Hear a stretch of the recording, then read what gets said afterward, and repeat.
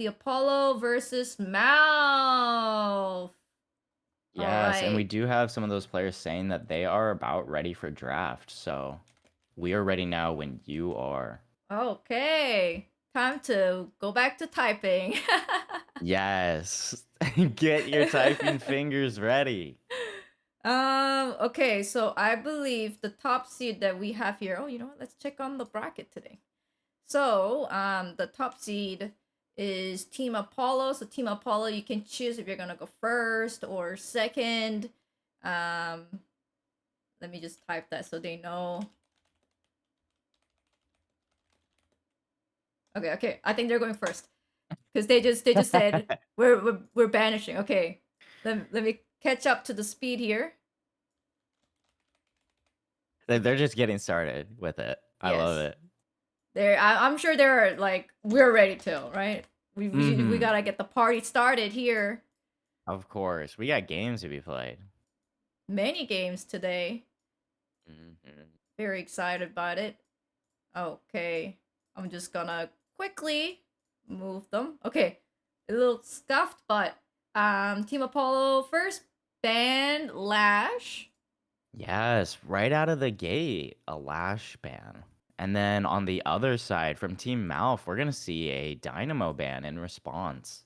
I think that's very important. If you're not gonna use Dynamo, you gotta ban it because that guy, the potential of 5 men, 4 men, black hole is just so scary.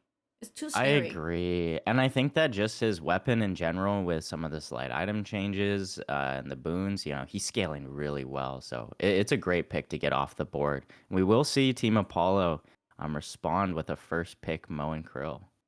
Oh, we love to see the combo wombo. I think from this tournament we're loving to see Mo and Krill just kind of ulting into another person who is about to ulti and just canceling them and damaging them.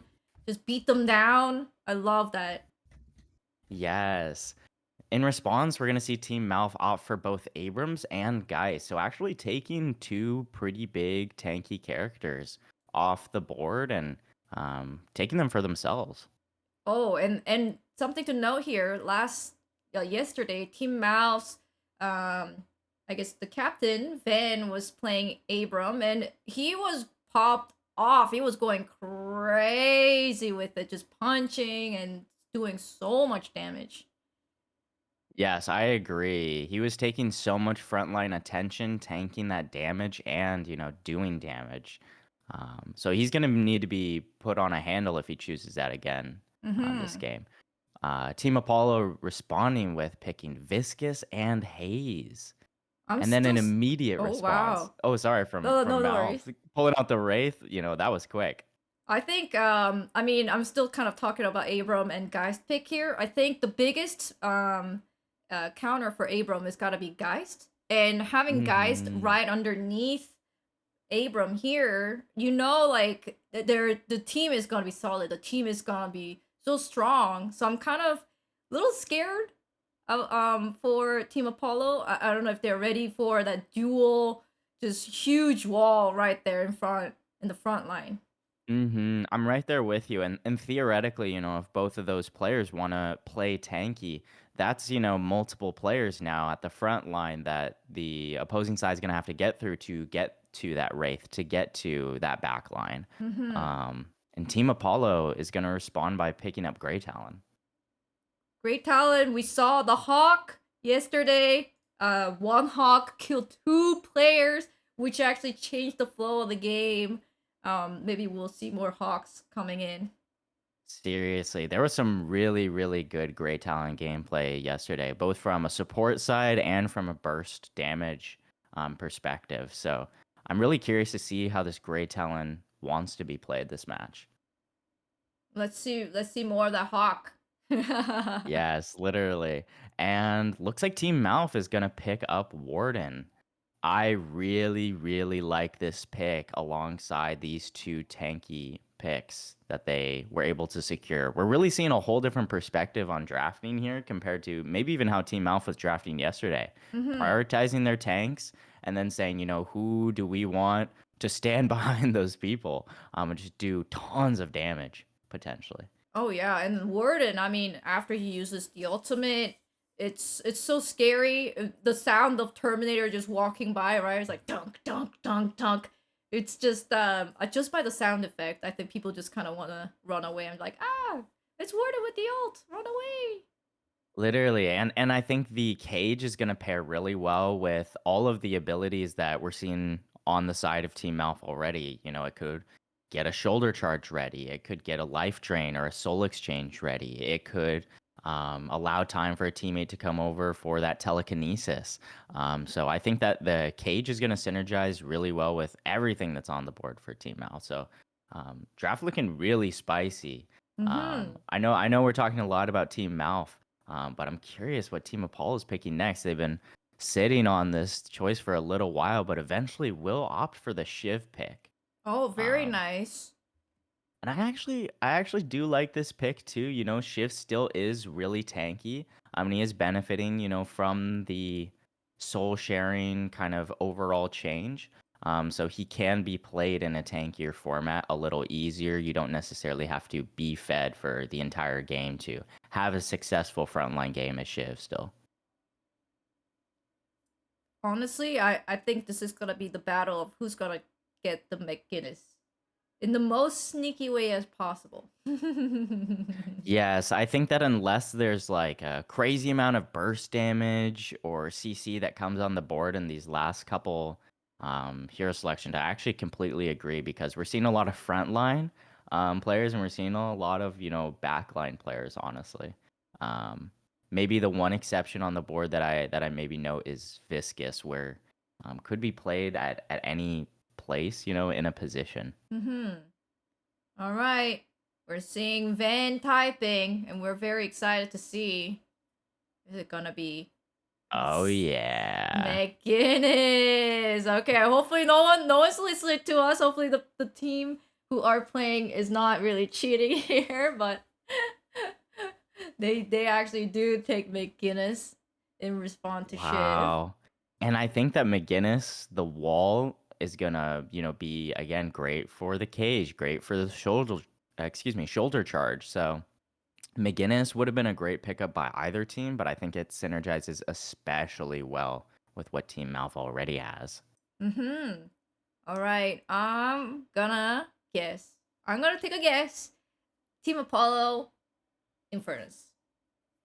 And I'm Okay. gonna guess Team Mouth or Ivy. That's oh okay. Those are two really good guesses. I swear to you, I did not cheat, but they Okay. Team Apollo picked Kelvin and Team Mouth did pick Ivy. They did pick Ivy. So I got 50%. 50%. No ice and fire today. No ice and fire yet. Yet. I'm telling you, it's the scariest I It's think the wave. combo. And it is terrifying. And I think today we're going to actually make it more fun. We're gonna have prediction for all the games that we will be casting. For the winners, it's gonna be spicy. Who will win this round? Love it.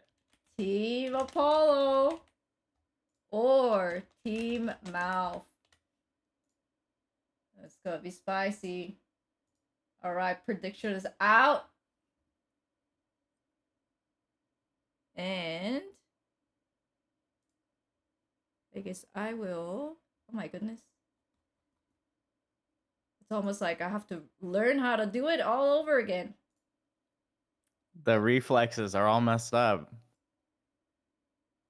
Got to muscle memory it back. All right. We Catching are up, getting catching everyone up. in game. Yes. Okay, and here I go. Type as fast as I can. Go! You didn't need a countdown.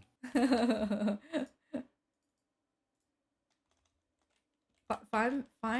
I'm just gonna say fine instead of findmywife.com, but what a funny name.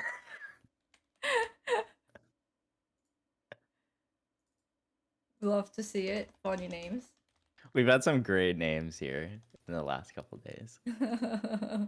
I think find my wife is kind of up there. It is.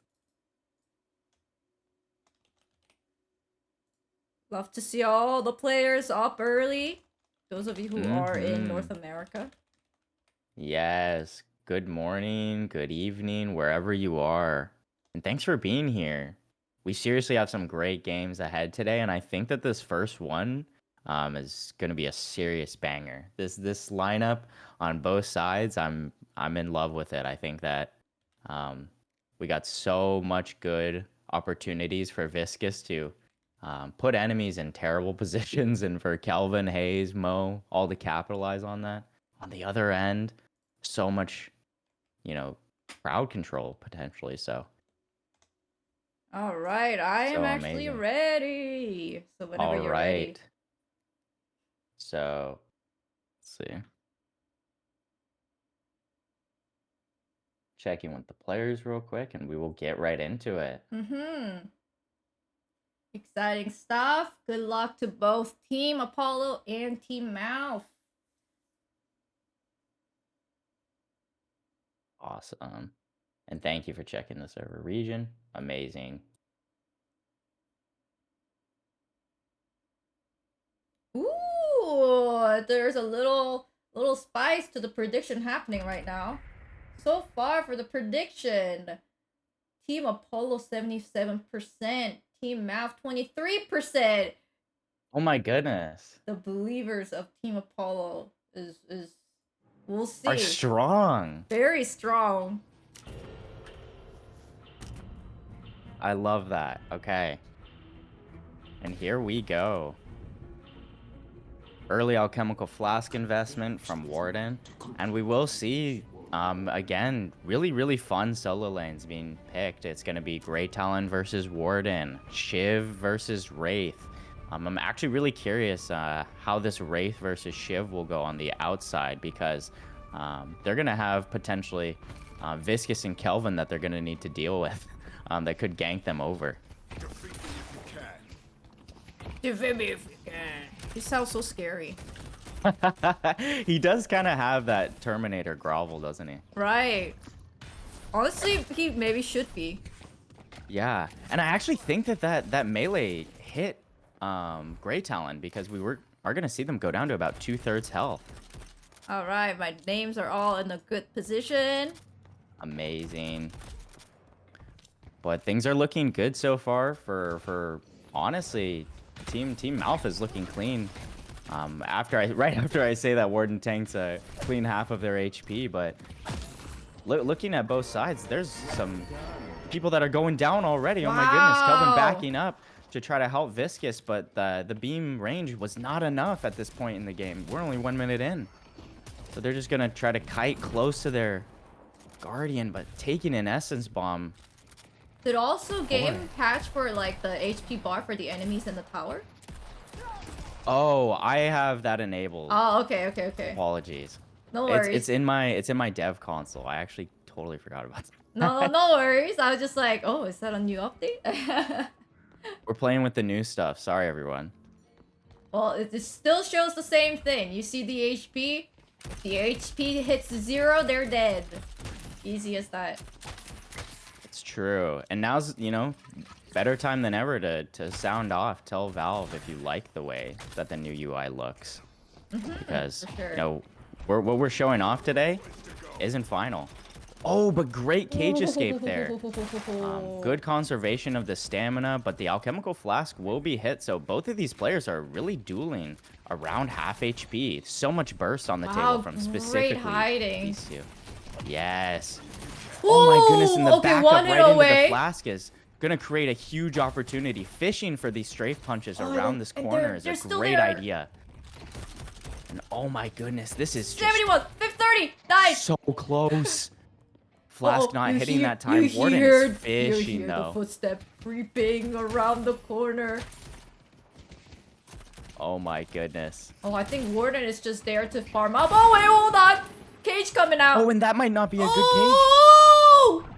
They are able to 26. aggress though. Oh my That god, would the have been heal one bot. more shot, but the heal bot is able to literally keep them alive. Oh my goodness. And Warden needs to back up. That was actually way too aggressive of a push for them. Wow, already They're the hovering same. players are just on the line of death. Seriously, my goodness. And we're going to see actually an amazing um, start here from Team Malf in the green lane. The second lane is doing really well here for them. As we can see, both of their players are hovering, pretty high health. And, Geist, it's okay to be lower because obviously you're sacrificing a lot of that. But wow, Wow, amazing Kobe! Essence Malice combo right there to take out Kelvin. And at the same time, almost, we're going to see a frag on the other side again in that solo lane. So Great that's, play of I'm pretty sure Warden. four kills up now for the side of Team Malf. Not going to be a huge AP difference at that time. And, respawns are pretty quick. But for the difference that that's going to create in just the lanes, we can see about a difference of 100% of those souls so far. Let's Going see on more to the our green side prediction for Malf. outcome. The submission closed with the Team Apollo 59% and Team Mal 41%. I don't know, that 41% of devoted Team Malfers might be eating good tonight.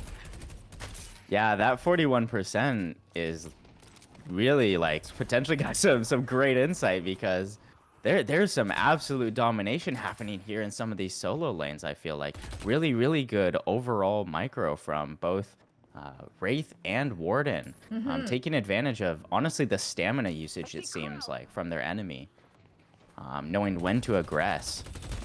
But already we can see, those respawns are fast. Lash is So back. not a ton of souls afforded.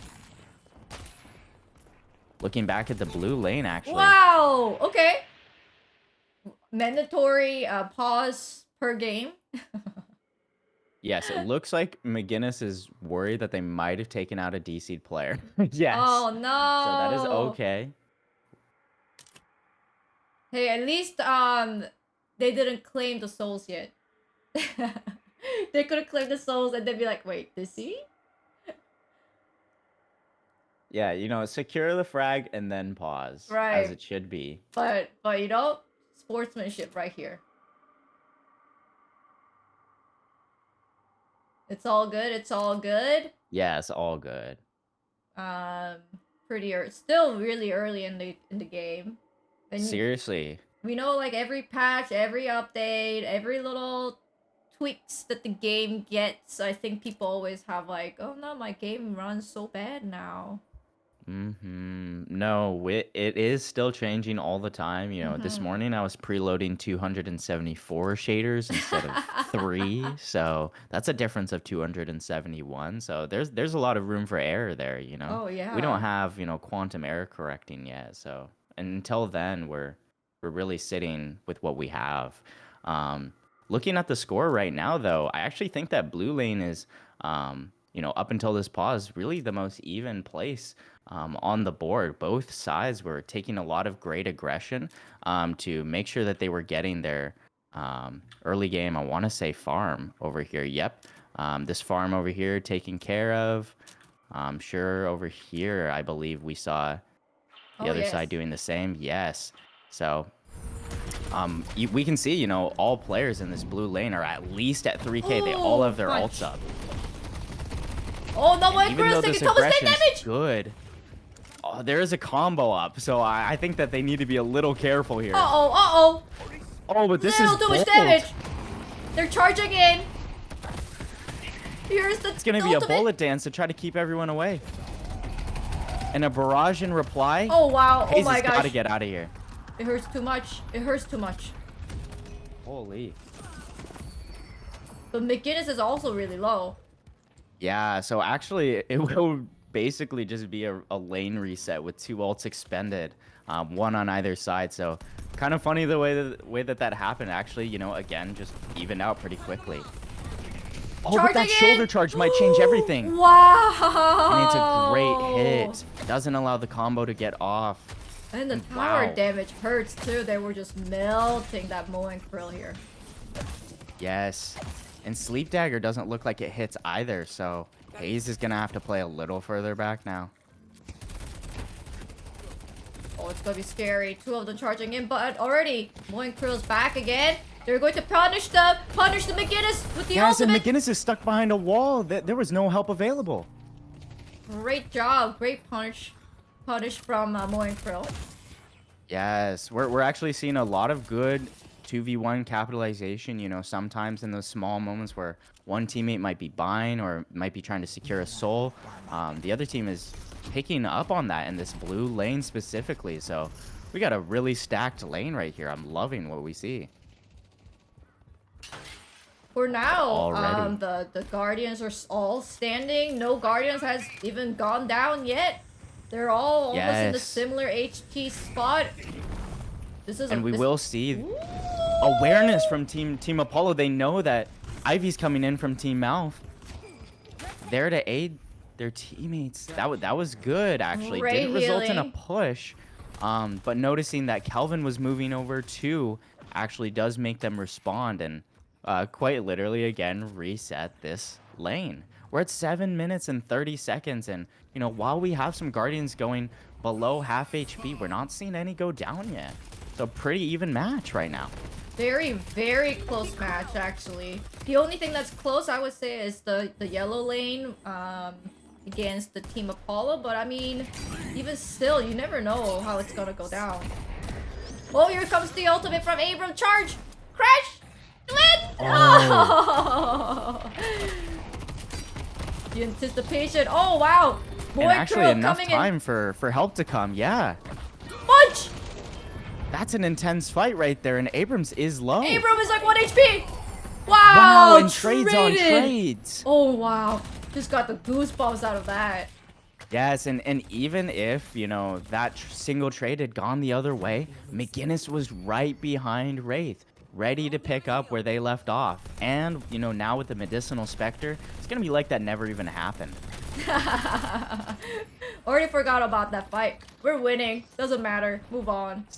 Seriously, and Shiv is back to defend the Guardian as quick as possible. You know, actually been doing a good job in this purple lane of keeping both Guardians pretty even. So it's only going to go down to half HP. That gank not, you know, reaching a ton of value at this point in time. But it will be a yellow Guardian that goes down right now. Warden is completely backed up.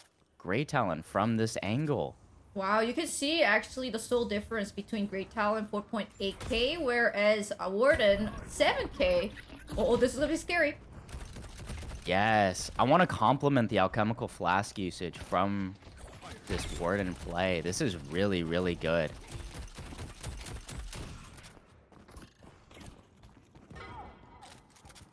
Wow, Back in the green lane, we will see even more trades happening. Oh, a combo Ivy, being had. 20 HP!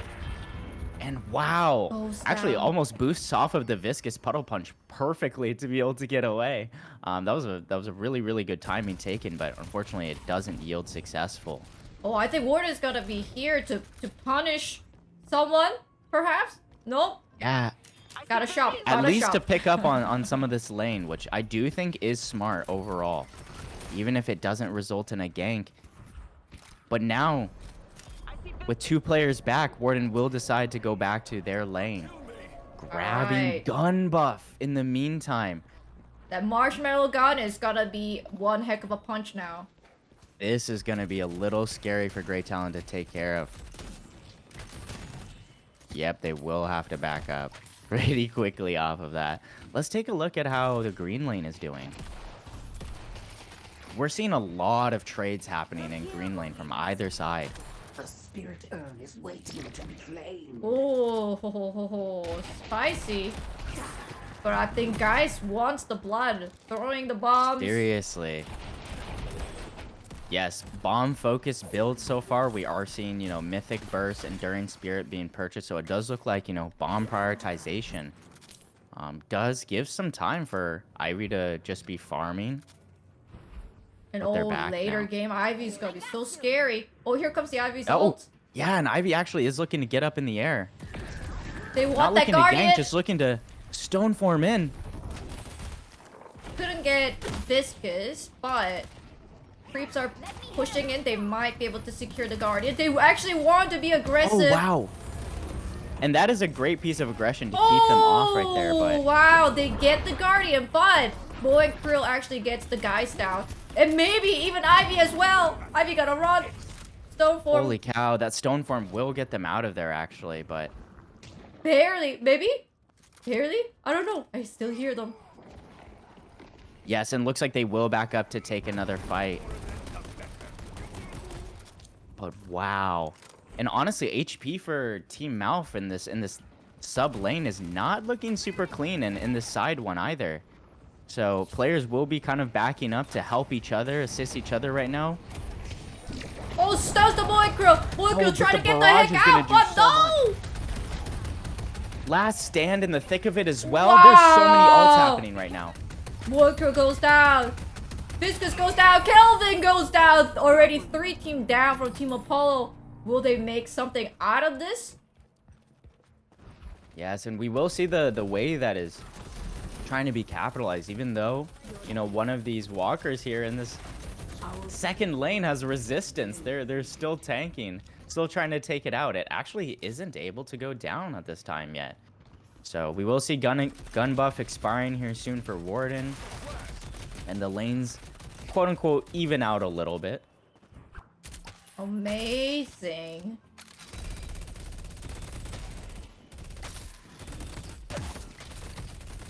I do want to take note, you know, some of the top echelon of souls in the lobby right now is looking at 10 or 11k. FaZe is getting bullet resist shredder up. They do have bullet lifesteal up, swift striker and active reload. So a lot of core items right now for FaZe to just be roaming around and doing things like this. Oh my gosh, wait. Securing. Fell asleep. Backing out. Wraith, maybe you should have stayed with the tower. I don't know. They really want And the both Wraith. of them are looking for something here. I think that this is probably enough to keep off of and away from this confirm of the Guardian. So really great job there Wow. from Team Apollo. But Even the two Guardians, 2 taken down from Team Mouth and 2 taken down from Team Apollo. It's neck and neck. yes, and we're seeing across the map too. Warden goes down, giving some of those soul bounties to Mo and Krill. Now the top in the lobby sitting at 12k. Bullet Bullet Dance comes Dance going out, in. but would they be able to hit anybody? Telekinesis in reply, and this is gonna try to get the McGinnis out of there while going up for some isolation. And that's good, because if you look at McGinnis, they're fixated up to 29 and they're bleeding right now. Oh no! But Wraith got caught and could not get out. Yes, Wraith is able to protect, you know, the soul bounty of McGinnis. So it is good that they are able to keep one there, but we can see 3 players from Team Apollo. They're hungry. And so Abram stepping in the way to try to change that. Here's the Ult ult. going up. Stuns, but Shoulder charge Oh! actually back into the walker while and then the going up. wall. This is going to be tough for Shiv. Oh, and then they and see the falling water back from into the a back. last The stand. This is Terminator. a crazy spot to be in right The now. Terminator wants blood. And I think we see Hayes go down. Yes, that invisibility only working for so long, and we're seriously seeing, I think, 2 or 3 barrages have already been had by Oh no, Team but Malf, Mo and and Krill, they're so much sandwiched. value. The sandwiched Mo goes down. There was nowhere for them to go. Wow, I think And that for right now, like the team formation is amazing for Team Mouth. They know what they're doing. They see the front, and they also have the back. Make sure they get sandwiched.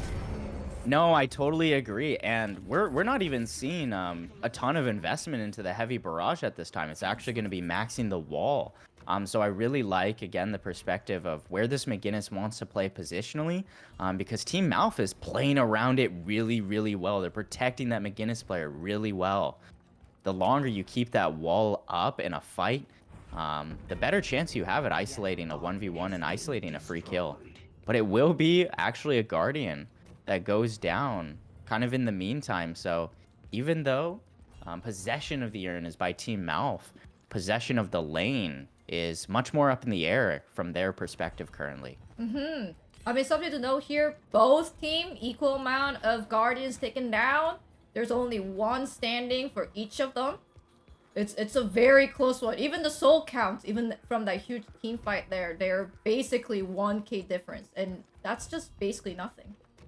Yeah, and with only an AP difference of 1 as well, we're really seeing, kills aren't everything, especially at the beginning of the game here in Deadlock. So, will be an ult from Ivy just to survey the area, and they are gonna find out how many players are gonna be attempting to come here to this second lane. Oh no, there's Really, 4 really good people. job from Geist to commit right here, actually. Spectral barrage is on cooldown.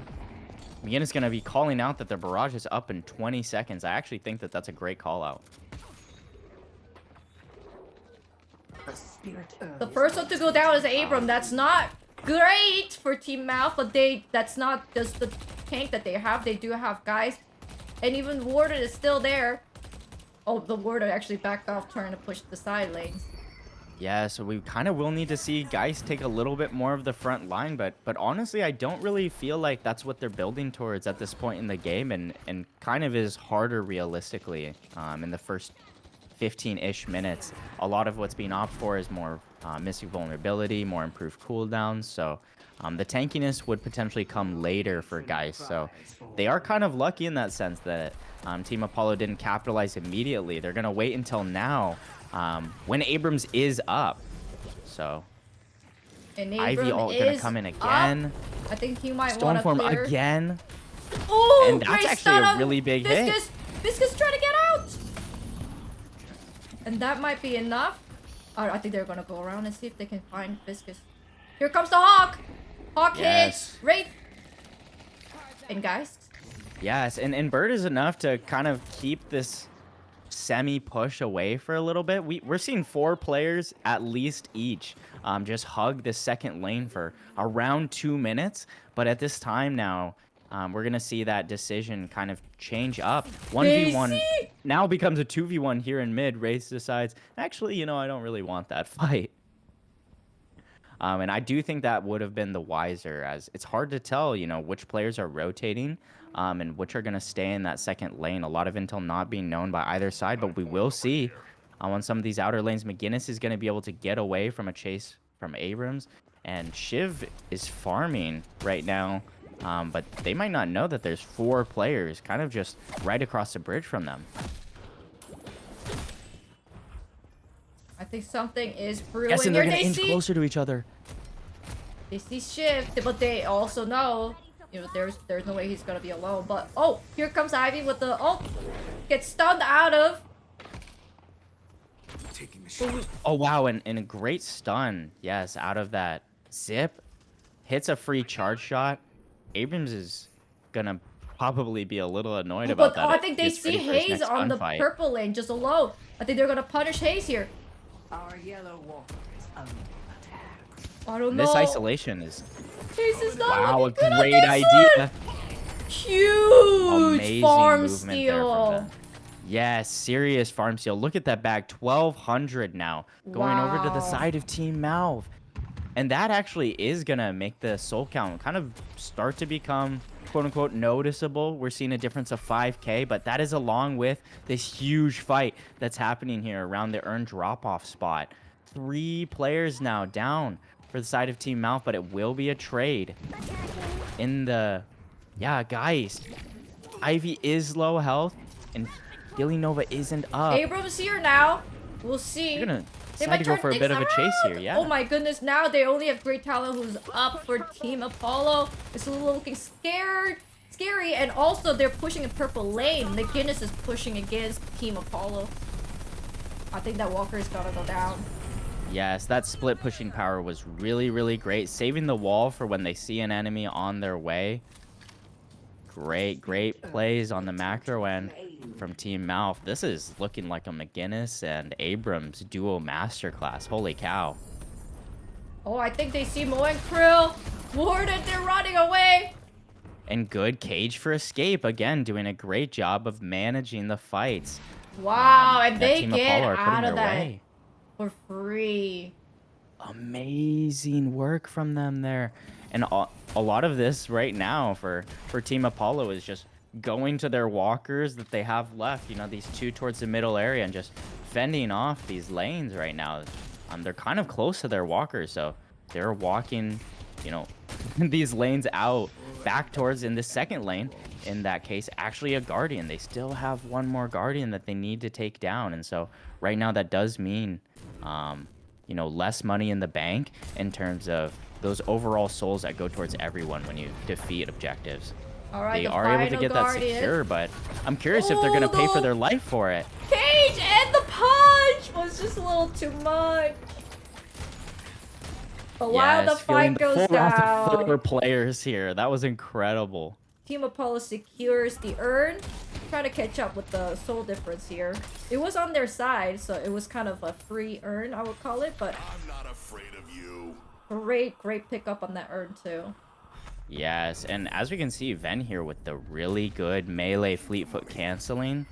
They're taking really good advantage of the potential movement that can be combined with the melee charge. And it only goes further in value with Abrams. So this is some really good micro gameplay that we're seeing shown off by the side of Team Alpha. Wow, look how fast he's clearing the wave for the trying to push all 4 lanes, all teams, trying to see what the Team Apollo will respond to this.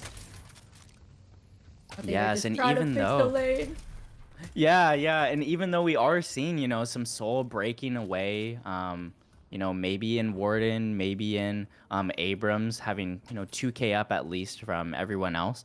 Hayes, I still want to note, is sitting around 22K, and Mo and Krill still has quite a few stacks from their combo, so they have extra life. If these 2 players decide to group up a little bit more here in the next 5 to 10 minutes, I think we could still see a lot of play being had and how these lanes are reaggressed. I think they might be seeing Hayes. Maybe Wraith might come over trying to find. Oh no, I think they're just gonna clear the wave out. Yeah, it's gonna opt more for just holding the wave. And yeah, we are seeing, you know, Mo and Krill and Hayes on the opposite side of the map. I really would like to see them group up, maybe towards this final walker that they're looking to protect here. We will see 3 players corral together, and 2 players from the side of Team Alpha just scouting it out at this time. All right, Ivy's up in the air trying to scout and see what the other team is doing. They want to know what lane they're pushing, where the neutral creep they are.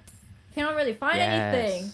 Nothing. And actually, this is a full Ivy support build actually from Wool, which I really like to see. I don't know if we've personally seen it. We've seen lots of Kuzu so far. So has the, you know, health Nova, has the heroic aura, you know, using that looks like yes, duration extender to even get more out of that airdrop.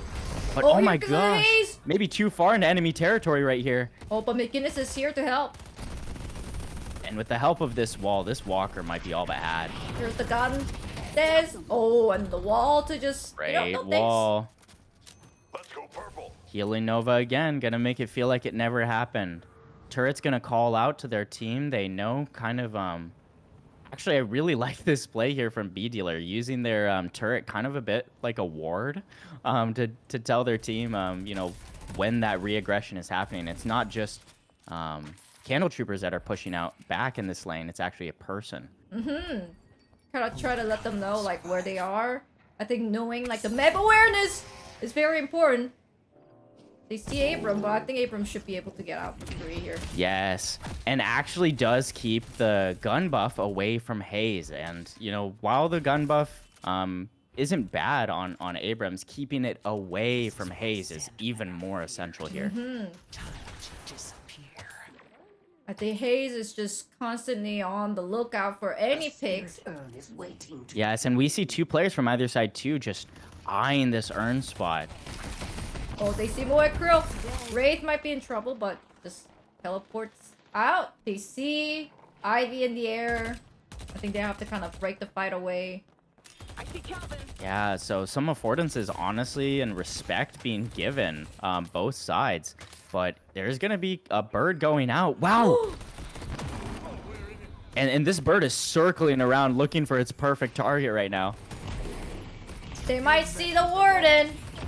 Combo coming in actually versus the last stand. This is gonna get really spicy. There's no Walker to be standing under here. Boy, This is Frozen, just a lift it up. traditional team fight. All right, it's all out. Attack, everybody. I think combo. Wall going in to keep the runaway. Oh, and the Look up, and Mo Mo goes actually down. does go down there on the escape. That's gonna be 3 kills in quick succession for Team Malf, and with a that will be trade 2 of base Warden. guardians going down. This rescue beam and healing nova usage from Ivy is really, really good. Look at how Quick topped off all call. these Quick players call are. on the mid boss here. They want to Yes. capitalize off of this. Yes, and getting this mid boss done before Hayes has a time to really respond, before Kelvin has a time to get out of spawn. This is a great call. Very quick with it, and we can see Viscus is gonna have trouble even getting there in time to contest. It's not even possible. They secure the rejuve. Team Mouth. They see Viscus. Facing Viscus for just more cubes even. out. Great wall jump. Boy, was that enough?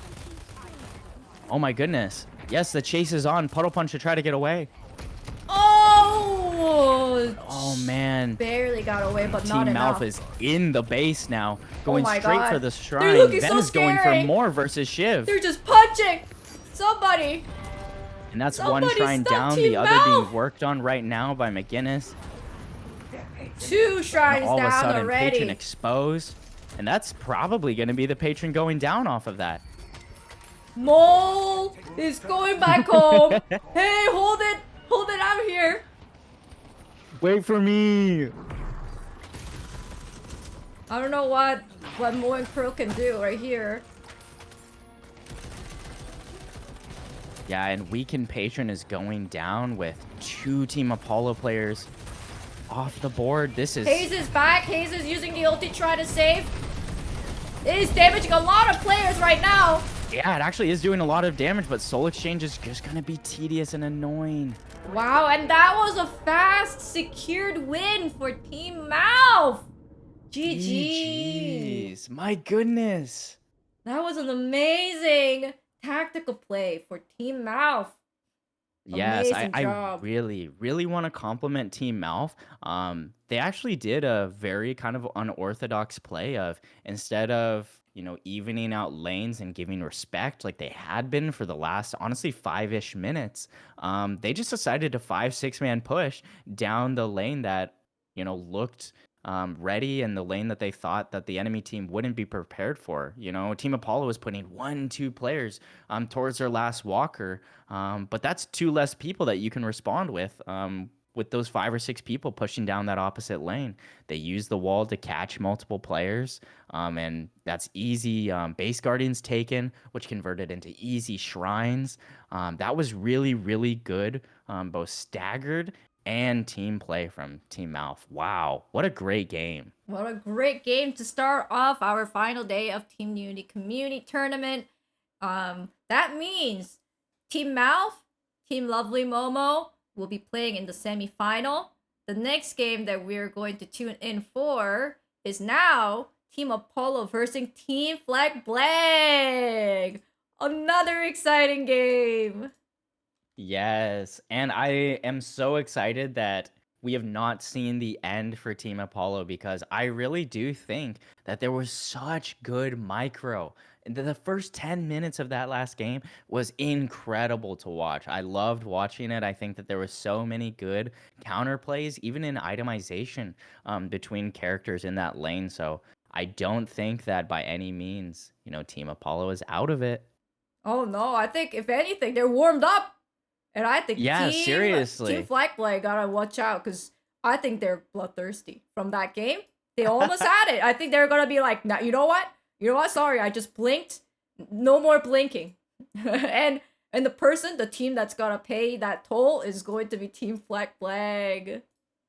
Yes. But maybe Team Flag Blag might actually be like, you know what? We're nothing to be sneezed on. You know? Yeah, I mean, Team Flackbag, they were all checked in this morning, I believe. So, you know, the tides really could be turning. We could be seeing, you know, some restful, wakeful people from Corey's side. We did have some worry that they might be, some players not be able to wake up on time, but hopefully that's not the case here. um, do we want like a 3 minute break, or are you good to run it? Um, let's see. Let's just do maybe a 2-minute break, honestly. All We right. can prep the draft room too as well, because it is set to unknown right now. We can update it. Okay. Sounds good. We'll see you in Okay. 2 minutes. See you in 2.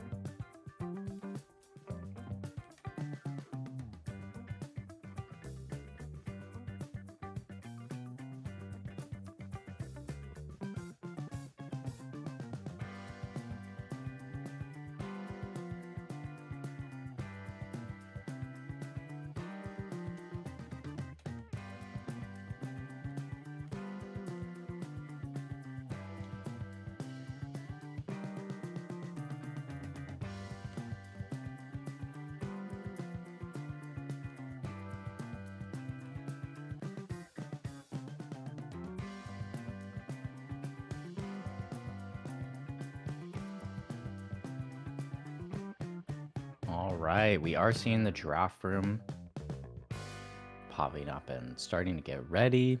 Oh my gosh, were you listening to the music? You were like on the queue. It was kind of scary. Oh, no, I wasn't actually. You got the power. Just sensing the The music perfect playing. 2-minute. Yes. All right. So we now are moving on to the round 3 of losers bracket, Team Apollo versus Team Flag Flag. And I will also run the prediction right here. I will start the prediction. Who will win this round? Team Apollo or Team Flag Flag? Do you have any guess? Or are you non-biased? Honestly, this is going to be a really, really fun matchup. I think it's going to be hard to say. Oh man, I I am rooting a little bit for Team Apollo just because I really like the diversity from their team comps. But if the Lash comes out and has the ability to be played by Team Corey, I do think that it would be hard for me not to root for them because I do love Lash gameplay. All right. I think the draft room is already all ready. So, whenever you guys are ready, you can start drafting. Yes, and Team Apollo does decide they want to pick first. Mm-hmm. So perfect.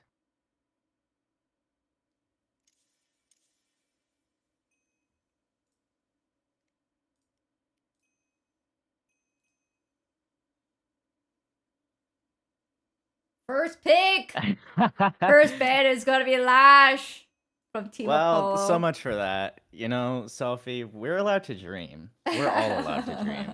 And the instant reply, it's actually going to be a Geist ban. I'm actually a little surprised by a Geist ban. Oh yeah, I think if anything, if they know that they might, I mean, obviously gonna go for Abram, right? And then encounter them with the Geist. Yeah. Yeah, no, seriously. I think that again, we're seeing more changes up in drafting style, and honestly, Team Apollo will still opt to pick an Abrams as their first after that. So Interesting, interesting.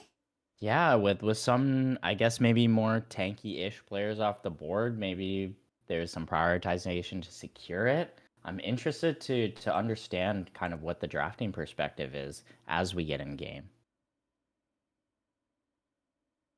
All right, I'm interested to see the first two pick coming from Team Flag Flag here. Yes, I think that having the double pick here for them is gonna be really, really hard to choose, but Ooh, and a of Mo and course, Dynamo. perfect pick in my opinion. The Mo combo one was so strong, and also Dynamo, potentially amazing black hole later the game. Turn the tide completely. Just one black hole. Yes, and I think as well too, both of those picks are gonna be great to keep away from synergizing with Abrams. So really great first two characters to just have in a tucked away corner for yourself to figure Mm-hmm. out. We'll figure out the synergy later. These guys synergize well with everything. We just need to make sure it doesn't synergize with them. That's right. I think we need some shooters for Team Apollo, trying to take down the black hole as fast as you can. Yes, I agree. I think that maybe honestly a Vindicta pick could be seen in this match. Oh, and we get to see Viscus and Wraith. Okay, and an immediate counter Yamato as well from Team Corey. They're quick with it to secure that Yamato. I'm sure they were like, oh, please, please, not Yamato, not Yamato. And they got the Yamato. Yes.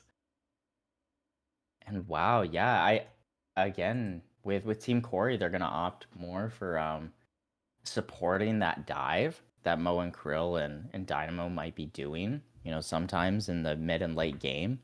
And meanwhile, on Team Apollo side, we just have more support in the mid line and more support in the back line for the Abrams character.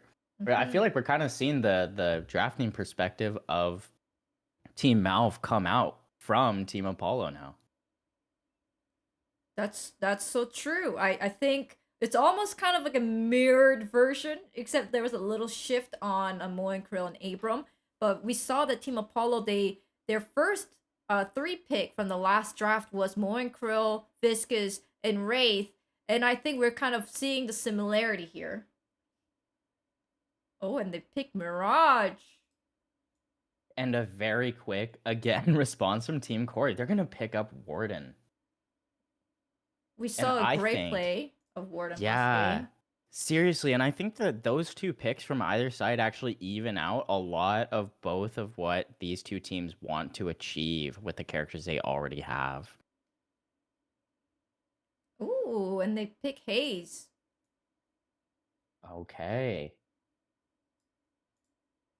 They got the gun players. They got the gun players just like how we wanted. We got Yeah, the I Wraith, we I got the think that this is Haze. really cool. Very curious what will happen next from Team Flackback.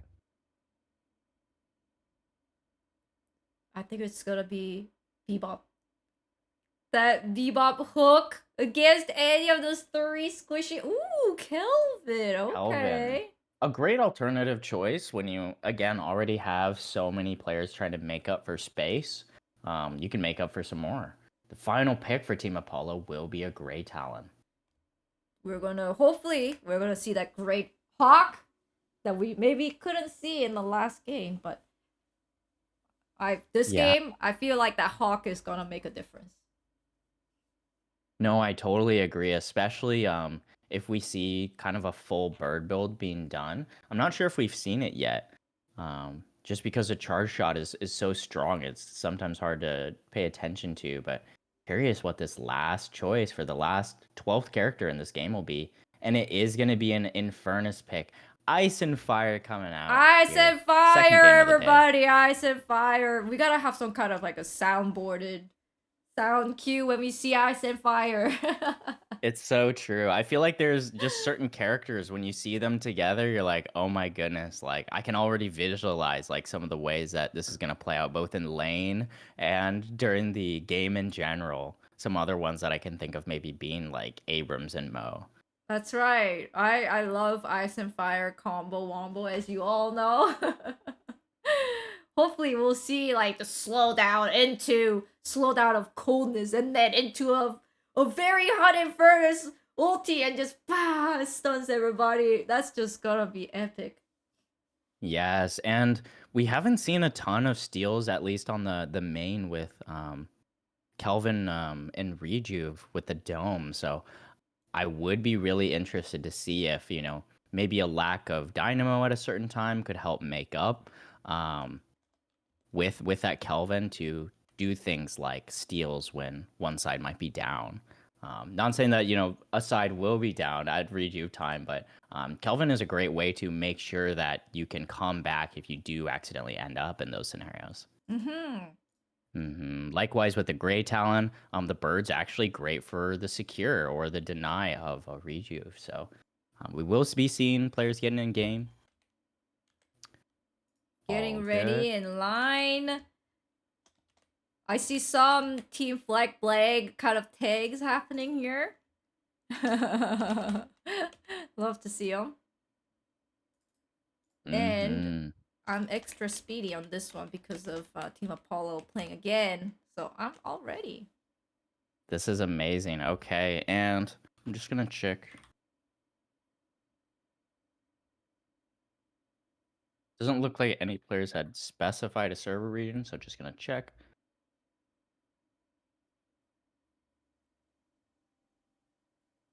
Big team fight potential. That's right.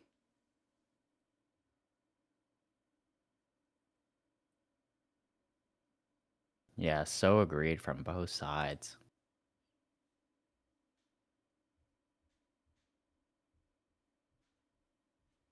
Will we see players, do you want the servers to be on East or on Central? I think Okay. Central, yes. Or just make it into like Hong Kong. Fair for everyone. Right. Just make Fair it for like everyone. everybody suffers. Just like put it on the Hong Kong and see. All right.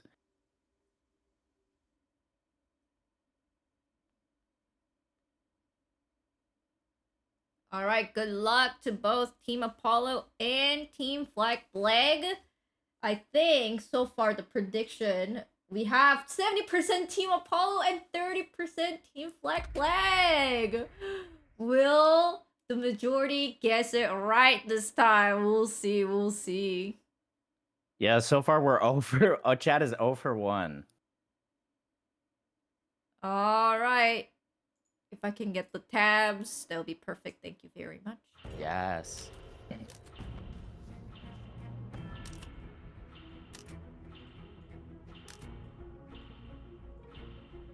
If you serve me, you will get the justice you seek, Warden.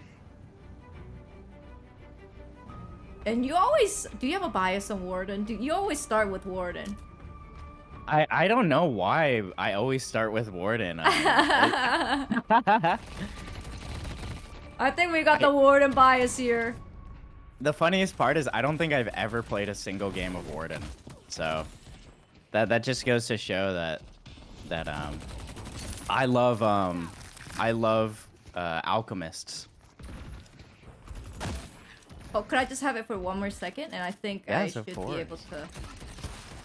And oh my goodness, so much HP trading actually going down in this first couple seconds. Both of these players in the yellow lane are actually at 2/3 HP. They're gonna run back to their second wave, heal up a little bit. But Wraith is actually looking a little more dangerously low, actually, going down to a Perfect. 1/3 HP. Yeah. Oh my gosh. It's, you know, I think Wraith. It's either you're going to be just dominating the lane, or you're gonna suffer because of the low HP. Yeah, and seriously, I agree that we've been seeing a lot of solo lanes from Wraith in this tournament, and a lot of feast and famine in those solo lanes. Taking a look here to the other lanes, we are going to see the blue lane. Lots of sustained damage actually on either side. Viscous is going to be the one on the highest health, and he's going to be standing the furthest back. Great punches going out. They really want that first 300 souls to start. And oh, Yeah, and a push forward with the scoring actually is going to keep a couple of these Team Apollo players a little scared, a little further back. And again, more dueling. You're going to get pushed back by the Ice Beam. I like the early Ice Beam investment. Yes, actually putting a point in the Ice Beam and not focusing on Grenade early in lane. I like this change up from Kelvin here. Alright, they're not afraid to fight. Under Haze, Haze got like the lowest HP in the whole hero pool, but you know, she got the gun. She's gonna shoot you. Yes, precisely. And yeah, it does seem like it'll kind of turn into a bit of a gunfire stalemate here. Let's check over in the green lane at how things are doing. Honestly, a lot of similar poke from either sides, you know, with the Jin's mask from Mirage is going to be doing a lot of damage from range and kind of poke down someone like Yamato, who's honestly also looking to kind of do some burst damage of her own, do a little poke as well. Enduring Spirit and High Velocity Mag is going to be picked up early. But Fire Scarabs, wow, it looks like some Fire Scarab investment early from the side of Team Apollo's Mirage will actually do a lot of work in lane, kind of stealing them 100, 200 free HP occasionally. Oh, we're just gonna sit. We're just gonna sit there and shoot them.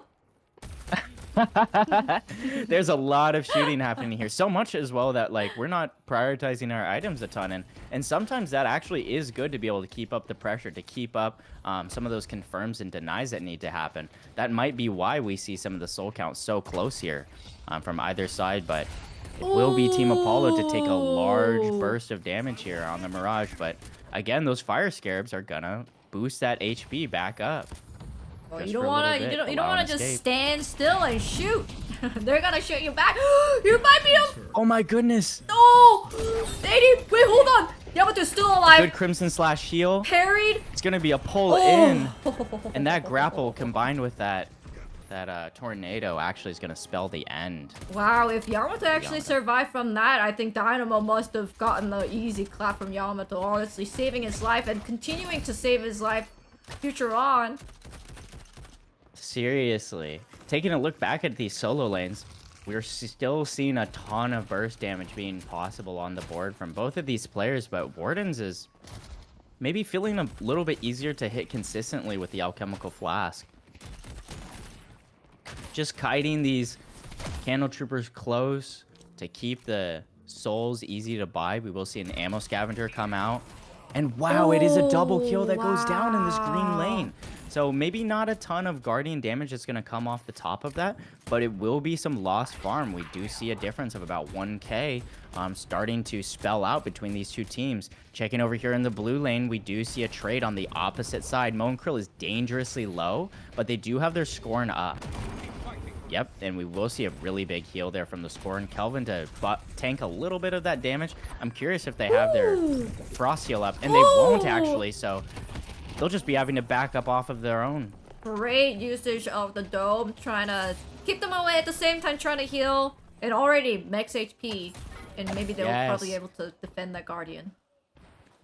And probably after that zipline usage, there was, you know, a lot of aggression being done from the side of Team Malf. So they do kind of push Team Apollo into the other lanes. Yeah. Oh no, they said But- no. You know what?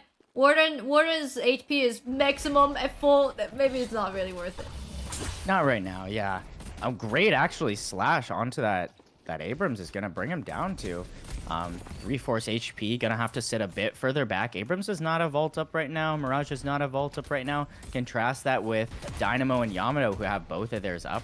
So this lane is going to be, again, a little bit of just shooting and poking for just a hair longer. I know Yamato probably want to punish them because they both went down like a minute ago. I see Yamato. Oh, Yes, they see and- Mo and Krill so low. Yeah, seriously, this Mo and Krill is hovering such low HP, I feel like, all the time. Is that a hawk? Oh, and, Oh! and that's a bird missed, actually, coming over from one of the side lanes. I'm curious if that was a Infernus huge is going to miss. find a way to capitalize off of that, but... Oh, actually I think in maybe a the tough hawk position got himself. missed because the Infernus saw that Great Talon was using the hawk. Oh, yeah, maybe aggressed based off of that. So I think they just had to cancel the hawk vision. The hawk vision. Yes, no more Hawk Vision. And wow, on the opposite side... Uh-oh, sleep! Oh, wow. Right into the bullet Before we dash! switch over, Uh-oh, this is uh-oh. a huge ult! And they confirm with the charge shot before anything else. On the opposite side of the Amazing. map, we will see a trade, a double up from the other side. Wow, great job. Amazing. Those were perfect timing ganks from those two middle lanes to go and assist on the outer side. So Team Apollo showing some really good macro there around the 7-minute mark. There's no Guardians that'll be falling because of it, but there will be some farm had because of it. Some extra time to catch up needed to be taken. And honestly, it looks like Team Corey's just kind of searching again to find out where's Team Apollo's priorities. I mean, so far, 8 minutes in, still really early. The soul counts are equal, 32k versus 32k. Oh, but there's a charge coming in! Oh, and that charges did something devious. I'm not quite sure what happened to Yamato there, but someone else is going to get locked in a combo. Oh, It's but they gonna got be cubed! They got a cubed! stacked Aegir And as then well they as were actually cubed. just playing a curling with the cube. Oh, wait, it's okay. Wait, hold on. Abram got trapped in the Oh, dome, wow. trying to parry. Goes down. And that was a really perfect dome trap there from Kelvin. These domes are securing kills, making sure that there is no death. Great job. You know, Kelvin only has that up at the beginning of the game, you know, every 120 seconds. So great usage and great saving there. Oh, now they're Curious to sleeping. see if I Infernus think goes the down Infernus is here. probably gonna go And down. yes, Wow. 2 quick charge shots after a sleep is gonna double up and bring that HP down like that. Almost full gun investment over here from Grey Talon in the beginning is just gonna make that burst feel even deadlier. Oh, it's gotta be frustrating for the Infernus player, but I think they just gotta be persistent and just keep on playing. They know that they're gotta believe in your team. You gotta believe in your team. Freeze lane, freeze 100%. rate! How dare And you yes. disrupt my fire! And this Arctic beam is coming in pretty fast to actually Oh, I back heard this player spot. away, but they have help. But It's there's a 2v2 fire here and in this ice lane. combo! Love And it to will see be the it. fire and ice combo that actually secures the trade. Hayes back on the re-aggress, and Kelvin's got to be careful. He's got fully stacked fixation on him. I think I just noticed a few new posters around that lane. I think I saw like a purple watch posters that I haven't noticed before. Wow, imagine they added some this morning. Oh, yeah. And a chase gonna be had, actually. Abrams is able to hold their own life, which is really great, but unfortunately they are giving the entire urn location kind of up to the side of Team Corey and Team Black. Oh, I think there's a huge fight actually happening on green lane. Oh, and Morin Krill goes down. Yeah, that's actually going to be a huge loss right now because that is one of their frontline players that they've been trying to keep priority with rotations, but still keeping the aggression up actually is Team Corey. Kelvin getting really aggressive, but actually able to dodge almost all of the CC there. Wow, amazing Holy dodges. Look at cow. that moves. They cannot get Kelvin. And if there was any worry either, you know, they do have their Ice Dome as well too for an extra insurance policy. Again, though, we will see a gank coming in. It is Abrams to take out that Warden player and kind of defend their own Walker area. A quick move back towards the middle lanes is going to make an Abrams v Yamato charge. Ooh, ulti's coming out. Huge Walk away damage from boost. the alt. Oh, they're trying to parry.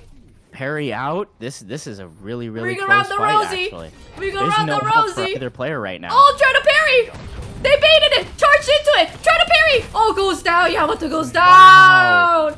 How many parries were used? How many? Oh, punches. But it's not over yet. What is trying to parry? And that was actually really good bursting down from Warden there. Doesn't have last stand up and needs to get the kill there before Abrams is able to finish using his ult. But actually gets the full value out of that there. They're able to take Abrams down mid-ult, which resets his cooldown. Amazing response. That was amazing Warden play. Yes, however, you know, objectively looking at the map, it will be a Guardian that goes down on their end. So the objectives are actually looking very shaken up in the last 4 minutes with another Guardian being taken off of that. Oh, we're not looking good on the Guardians here, Team Flag Flag. They got 2 down. Or no, they got all 4 down. No, Yeah, wait, so two down. actually it is the side of Team Corey. Yeah, That's Team right. Flag that actually is showing some really good macro. You know, team fights and those 1v1s may not be going their way, but seriously. Oh, but maybe look I at called this. it a little too early. A single trade right there, and yeah. Double Guardian down at the same time. Holy cow. And I so called now, it honestly, too early. this is the perfect time. So many characters on the board, especially on Apollo's side right now. They want to farm. They want to start moving around either in packs or really just as fast as they can to be collecting these waves and taking advantage of some of the camps more towards the outer end. Oh, they're trying to do the urn. My bread and butter. I We think will see already. Arctic being maxed already, actually. Headed to purple. Oh, they really want the urn right now. Team Apollo is slowly making into the urn drop off, whereas I think Team Corey is kind of, guys, should we do it? Should we not do it? Should I just? I'm not. Oh, kind of like half and half about it. Yeah, and I do think that that with the presence being shown now from 2 of those Team Apollo players, there needs to be a bit of a choice here from Team Flag if they want to just go in. No, they are going to hold the urn back for a little bit longer. They are visible right now, so they are kind of vulnerable. Oh, I think longer they hold, I think it's gonna be less advantage for Team Corey. But oh, wait, hold on, this gets so low. Ooh, Huge and slash. really great slash there. Just checking in on a quick 1v1 there. Back to this big team fight. Huge punch going in. And wow, it will be a Bullet bullet dance dance in the inside the dome. Oh, but then the fire is here. Oh, and an escape Dodges from the barely. stun, actually. Great job from Hayes. Infernus needs to look to pick up elsewhere. It will be a huge chase right now, actually. Oh, Wayburn just jumps over and just kind of hides away from that fight. I think they're actually going. Oh, but they're freezing off. Amazing and great secures with the beam there. Team Corey doing a great job of holding control of that lane both before, during, and after the secure of the urn. And they're going to try to look to move that just into a little bit of wave clear. Push that third lane back out just a bit further. Meanwhile, again, so many players on the side of Team Apollo farming. I think just We're gonna from see that Wraith at urn, I think 13. they went up 20k for a brief Yeah. moment. So Yeah, oh, but so- now it's their turn to do urn. The team Apollo, they say, you know what? Now it's on our side. I think this is gonna be much easier to drop off here, and I think they're not Yes. gonna contest the urn drop off. Yeah, and I actually think it's really hard to respond this fast with the way that the earned respawn works. They were able to pick it up quick, realize that they had advantage, just take care of it really quick. And while they do lose a player in the meantime elsewhere, I actually think it's worthwhile. And just like that, they're almost back to the equal footing. They're down by 9k, but here's a team fight that might determine. Oh, Team Apollo actually secures the Infernus going down. Yeah, and that might turn into a second 1v1 here in this outer lane, but Abrams actually does look to back up. Dynamo's not gonna get a shot on the zipline from him. Wraith! And it will be This Yamato is not gonna be aggression. great. But Hayes is here to follow. But I don't And think all of a it's sudden, not, this is a 1v2. Oh! This is scary. And Yamato goes down. How dare you take our Wraith player down? You shall pay with your life. Yes, I think there's a lot of good staggered pushes actually being chosen from either side. You know, we're seeing one player back up and then turn it into a trap 2v1, and then that 2v1 turns into a trap 2v1 again after one player gets traded. So I really like the macro play here from both teams, you know, trying their best to prioritize. You know, my team needs help right now, and I'm 1 or 2 lanes over. If they can hold this fight for long enough, we can keep this fight going. Oh, and they're trying to clear off the wave on the purple lane over here. I think they see. Oh, they're protecting it. There's no way I can push it. I'm not gonna stay here and get ganked. I'm just gonna go home safely, which is a smart play for emo player here. Yes, and more, you know, talk and aggression happening here towards this second lane bridge. Bridge buff's still not up right now, so you know it was really just a skirmish based off of seeing each other, but that's gonna turn into what may be 3 or 4 people on the side of Team Flag prepared for a push down one of these 2 center lanes. They've done a very good job of protecting all 4 of their walkers, and even when they allow the waves to get close to them, they're doing a good job holding close to their own walkers, but still securing all of those souls. So, Oh, I think know, on no the economy purple lane lost. they see the warden. and it's gonna be a last Oh, stand to try to warden. save themselves right here. I'm very curious That how might this be goes. enough. And it is enough to pick off one. Oh, and And they it will be a see second person second. locked down. Hayes. Oh, but there's a hawk. There's a hawk. Oh, not enough damage. No, just a little too late. A huge pickup from Team Flag trying to actually still try to be riding that little bit of high tide here, just by about a 10k difference again. And you know, at this point of the game, that's not really big of a difference here. It's just a one good team fight, and it's all like flopped over. Yes, I agree. And honestly, that team fight may be coming because look at Oh, the with lane the advantage trap! right now. Oh, look at you that stayed a trap. little too long! Moicro might go down here. 1 HP. Literally 1 HP. Oh, would they let them go? They don't see. I Really think they good lost score, track. and they have it up again. Oh, do they see him? I think they do. Oh, they Our don't. shot misses. Wow, they just let the Moicro leave. Stands on cooldown. And Moen Krill is actually okay with aggressing again. This is Wow. impressive.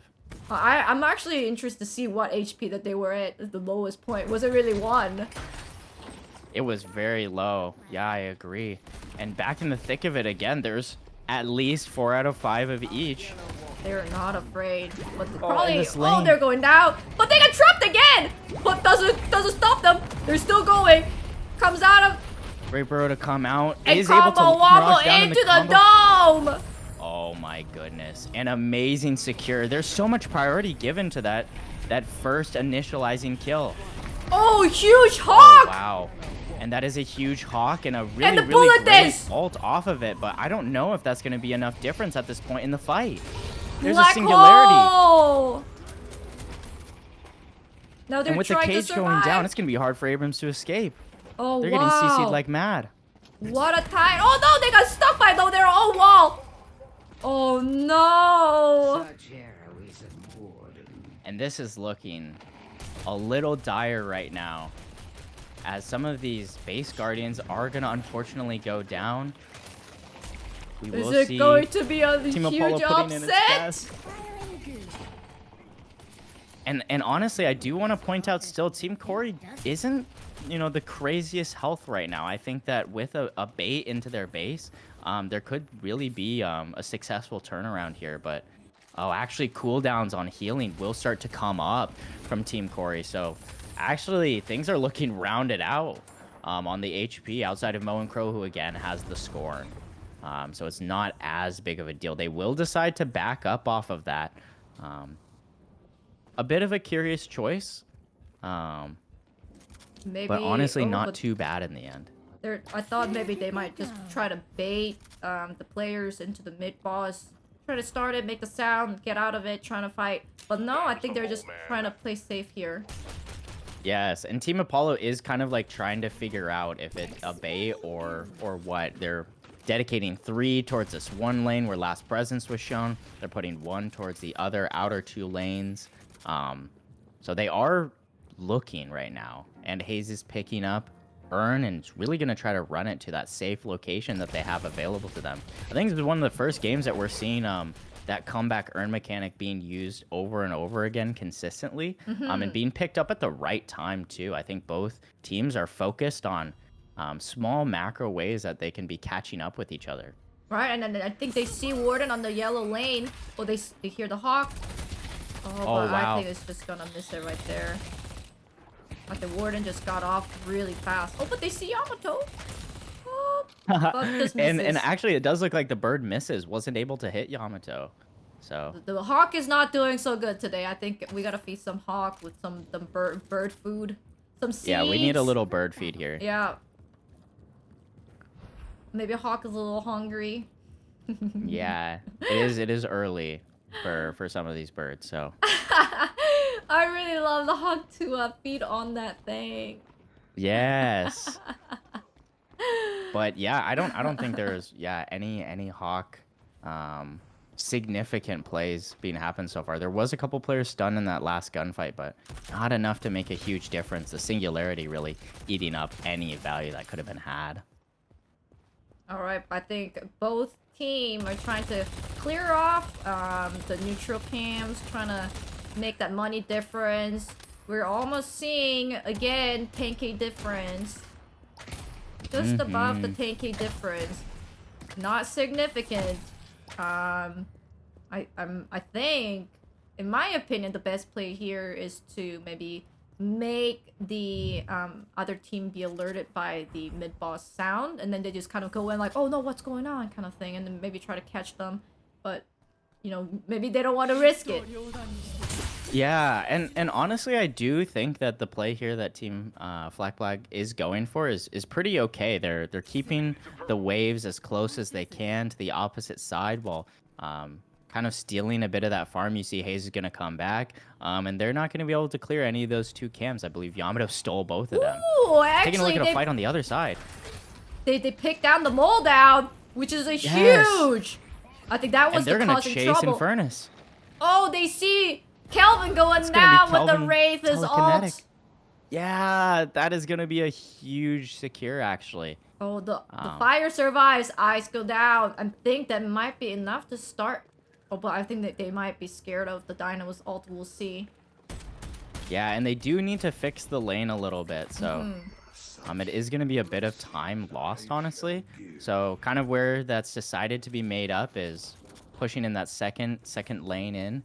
But Hayes has kind of realized how far up that all of their team is, and all of a sudden Yamato is really looking to take out at least 1 or 2 of these base guardians on one side.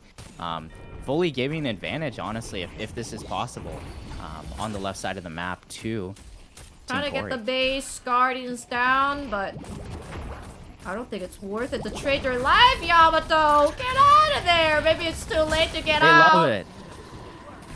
Oh, and a double ult here in reply. Wait a second, they might actually stay longer for the shrine. Yes, and all of a sudden we see all of these players taking the fast zipline on the side. Uh-oh. Almost everyone is here already for backup on both sides. Tornadoes out. Combo wombo down. No one is punishing Mo and Krill while they're comboing their team player down. First shrine down. Holy I think cow, they're gonna and stay for the second shrine. yes, it does look like they will. And second shrine down. Abram trying to make something out of this. Charges into, does not connect. Cage is out. Okay, Abram's ult. Ah, hits Doesn't nobody. hit any people though. Little panic ult maybe. And it is right now a 4v6 inside the base. Patron is going to go down and start transforming. We're going to see all 6 players up here soon if no trades happen. So I do understand why Team Flag Flag does opt to back up here. We a lot of times have been seeing some resets happen after patient transformation. They're gonna connect it's going to be right a quick into the mid-boss call. And I think they know that. I think everyone knows that. We still have the Hawk. Maybe the Hawk might do it, but they need an actual player to be inside of the mid-boss to actually punch the thing. But no, I think they're just gonna clear off the wave. Trying to play defense. Yeah. And no steal wanted. There was plenty of backup there. All players stayed to make sure that that was secured. I think because everybody stays so close to the reju, that Hawk would have stunned 6 players. It would have. I actually think that was potentially the most possible steal and easiest bird steal that we could have seen, but there wasn't a gap that Team Apollo wanted out of it. Right. So. Just I think the craziest play might have happened would have been maybe Hawk and then Hayes go invisible and they doesn't notice Hayes near them and they just kind of Hayes like punch it and then just get out and then just be like, okay. Yes, and we will see actually now Team Corey taking advantage of all this lane pressure to just do earn themselves. They've been seeing everyone else be doing earn this whole game, but wow, now look it's at time this. for them. Ice and It's time fire. for them Ice to and run. fire. Holy cow. Great That was ice so path. fast. Great ice path. Love And to see fully it. secured with no contest. Now it's going to be up 15k here, and we're seeing at this point in time Infernus online with most of his core items, so going to be proccing a lot of annoying damage here in these next fights. Who knew that crazy? I thought it was gonna be a self-sacrifice crazy solo push that connected into actually taking both shrines down and weakens the patron. Oh my gosh. Yes, seriously, and right now we're seeing 5 out of the 6 Team Flag Flag players just hover around, make sure all of these waves are evened out. Not a soul unsecured. They're just Team kind of Apollo. hovering around. They're fine with staying in their spawn here. And I actually think that this is one of the only plays that they have right now. You just gotta wait for an overextension by one of these dives. The traps are kind of in a weird position. And we're off. All of a sudden, you know, we're seeing four or 5 players flood in. All 6 actually right now. Combo wombo onto Combo's in. Abram. Oh, and Singularity the black to top it hole! off, and really good confirms alongside the dome. And dome. Hayes trying to make something out of with the gun dance. But it's just so much damage out there. The ball And is there's going just and so then much another damage and refresher. CC on the board. Oh, yeah, there was wow. no ability for them to even contest. GG's on both sides for Team Apollo and Team Flag Flag. And it's the Team Flag Flag will move on. GG's. GG's. And well, who knew the chatters actually 70% guessed that it would be Team Apollo who will win from this game. But actually it was Team Flag Flag. The 30%, the minority wins here. Some chatters are eating really good today. That's amazing. Just Holy gotta cow. just gotta guess the minority, I think. Yeah, once in chat if you're back to back. That's crazy. That's impressive. Both of those games were so good. So good, so close until like the end push, the last push, and that's when everything kind of shifted. Yes, I agree. I think that seriously, Team Apollo was doing a really good job of trying to find those gaps and did a great job of using the earn comeback mechanic that was on their side and during those times to crawl back in. I do think that it really did come down to some of those roams um, and those staggered pushes, those 1v1s turning into 2v1s, turning into 1v2s, and finding those gaps. Really, really good job from Team Flag Flag to be staggering and also combining so many alts on top of each other. We saw, you That's know, right. domes into singularity, into a refresher singularity again, Infernus stun. There was just so many good alt stacking stuns on top of each other or slows. So really, really, really great team fights. And now we're going to the next game we have ready for is Team Northern Lion and Team Flag Flag. Or am I right? Am I No, losing my this is mind? correct. It's a rematch. It is. It is. Oh my gosh. I'm just double checking. That's right. So we are moving on to the losers bracket semi-final. And it's going to be rematch for Team Flag Flag and Team Northern Lion. Oh, two both very, very skilled players here. I'm triple checking. Um, nope. It's the third game of today. Is losers bracket semifinal. We're saying Team Northern Lion, Team Flag Flag. And this game I'm really excited for because seeing a rematch on the board, um, it's going to be an opportunity for both teams to think about both what they've been observing from other games, but what did they observe in the first game against each other? Whew. I think they must just know that they're both good. Yeah, seriously. Seriously great team fights out of both of these teams so far this tournament. I think these are two really really capable teams, especially when you get into those 3+ fight scenarios where we are chaining a lot of util. And I'm going to talk about it a lot, but I seriously think that having your timings down on chained util is really how you're going to be able to snowball base guardians. It's going to be how you're snowballing shrines. Um, and that micro macro control is really had by both of these teams in both of the games that we watched them play. I don't know if you want like a short, another like a 3-minute break here. I'm okay, honestly. Okay, we can Yeah, move we could get right right into on it. then. Do we have the players ready?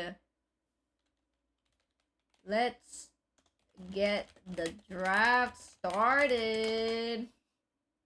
Moving on to the semifinal of the losers Yes. bracket. The Ember side will be Team Northern Lion, and they can pick which if they're gonna go first or second. It's up to them.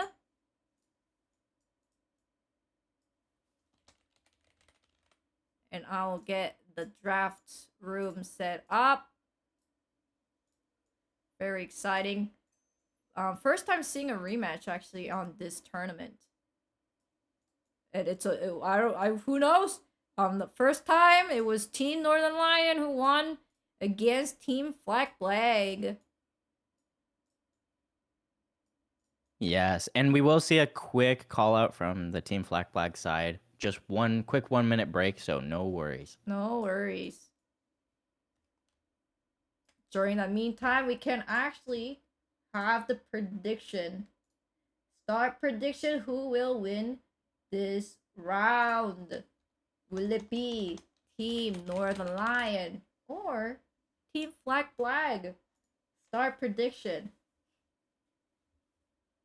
That's my I team. Let's go NL. Yeah. Wow. My Love the guess, support in my chat. guess is that the underdog is gonna be Team Flag Flag. I think. What's your guess? What's your guess? I actually agree with that. That's where I was going with this too, and I honestly think that after the warm-up game that we just saw from them, that was seriously some A1 plays, right there from their team. So I think that Northern Lion has showed really, really, really good team fights as well from their side. Also, they have a Yamato carry of their own, so I think that this could get really spicy. But I think right now, from what we've seen today, the underdogs are looking good. You know, don't underestimate the underdogs. Seriously. Yeah, just because there's no lash on the table doesn't mean that there is no contest. Who knows? They might let the lash go free. And honestly, I actually think that this would be a good choice to keep something like a Dynamo, to keep something like a Viscous off the board because so far this tournament, those two have been doing so much work. I wonder if we will see Ice and Fire back again, my favorite combo. Yes, I'm And curious. I think we need to see the team who had the Dynamo. I think the win rate with the with the Dynamo in their team, it gotta be like 85%. I think we only saw 1 or 2 matches lost that had the Dynamo in their team, and Dynamo is just so good in these team fights. Yeah, seriously. And they're picking up refresher like every single time, and we're seeing the value from it basically every single time. I want to say we've only seen like one singularity at all this entire tournament that hasn't seen like a lot of value. And we've seen a lot of singularities so Oh far. yeah, just black hole and barely black hole misses. I think they just kind of chain off of.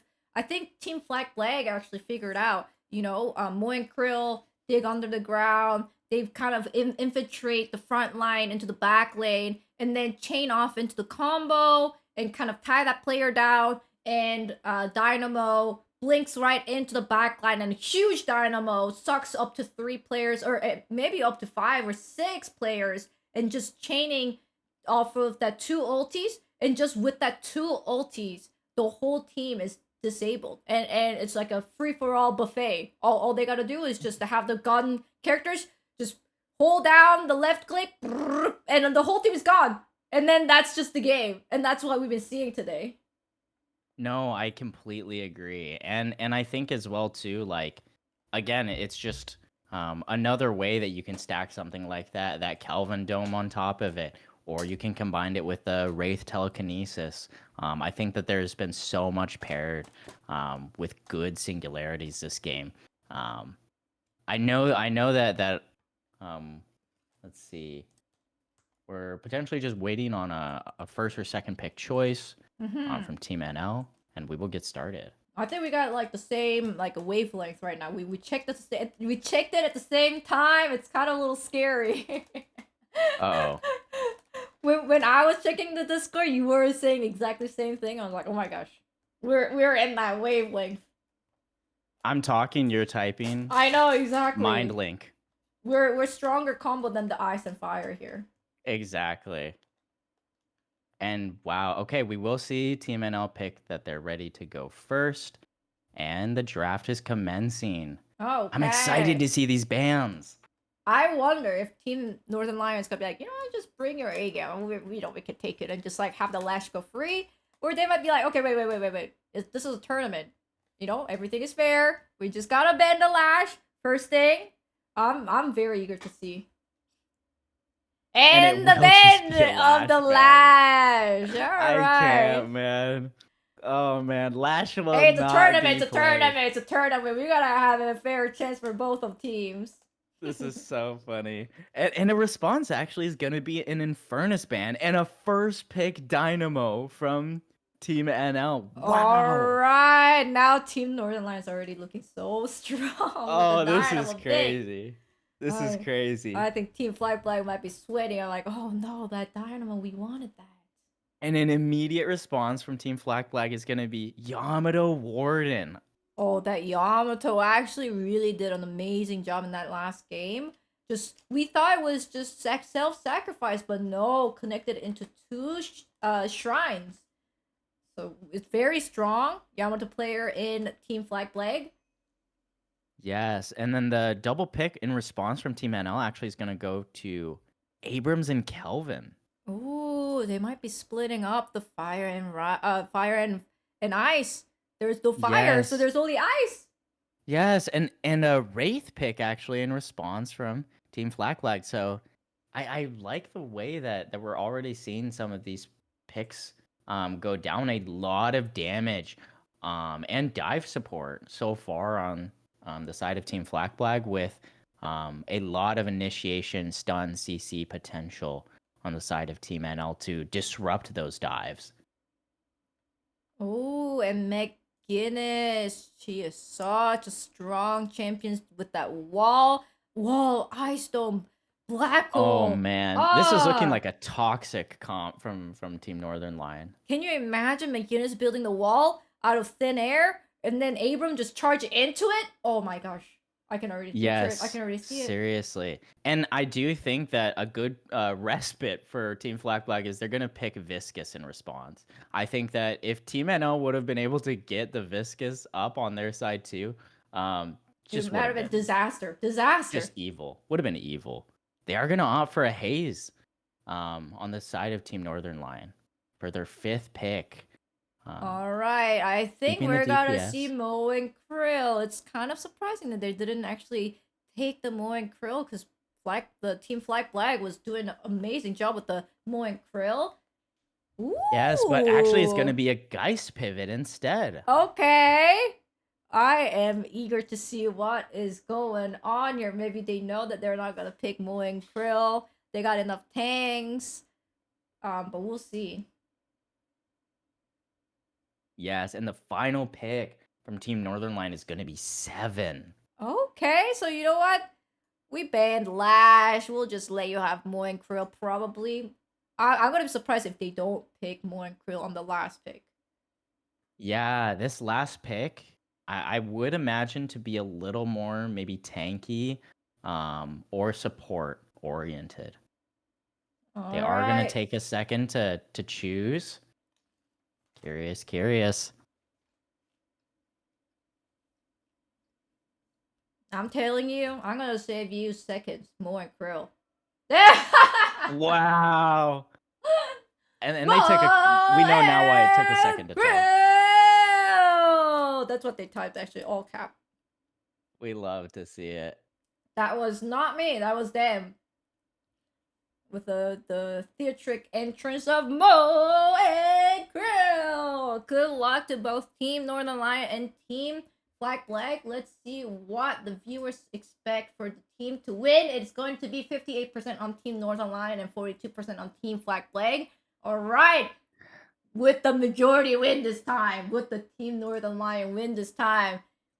Wow. And this I want to say this is the most even prediction we've seen so far, and I think that that just honestly speaks to the level of play that we've been seeing from these two teams so far, and that we've already seen.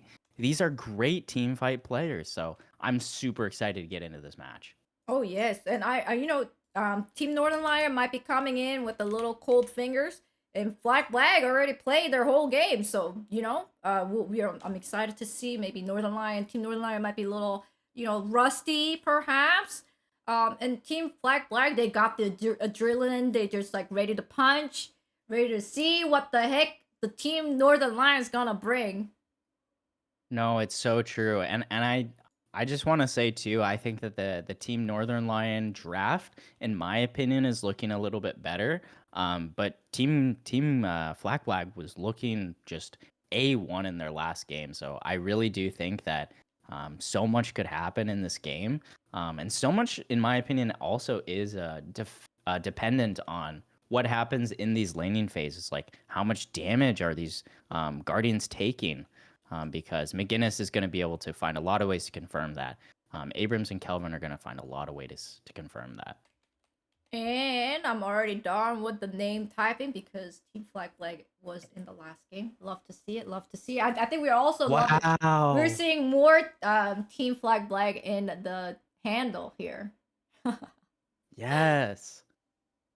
Amazing. Yeah. So not from everyone. We don't see a complete Not buy-in. everyone, but almost everyone.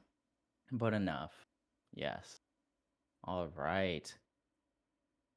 I'm assuming the region is going to be in North America Central. Yeah, we actually don't have a region chosen. So if we're auto selecting, that is okay.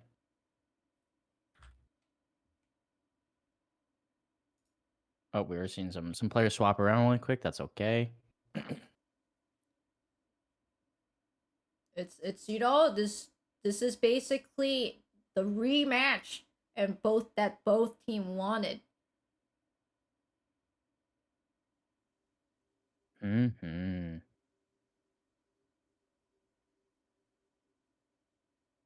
I think they are trying to ask for East, US East.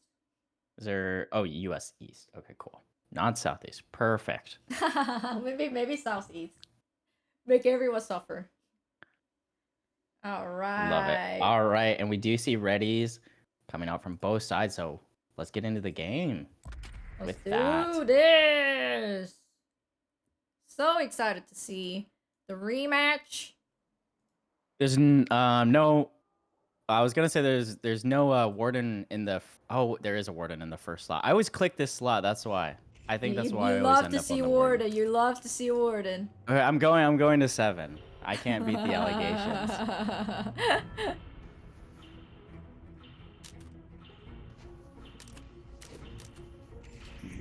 All right, and again we're seeing more Warden, Geist, Haze play on the outside of the map. In response, we're gonna see a 7 as well to match that in the yellow lane, the first lane. I really like this matchup. I wonder if we're finally gonna see a Warden in lane be paced or even outpaced. Yeah, I think it's going to be 7. They got the ball, they got the stun. But I mean, we know the bias here. We know we love Warden here, apparently. Oh, of course. We had to switch the Warden we on the love walk up. It doesn't go Warden. any other way. I mean, it does look like, again, more Alchemical Flask opt. And because this is a 1v1, instead of ball, 7's actually going to go for the stun. So they're going to look for an opportunity for Warden to maybe walk a little too close to Guardian. Because Guardians are going to be targeting players better now after this most recent update. Not this morning, but 2 days ago. All right, the names are in right Perfect. place. And Already looking at this 81 HP. HP. Oh, but the 60, 50 HP. This is gonna be too spicy. You cannot take These any players more are getting hits. melted. The healing bots healed her for 30. That's not enough. I Yeah, think Dynamo's these gonna players go in the blue around. lane are taking so much HP. Oh, and Dynamo did go around and just secures the kill right here. Yes, and Dynamo does go, wraps all the way around, and Yamato's not back in time. They might have a little Misses punishment the coming slash in, as well, too. but oh, not enough. Actually, oh, you don't want to give the double kill here. Oh, Wow, man. that was a little scary, a little too scary. Seriously, and while Wraith is back, that's a lot of actually souls in the beginning staggered, unfortunately. Taking a look over at the green lane, we're actually seeing low health being hovered for both sides as well too a lot of these times. Oh, and Crow almost going down to an Arctic Beam. Frozen mole right here. Yeah, trying to serve it up on a platter here in lane, but unsuccessful. We will see so much sustain being had from these Team Northern Lion players in this green lane. So while Mo is waiting for an opportunity to use that Scorn optimally with players and troopers near them, it's going to be a little bit easier for McGinnis to get that value. And we will see again, Yamato's going to go down to Dynamo. Just being able to do so much damage. Oh man, this blue lane is suffering a little bit. I think the team kind of needs to back them up with some ganks, perhaps. They're just kind of free farming here.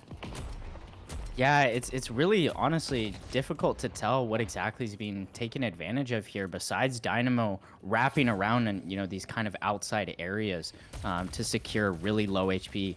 Does look like just a lot of poke and headshots are being prioritized though. Whereas Wraith is focusing a little bit more on farm, a little bit more on confirms. Trying to catch up to the soul difference, but I mean Dynamo is already at 2.2k. Oh, wow. Wow. Okay, little, you know, mandatory a pause in every round. Looks like we are getting some stuttering happening here from the players in the blue lane on Team Flack Black's side. No worries, no worries. All Trying to good. test some settings here. Settings break. Mm-hmm. We got shaders changes this morning. Well, what are you gonna do? I mean, we got 200. How many was it? 217? 271 difference. in 271 shaders. difference. Not even 17, Yes. 71. Oh my goodness. And we're having a reveal today that McGinnis has been playing with motion blur their entire life. This is crazy. You know, maybe you need the blur to just kind of look away from the death that you might be having. You know what I mean? Like, oh, I'd rather not watch that death. That was a stupid death. Yes, I'm gonna blur it from my eyes and Exactly. my mind. It's better for the mental health. I see the perspective now. Completely. I can completely concur with this. And wow, okay. There's so much pressure here in this blue lane. They're able to keep this wave so close. Oh, I love that Rejuvenating Dynamo's aura doing just like so a little much. back band. Oh no, it hurts too much. It's a Wraith Oh, player. wow. Yeah, and there's a lot of confirms not being had, actually. These denies from this Abrams and Dynamo is doing tons of work. Dynamo is 300 souls away from his singularity already at 4 minutes in. Oh, that's gonna be scary. And And he they has it up got now. it. This is a really scary place to be. Ooh, Wraith trying between to two players parry. right now. But Singularity singularity will go in. But they will actually tank a full melee unparried from the Guardian because of that. So Dynamo's got to be a little careful now. Rejuvenating aura up. And Wraith is on their way back, but no boost, so they got to be careful. Trying to shoot him away. Yamato's just, hey. Yamato hovering half health. This is a crazy power slash play. Wow. All right, now they have to back, probably to buy some items. But not close Wow. to get the ulti yet. Yes, and taking a look over at the green lane, Team Northern Line doing a really good job of securing tons of these souls. McGinnis is going to be less than 100 souls away from their ult, and they actually get it up right now. They're in a great spot for the barrage, and they're going to use it immediately. Ooh. A use of stamina by Vicious as well is going to take him down to at least half HP. Mo and Krill in the back just trying to poke Come a little bit, out, but it's honestly And nonsensical. the wall. with This is gonna be huge. wall. Good Oh, isolation as well. wow. This is free damage. They can't And really do good anything disarm at the very about this least from one. Mo and Krill. They, Oh they boy, will have to Krill, back the up a tiny turrets! bit, but oh The my goodness, yes, that turrets. turret doing so much damage. Oop. Amazing placement for that turret. They couldn't do anything. I think they have to back. Oh, Yes, never and probably mind. putting McGinnis out of place. Actually, this is a good thing to try to take advantage of in lane when McGinnis only They're has 3. slowing the Viscous. Who is frozen? Frozen Goo Oh, healing in the wow. cube. And Oh, good but escape there from Viscous. could not get that kill down. We're about 200-300 away from players in the green lane getting their items up already. We will see, though, Yamato and Wraith still having so much trouble, though, in that blue lane over next to them. Alright, hopefully buy some item. That will help. Heels out. Heals out, of course. Oh, man. This is so annoying for someone like Viscous to deal with, who really you just gotta wait. Stand by the heal bot. You know, buy a healing right. They haven't opted to do it. I guess mainly lifesteal is going to help them a little bit in this scenario, but it's going to be really hard for them to keep up with even their teammate in Mo and Krill. I think we are gonna see a little bit, a big, significant, not like a huge significant lead, but Team Northern Line is actually leading 6k here in 6 minutes in. And I do think that that is, you know, worth mentioning here just because we are about 7 minutes in. AP difference is actually pretty large. So at Ooh, this combo point in the wombo game, that's huge onto to the call out. But Kelvin. wow, a combo Try to heal. into They're a in the dome dome. is going to be They're a in the huge dome. work. You're gonna be slowed down, Viscous. What you gonna do? What you gonna do? Your jelly's frozen. And there is no escape for them. Mo and Krill to try to get away as well, too. The scorn is actually going to be what saves their life. Tenfold. Mo and Krill, yo, They're upset. They're actually still being chased potentially. Oh, but they're not going away. They want to fight this a little bit. Uh-oh. Not a lot of value actually gotten out of that score, and this is a tough position for them to be in. Uh-oh. Uh-oh. Boy, girl, what are you gonna do? I mean, Guinness is up in their face with the protection of the wall, but Oh, they and need to Viscous get is away back. actually. They do Because have Kelvin is barrage. over ganking here in this first lane. Yeah, let's take a look at them. Seven's worried. And But worry no Emu is more. down. That was a great secure actually. And does make Emu use their last stand. So moving back to help McGinnis. Really, really, really good rotations here from the Kelvin support. Nice wave clear. Just, you know, make sure you kind of melee it so that you don't have to worry about the soul secure. Great placement on the turret. Yes. And we are seeing just so much sustain possible here. Wow.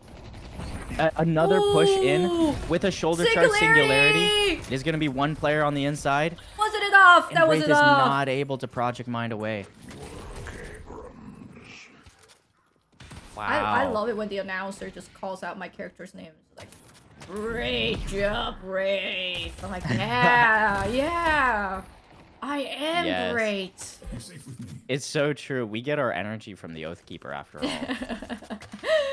They are our daddies and mommies. Don't get twisted. Do not. Yes.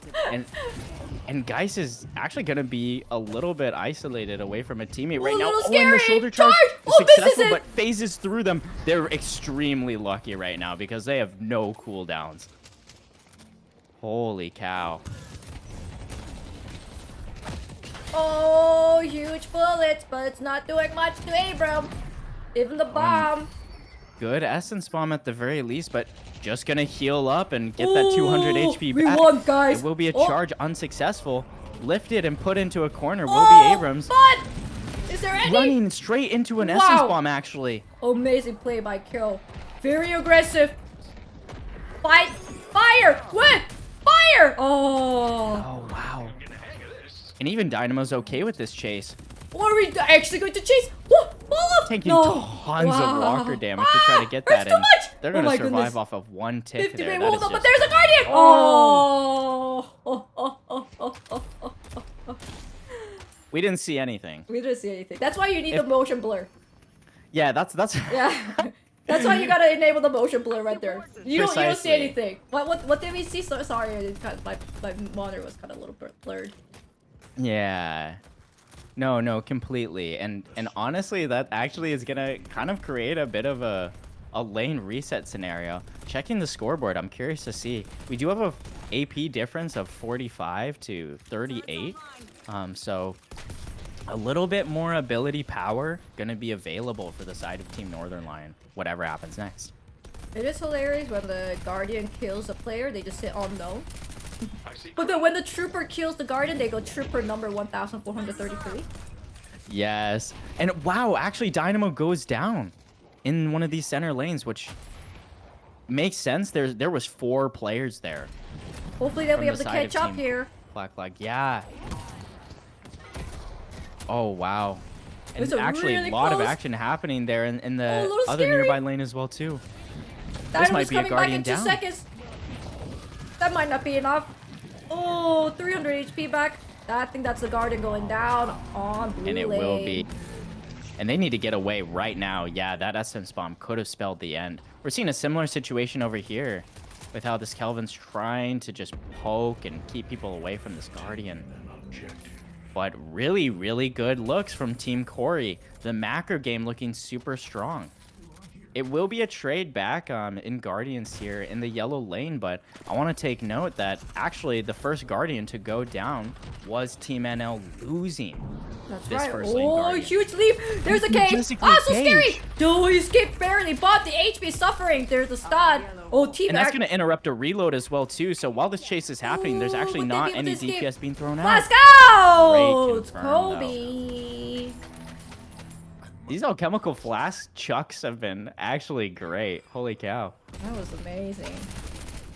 And so much pressure around one of these remaining Guardians. We will see it go down to under half health. I'm curious to see if we will see a confirm here in this 1v1. There's no really players here around to help. This is a Viscous v McGinnis. I mean, Viscous with like 30% HP, McGinnis was full HP, just tanking the damage. Yeah, And the and Guardian Kelvin's goes here now down. to pick up the scraps in case it got any hairier, but it won't even be necessary. It's almost at the very start. It looked like the Team Flag was actually doing amazing here, but then it's starting to fall off little by little. Yeah, I will say, like, a lot of the pieces doing a good job of being picked up by Team Northern Lion. You know, for a second, I could have sworn we saw two or three Guardians down, and that advantage on the side of Team Flag, but it evened out pretty quickly, now only having a single Guardian advantage. That's right. Oh, wall coming out. And this is a 2v1 here with a Huge potential stun damage on going seven under with the stun. walker. Ulti, but the walker stumps. This is Uh-oh, a very scary place to be. They if see you're Yamato, but the misses with the punch. There's Great the melee punching. lifesteal sustain, actually. They're doing enough damage here to keep themselves alive, but not for long that was a enough. little too close. Despite they were in the enemy territory. Yes, I think actually a Crimson Slash there would have been enough to keep them alive, but it's so hard when now that Crimson Slash actually is aiming where your mouse is and not in the general player direction of you. Also, you're saying Yamato actually players need to have some skills now. Yeah. You can't just go off by the vibe check. No more vibe checking. Yes. Oh, and wow, actually, this is a good 1v1 here. Suspected for Mo, but McGinnis is already here to pick up on the back line. The tiny little pew pew pew. Oh, but And we see quickly, this is becoming Yamato. a 3v2. Uh-oh. Do they Yamato misses realize? the power slash, though, with a wall.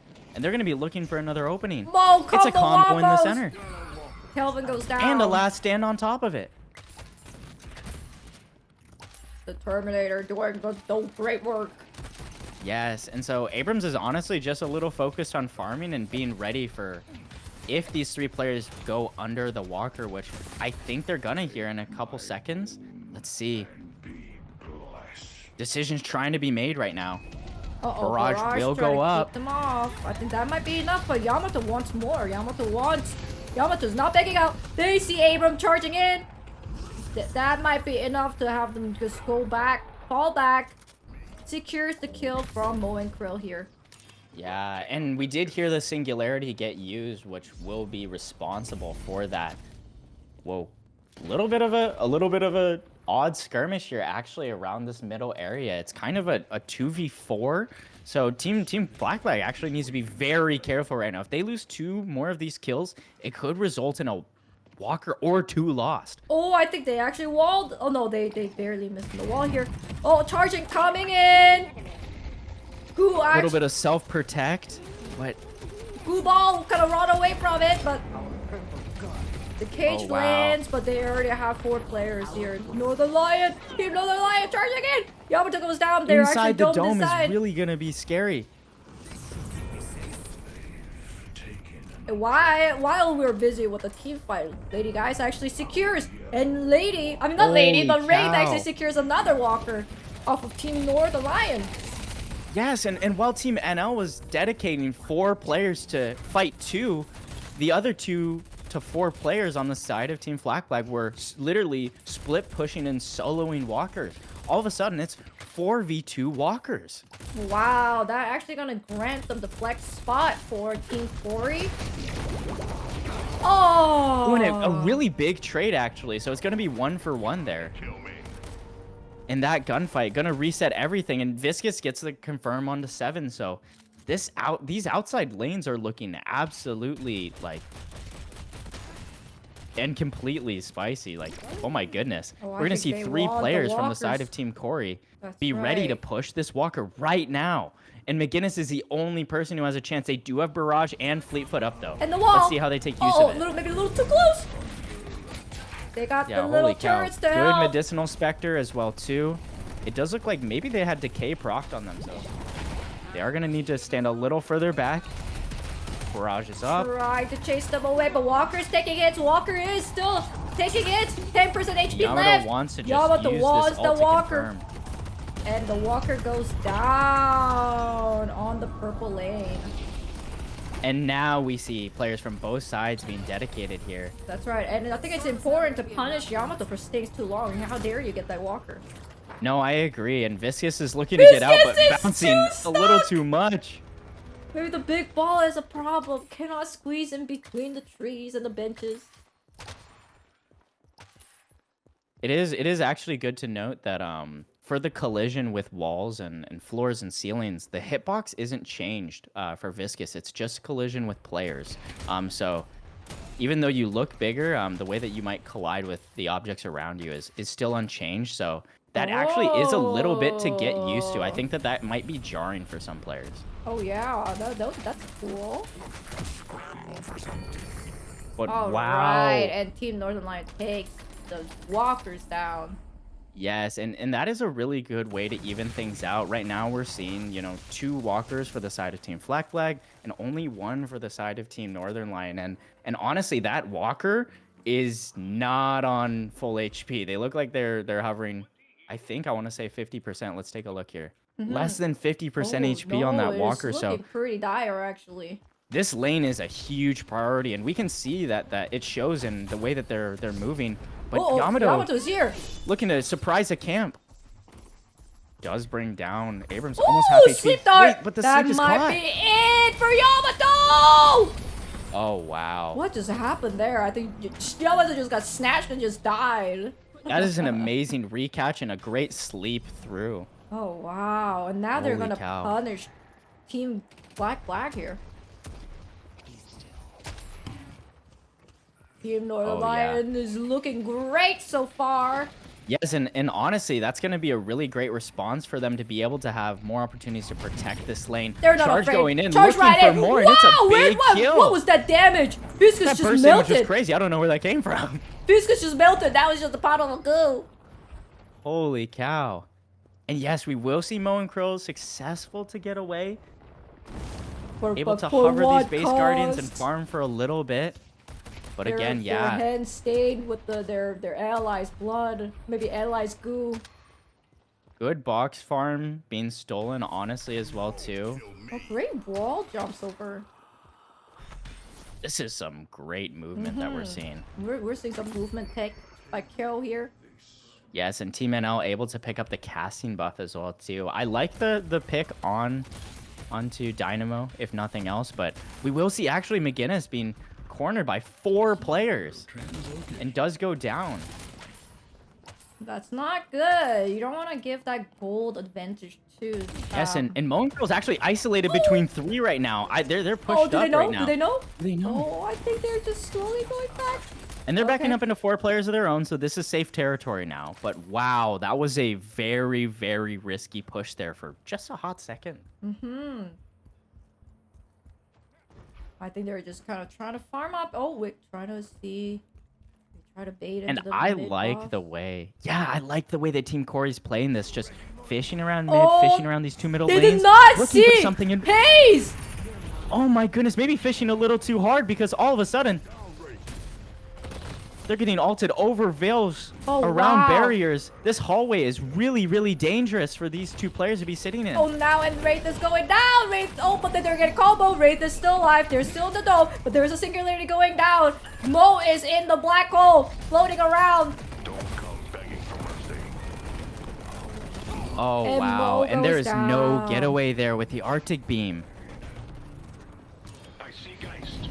Uh-oh. And we will see the final walker go down for Team NL. This fight is having all sorts of repercussions around the map right now. The big ball is almost covering 80% of the camera. Yeah, that is absolutely wild. It's almost like you can't really see what is going on just by in the ball. Literally. Swapping over now to the second lane, it actually will be Team Corey that's probably going to have to take a more defensive approach to be careful of this last walker that they own. Keep the flex slot away. Yeah, but this is a full mid-boss call here.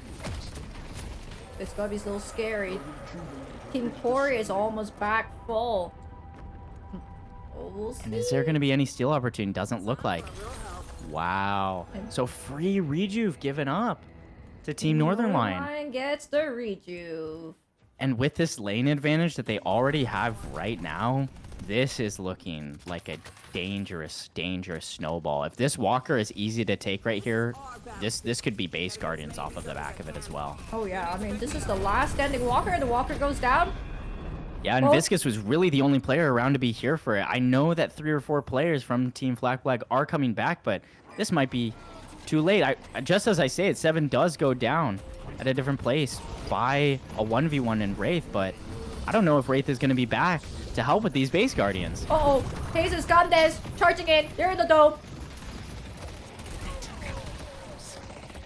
Wow, okay, two players actually lost. Is going to call a bit of a reset from Team Northern Line. The chase is on, though. Oh, what the? Oh, no, Wow. and Kelvin goes down, too. And the chase is on with Gooball as well, too. Gooball, cannonball coming right in. No crazy frags to be found, but we're seeing 2 players from Team NL be dedicated again to these outside areas. I'm wondering if McGinnis is going to get caught out or if Ward has found something. So they know actually that Yamato is probably picking up that urn based off of both of that turret and the urn disappearing. So they actually know that Yamato specifically is the person that's going to be carrying urn. So hopefully, yeah, going to be a quick response off of that. McGinnis wants to TP immediately to get ahead of how fast Yamato's move speed is going to be. I think they know the whole team is there at the urn drop-off. So I think they're Yes, just and gonna, look at the 6-person camp. They're just gonna think, oh, I don't know, they're still carrying the urn. Oh, wow. They And drop the urn will be urn dropped in the on their spawn, but, side. you know, immediately it's going to get moving back towards its original position. So I'm curious if there will just be kind of a fight representative of the urn drop-off anyways. Here comes the wall. Wall going in really, really deep, actually, from McGinnis. Prioritizing and then getting there's a away DK. and killing in a safe spot. Kelvin will be the one to actually grab the urn before it's able to go I don't think away. anyone And notices it. yeah, I agree. This is a It goes full- completely it's a free unnoticed. one. It's a All the free value drop-off. goes to Team NL. Wow. And the urn Oh, spawns man. right after. And I think they're just happy about that. They got the rejuve, they got the urn, and here comes the team fight. Yes, and there's going to be so much on what happens inside this dome right now. There's going to be a wall stun as well, too. Ult up in the air. Oh, kind of wasted there. We didn't see anything. That was a great ult. Motion blur. Yes, there was motion blur on here. Quick backup here, actually, from Team Core as they lose their Yamato. So really looking to just defend these 2 base guardians, but one is already gone down. And with the McGinnis wall, the second one seems all but necessary and likely. The base guardian goes down. Oh, wow. And even with a lot of this crowd control to control positioning with the Essence No Bomb, this more is really, rejuve. really difficult. I think they Yeah. realize that the rejuve is now gone. And that's a What? great call, Kay. I agree. yeah. You know, when lots of teams, even at the highest level, are not super observant of when that rejuve cooldown is going to come. So great choice by them too, because you know if even 2 of them had went down in that scenario, gives Team Flag a big opportunity to even out lanes. But that opportunity will not be afforded, and honestly, because of it, Team NL feels inclined to let's just leave the urn. You know, we Right. don't need an urn with a bigger bonus to spawn. We have a solid lead right now. I actually really like that outlook from them. Oh yeah, I think as soon as when they saw that the drop off was gonna be on the Team Flag side, they didn't want to risk it. I mean, they're winning. Maybe just kind of farm up, keep that lead up, and perhaps do the team fight when the mid boss is up. You don't want to do something dicey here and then have a potential to lose the next mid boss, and that might be the game set. No, I completely agree. And what it's going to force Team Corey to do is look for a window, and now there is a bigger chance that they'll make a mistake. They are going to opt to grab the urn. But really, I want to pay attention to this wave too that this Geist is holding.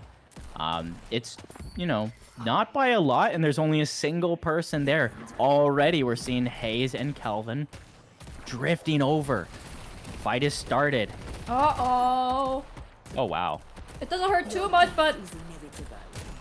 Oh, wow. Those two players trading a lot right now. actually goes down here.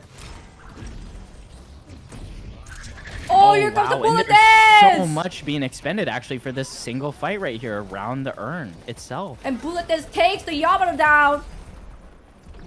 7 takes Race down. We're actually seeing tons of bullet dance. Oh, wow. And the 7 Values also are takes Mo and Krill down. This is looking not good for Team Flag.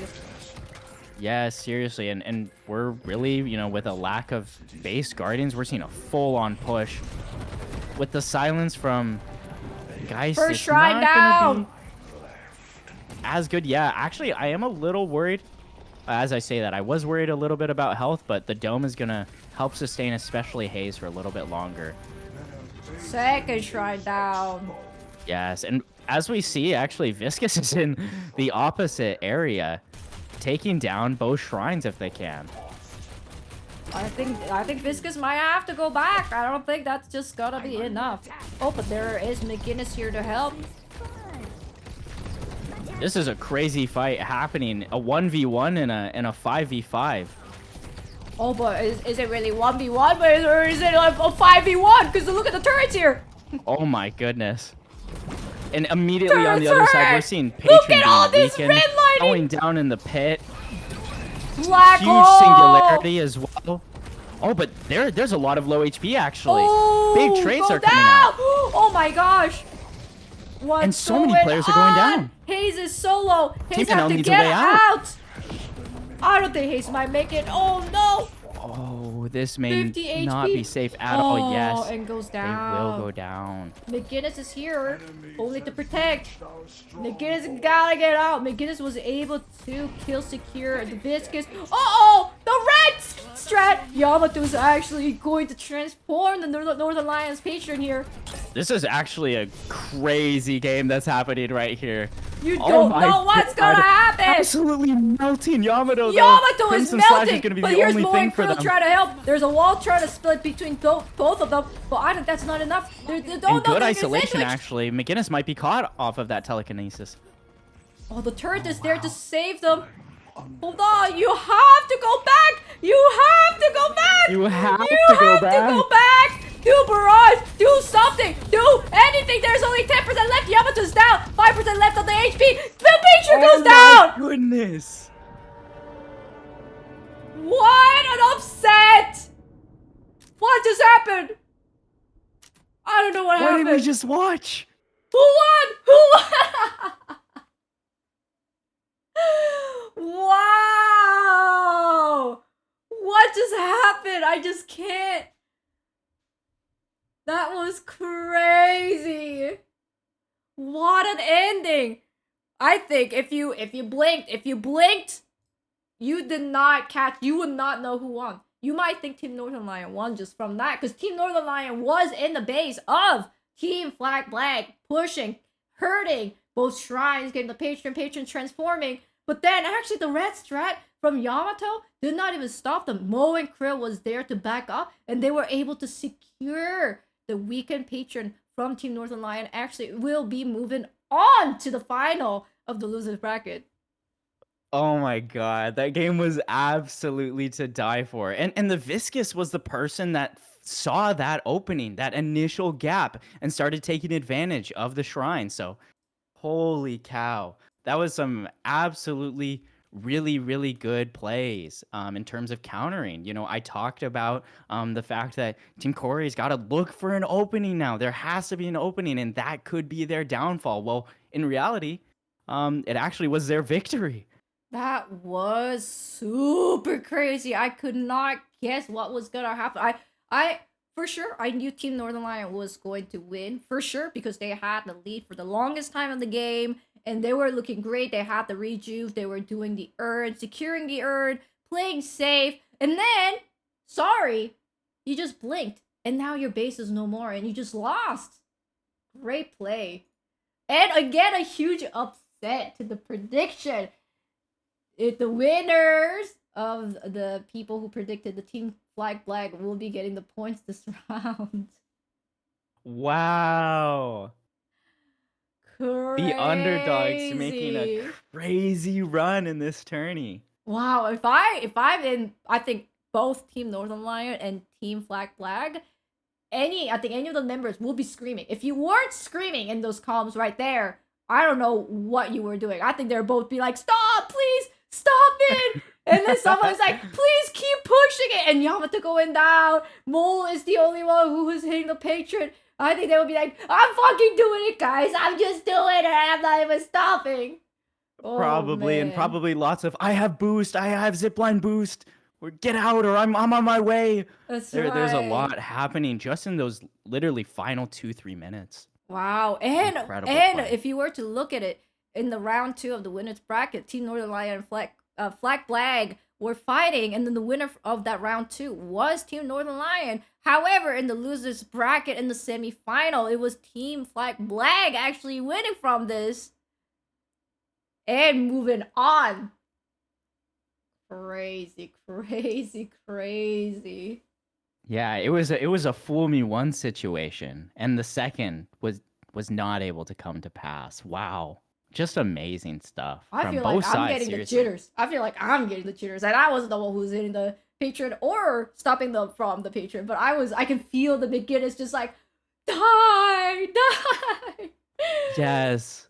That was such an adrenaline-filled set of base fights. The fact that there were two, simultaneous base fights was just incredible, man. That was crazy. And then we 5v5 have and a Dan 1v1. Giesling in chat. Dan Giesling himself. Hello, Dan Giesling. Wow, that was amazing fight. I just I feel like I'm just kind of like hung from that because there was really no build up, right? It was just kind of like, uh-oh, is that okay? Oh, it's okay, it's fine, and then into like a huge upset.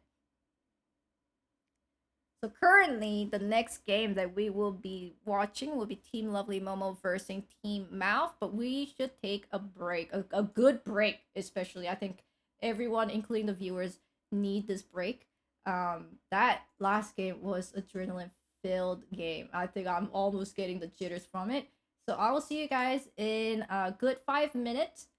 See you then. Yes, catch 5. Thanks, y'all.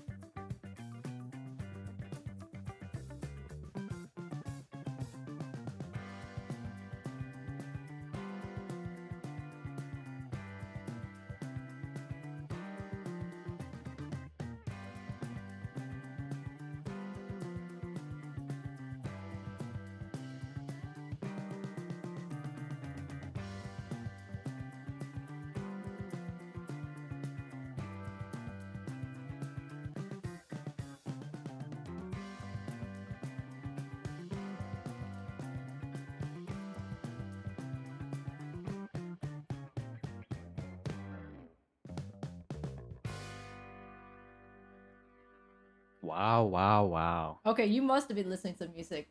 Don't tell me a lie. No, I'm serious. I have it muted right now. No! I can't, No! otherwise my audio will duplicate, so I can't. Oh my god, are you telling me you weren't listening to music? Literally the last beat of the drum hit, you were saying hello. That is That's correct. crazy. No. I ca- There's I no way. I could even clip it. Wow. You could even Sure, clip it. sure. Actually clip it and, and I ship it. will. I will. You would not Straight to even you. you would not even know. That is so funny. But what a great game from that last game. That was Wow. seriously a beautiful match. We said that we had some bangers for y'all today, and we Oh weren't yeah. lying. I think it was an absolute cinema for sure. Seriously. Actually, just a beautiful, beautiful match. It's not often that you really get to see both 1v1s and team fights with that much at risk in those moments, but wow. That's right, and let's look at the bracket here. So, from that Yes. loser semi-final, it is Team Flag Black moving on to the losers final. That means Team Flag Black guarantees the third place.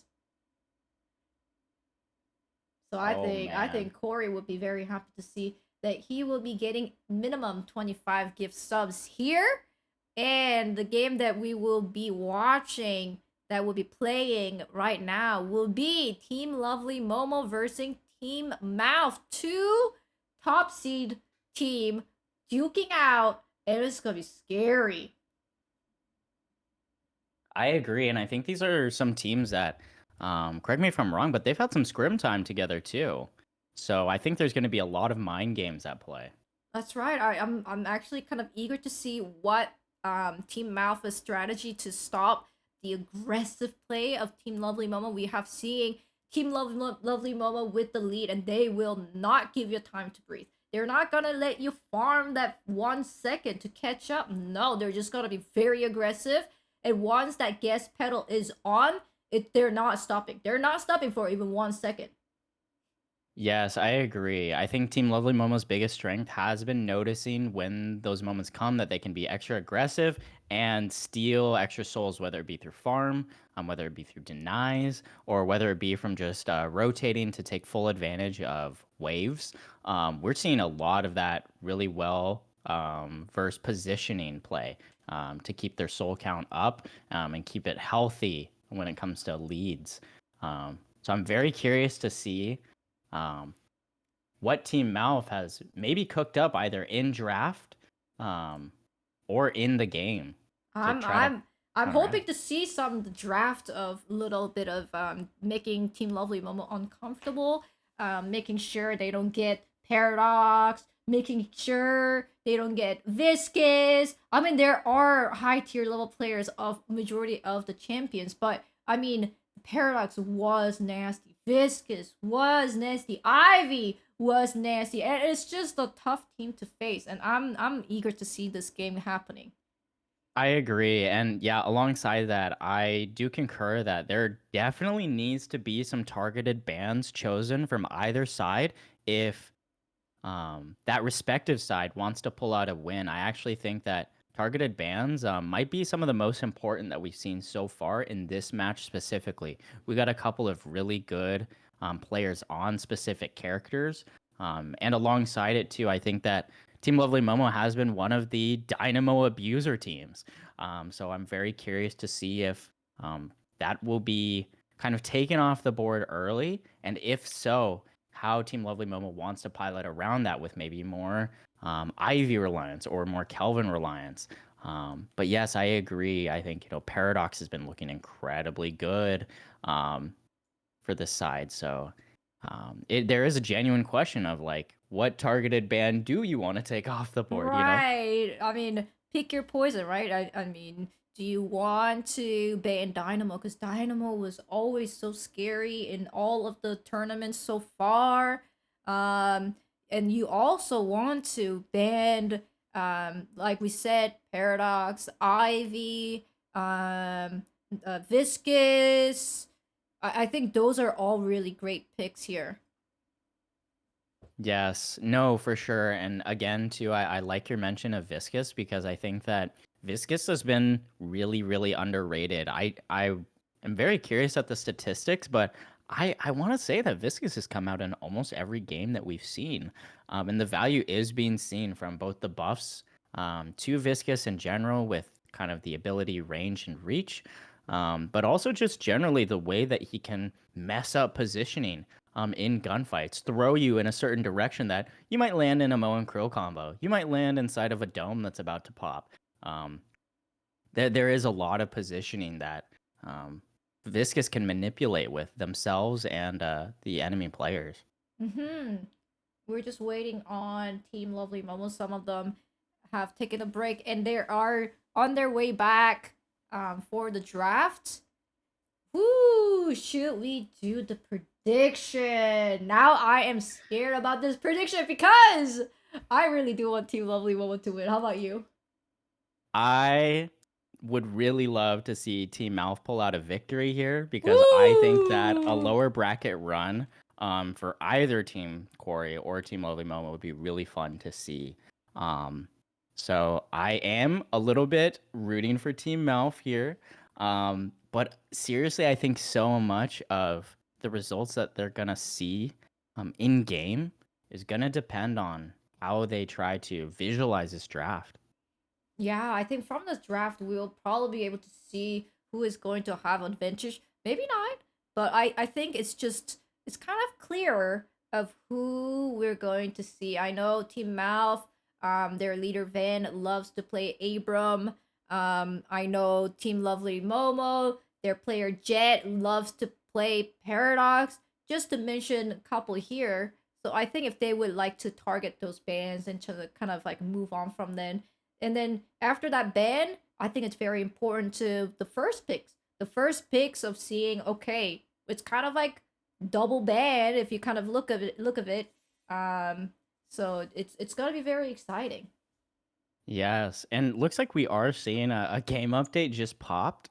So we will be waiting just a second extra for everyone to be getting in game. Mm-hmm, Thanks no for everyone's problem. patience. You know, this 218 kilobyte update, we know that there's probably tons of Oh content wow, packed in that. motion blur when you More do a motion blur, more when you do a stupid death. shaders. Yeah, Completely it's just all go here. completely just blur. You didn't see that. Self blurring. And wow, so far, Team Lovely Momo with 100% and Team Mab with 0%. It's not looking bad. I mean, so far the trend of today's tournament, underdog have been winning. So It's so I'm true. kind of scared. I'm kind of scared. I'm actually kind of crossing my fingers. I really do want my own team to win. I vote for my own team. But and I'm a caster, so I should not be biased. But I just can't help myself. I'm just gonna put it out there. I'm putting 1,000 down on Team Alf right now. We need to see it change from 99 to 1% right now. All right. I mean, good luck to you. We're starting with the draft. And the draft is, yes, underway. We're gonna see let's see. It's gonna be a Paradox ban and a Warden ban.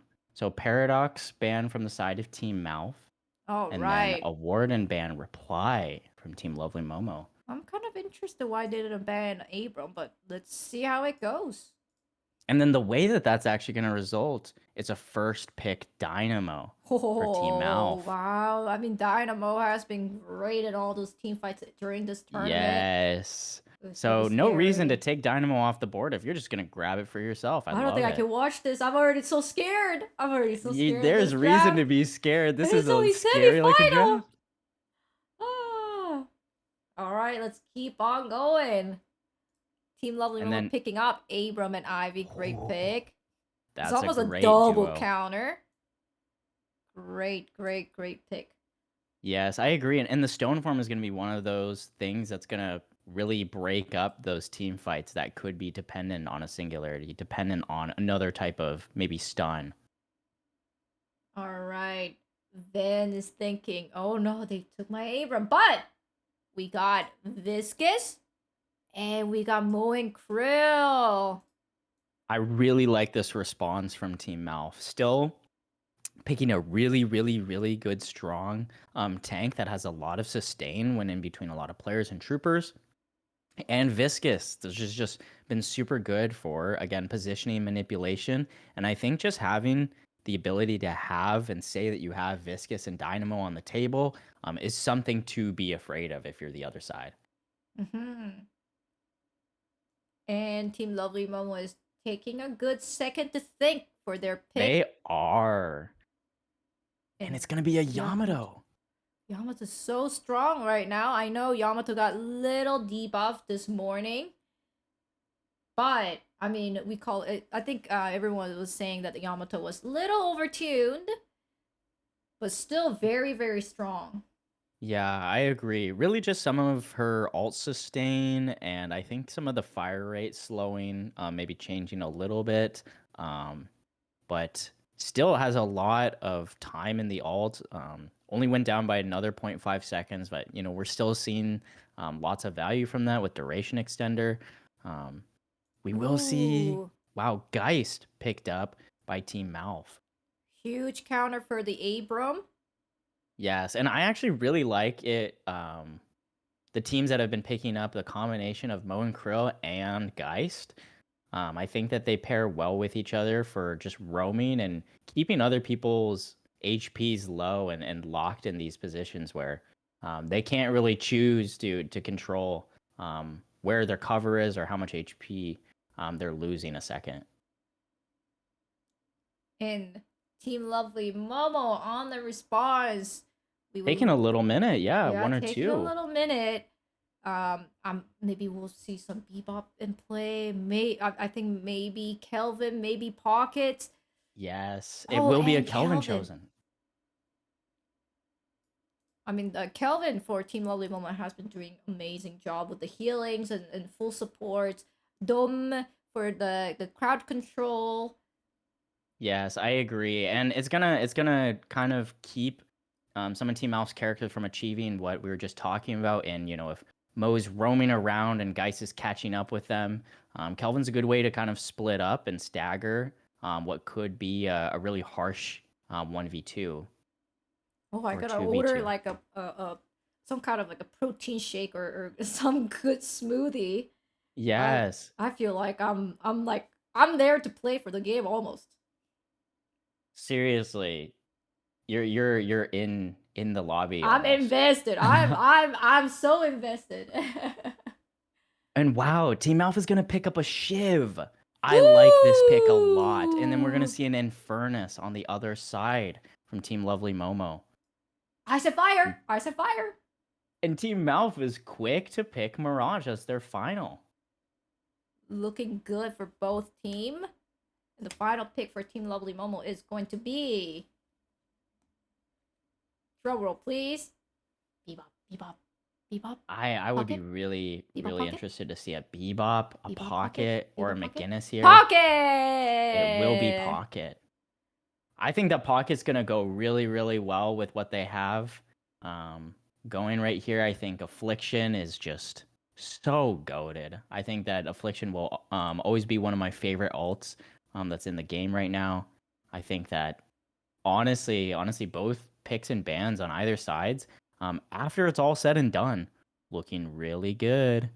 Looking super strong on both team. They got the Abram. On Team Lovely Mo's side, Ivy, Yamato, Kelvin, Infernus, Pocket. And on the side of Team Mouth, we got Dynamo, Viscous, Mo and Krill, guys, Lash, or not Lash, Shiv, and we call it Mr. Baggy Pants here. Yes. Seriously, I think that honestly, I'm a little surprised that something like a McGinnis, a Bebop, or a Vindicta didn't come out from Team Lovely Momo to kind of disrupt more of the backline, potentially, or the disruption that Team Malf might be planning for. But Pocket is kind of someone that can just teleport in, teleport out, try to take the least amount of damage possible. So in some ways and in some respects, they could be taking the place of that burst potential. Just won't be from a distance. So this is a little bit of a scary choice, I feel like, for Pocket. They're going up against a lot of potential spirit damage and Geist and Shiv and Mirage. There's a lot of spirit damage on the table. Right on. Okay, I think the lobby is being set up.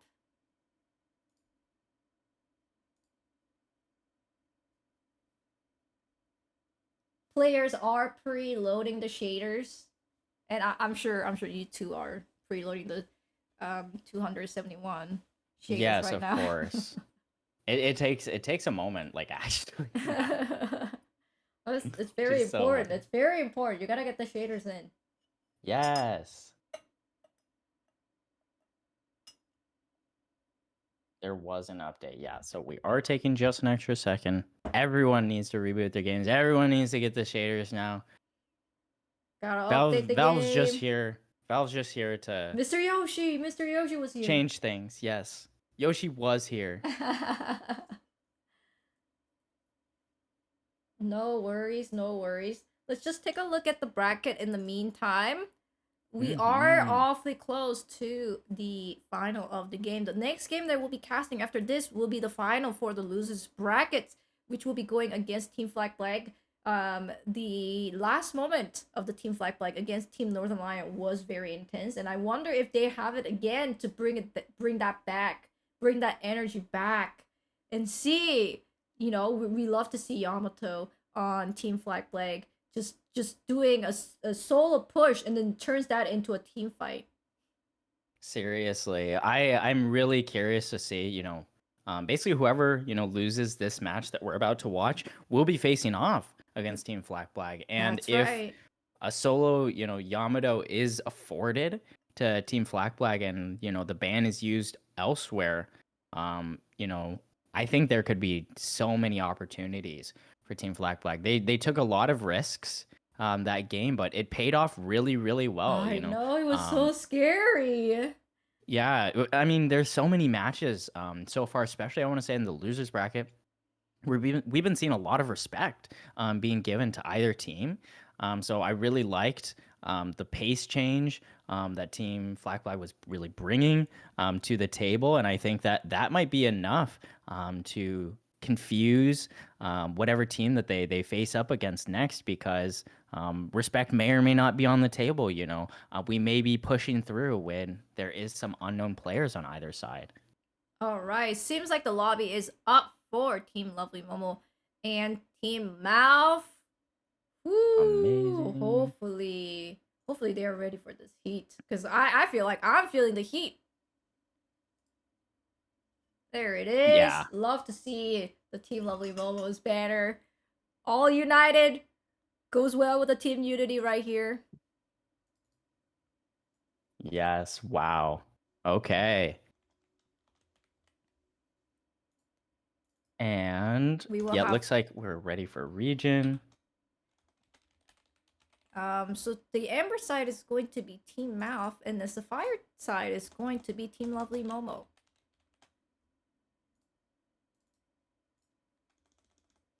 Love to see Ben playing Shiv. I think that was their main before going into this tournament. And Yeah, so I do think that we are honestly seeing some characters on some comfortable picks. So I'm very, very curious. Oh wow, this is gonna be a great game. Both teams are ready. Are you ready for me to hop in game? Is that okay, or would you like to have just an extra sec? 1 second, I think. I think Chilling, that chilling. will help. Typing as fast as I could.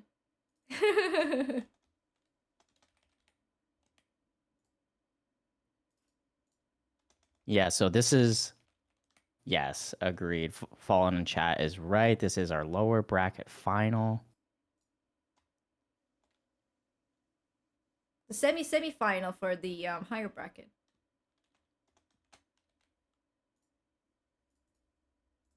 And then I am ready. Amazing. All right, let's get into game. Here comes the semi-finalist. On the left side, we got Team Mouth, and on the right side, we got Team Lovely Momo. From this, they will know who will be moving on to the final spot of the final. Oh, this is gonna be a great match. I know I'm talking about it almost every match, but I'm always so curious to see who's chosen on these outer lanes. Mirage v Infernus. We're gonna see a Shiv v Pocket. There's so many cool interactions that are gonna be happening between these characters in terms of what kind of poke they're gonna be doing to make the other person just be careful, have to hide, and maybe lose some confirmations on souls because of it. That's Pocket right. just hiding here.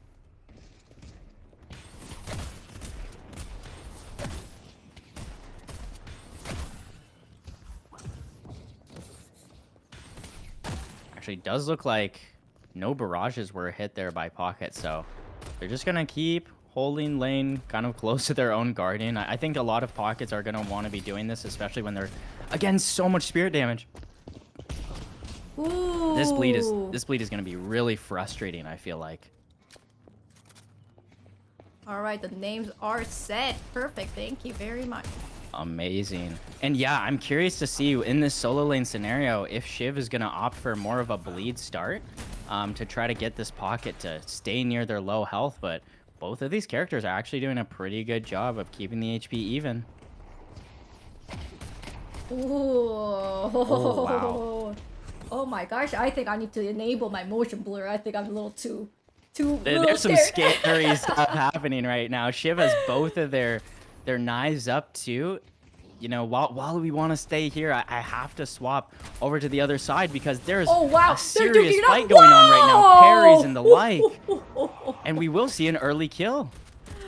That was Mirage is such down, and it will be a close whole item or two call. advantage now. Almost. Wow. It was a matter of who punches first. It literally was. And wow, looking even at these inner lanes, we're seeing so much damage being done. But Shiv does go down to Pocket. Great play on Pocket here. Wow. Yes, there's just so much burst damage available, especially after landing a 2-hit on the barrage. That's going to be boosting.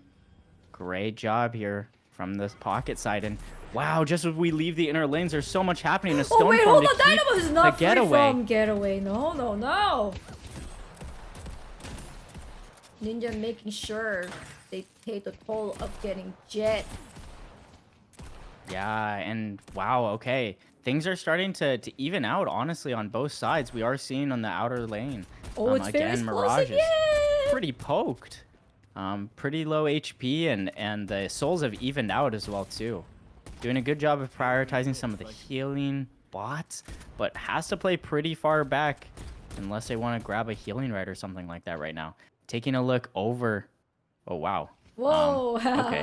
Don't know why that happened. Very peculiar. Shiv is out here actually looking, but Pocket's doing a good job of hiding in the veil and is able to land a Wow, triple barrage off of that. That's so much spirit damage now on the table. Uh-oh. Shiv might be in trouble. Nice. Good getaway right there, and is able to stack a bleed on top of it. So it's going to keep the damage even. Actually, 2 bleeds being stacked. Ooh, now the table has turned. They're almost at the equal level of HP. Holy Oh. cow, and already we're seeing a little bit of a gank here on the side. Ivy's drifted over just to do a little bit of help. Try to stave off Mirage. And it does work, honestly. Infernus was low health, and Mirage was half health, so it's going to cause a mid lane reset to occur. Yeah, I mean, Mirage is almost back to full HP, but Yamato might go down here. Oh wait, hold on, Stoneform! And Dynamo! wow, Down great 60, dodge from 70 the HP! Stoneform. This 70 is HP! an Guys! insane fight. Huge on the guys denying Dynamo's kill almost. Yes, and it's going to be trades on trades. In the last 5 seconds, 3 players went down in total. 2 from the side of Team Lovely Momo, and only 1 falls. So taking a look, it's 5-3 kills, but the AP is neck and neck, and so are the souls. Ooh, wow, that is super close. This lane has been nail-biting so far. And I'm curious if we're not even going to see Shiv opt for an extra charge. It's going to be full vitality, honestly, with a little bit of gun assistance. So Pocket farming up some of these side boxes as well. Let's check back on the other solo lane. It's going to be Infernus just holding a little close to their own Guardian. And wow, in this third lane, there's so much oppressive behavior because of this bomb build being done. There's ult up for Lady Geist. We're gonna start seeing ults coming up for every character here in the next minute or two. So big Guardian fights are gonna be happening soon. No one taken yet at this point. Oh, here's Ivy. Will be an Ivy ult to come in. Stoneform doesn't connect on anything. And because of that, there actually will be a bit of an overextension here from Yamato. Everyone kind of got out for free. Yeah, it's not really punished because of it, and now picks up the cold front. So gonna have good diving ability off the top now as well. And Oh, the ship is so low! there was so much happening. Both players actually get traded. There wasn't enough extra sustain for the deferred damage for Shiv to live through that. And look at this outer lane. Both are neck and neck in souls, neck and neck in Guardian damage as well too. These outer lanes are wild. Wow, they're so close in the skill levels here. I mean, how often do you just see a draw in like that? No, this is some seriously close gameplay that we're seeing right now. And Mo and Krill's calling out that they have their ult up. They're asking for Viscus to do a bit of a rotation potentially. Pocket's looking to maybe change lanes, and they're going to be able to call that actually to their team now. Uh-oh, they're trying to defend the Guardian. Yeah, their Guardian is actually taking a decent amount of damage, but they're going to afford to just kind of allow that to happen so that they can even out the souls. And Pocket actually is going to be a whole item up on Shiv now. He's going to have to take an extra second to farm because of it. Going back to the green lane, we are seeing that combo and goo ball being taken advantage of. One ult response, but it's going to be a knock. That does really, really well for the Mo and Krill, actually, finding a bit of extra room. They're doing a great job actually just fighting. No one is actually being pushed back. They're just fighting on the equal footing. They're so close. They see it. The Ivy is roaming. They're calling. Hey, Shiv, you gotta back down. There might be Ivy coming for you. Yes, we can literally see the team comms and pings are incredibly evident from both of these teams. They're super coordinated looking for these openings. You know, checking again over here on the second lane. Ivy's being chased by two players while they're looking to support their Pocket. That's right. They saw the awareness is crazy. Ivy was rotating, and the Shiv fell back just in case. They see the Ivy. They see Pocket. And now with the knowledge that, you know, Kelvin is by themselves, there is going to be a little... Oh, maybe not, actually. Things are being pulled back over to this outer lane. Let's take a look. It's going to be 2v2. I think they want the tower being pushed. Viscus is actually rotating back. Yeah, rotating back, and because of that, all of these staggers are probably going to start moving over to the right side to support this Yamato on the side of Team Lovely Momo, who is alone right now.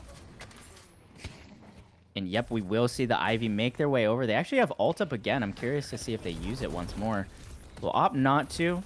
And no stone form either as well. And that is the first walker, actually.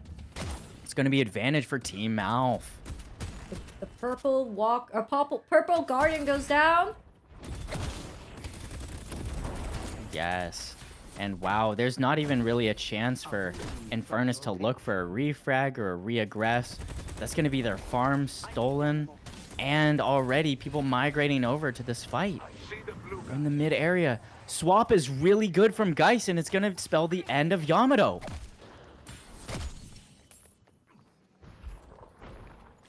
I see on the yellow lane, they're still duking out. It's just like a battle of the men. And as a ghost bomb wins the Shiv fight. Yes, Woo! And now that's going to give an opportunity for Pocket to maybe even out some of the damage to the Guardian with how little this one specifically is taken compared to on the other side. But moving back to the second lane, we will see Kelvin trying to isolate Mo and Krill inside the Ice Dome, but they got to be careful. This Mo and Krill still has an ult up, and you know, if they can isolate... Oh, it is against 4 players, though. This is really scary. Okay, Mo does go down here. Oh, wow. Viscus here. Oh, no, Viscus! And it is going to be just a punch-off with 3 players. just going for it. Viscus is able to get away. Some good movement as well, too. But wow, these three players are doing a great job of prioritizing right here. Oh, man. And while one Guardian is taken. Kelvin sees Oh, good gank Mirage. opportunity potentially taken as well, too. Mirage Mirage is is able so to get slow. under their Guardian, but Mirage they're is taking so so much frozen. damage. But there's the ball. I try to help. And this is actually take the Kelvin down. Combo wobble out to the pocket. Oh my goodness. And they actually win off of this team fight. Mirage is awfully low on the HP, but actually managed to get the HP back from the scabs. And Mo and Krill is 2 for 2 on ults that have resulted in their stacks start to being made for their max HP with combo. So we're potentially already seeing some snowball coming out from the sustainability that's going to be possible from this Mo and Krill combined with Shiv. Uh-oh. Mo and Krill realizes they're actually in a kind of crazy spot right now. There's 3 players that they're up against. They need help. It's a 3v3 all of a sudden, though. Yamato's ulting, and this is a big opportunity for either which side. Cold Front isn't going to land anything. Oh, and Mo and Krill does go down. But yes, Mo and Krill is Oh, and then chased the down Lady by Guys the is pocket. being sandwiched. And maybe another to get caught on the end. And Lady Guys Great confirm goes is down. there too. Wow. And we're going to see the last remaining 2 players that could have involved in that fight from the Team Mouth side have to kind of run away, do a bit of farming, but do they know that there's 2 or 3 players chasing them? Nice wave clear. Mirage sees they are having Abram in pocket on this side, so they have to play safe. They might have to give up on this Guardian, but I'm not for sure. I think the Mirage got the punch. Pushing past the Guardian. Wow, great tornado out. counter. This Mirage. Oh, what an amazing play. Amazing skill. The distribution throughout. Perfect Yes. tornado usage. Seriously, that tornado usage was amazing, and that's with 5k unspent souls on this Mirage. My goodness. Now having a chance to spend that up, it's going to be kinetic dash, improve cooldown, and debuff reducer. 3 great choices. I love the debuff reducer choice here from Mirage. Going to be a great pick against this pocket. Checking over in these middle lanes. Already tornado being used again to isolate this Yamato. Uh-oh, Mirage is awfully going low. And yes, this Okay, is stay looking like a back. bit of a scary fight. It's okay. But that's going to be the last Guardian falling on the side of Team Lovely Momo. Correct me if I'm wrong. No. So Team Mouth is up 3 Guardians right now. The game is not over yet. They are still fighting for the lives. Gua goes down. Team Mouth. Oh my goodness, where have they been? They are And all of a sudden, so Team Lovely strong. Momo's on the back foot. They're just looking to stand under this walker because look at the way that this lane is aggressive. There's 4 players in Team Mouth that are absolutely ready for any over aggression. Wow.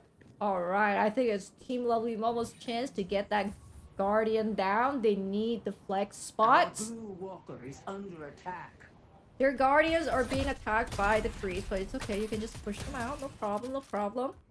Headed to Broadway. Yes, and looks like Yamato actually is going to look for a potential confirm. Does need to run away. Oh, wow, and some big isolation being done here. Let's see how much Yamato is able to do in 1v2. Oh, wow, there's multiple fights happening across the map right now. Alright, That Yamamo's 2v2 in lane 2 will actually be reset. I think both lanes are reset from the fight. Yes, Both it's teams true. were able to back up wow. very quick. Try to support their teammates, of course. And after those Guardian changes, Uh-oh. we will see. Still AP is the There same is combo the going combo! down. And And Poke really goes good down from confirm that. onto Infernus. That's an ult off the table. Infernus still had their ult and it went unused in that fight. Alright, they see the 3 players are pushing into the purple lane of Team And Lovely with Momo. all of this damage being done to this Yamato in pocket, I don't know if there's going to be an opportunity to look for an affliction here. That's going to be a walker going down. Wow, such an early walker down. Now they have to think, they have to punish those players who actually stay a little too long, but actually they get off for free. all 3 players are moving away for free, and potentially even Mirage is going to be able to save this Guardian before anything happens to it. So able to keep a 3 Guardian lead. Alright, they do take the Dynamo down. And it will be 3 people able to move towards Urn because of it. A There lot is is the about bridge to buff. change with the Urn. So I'm very curious to see if Team They Mouth hear is the able to keep Ivy! this lead. Oh, wow.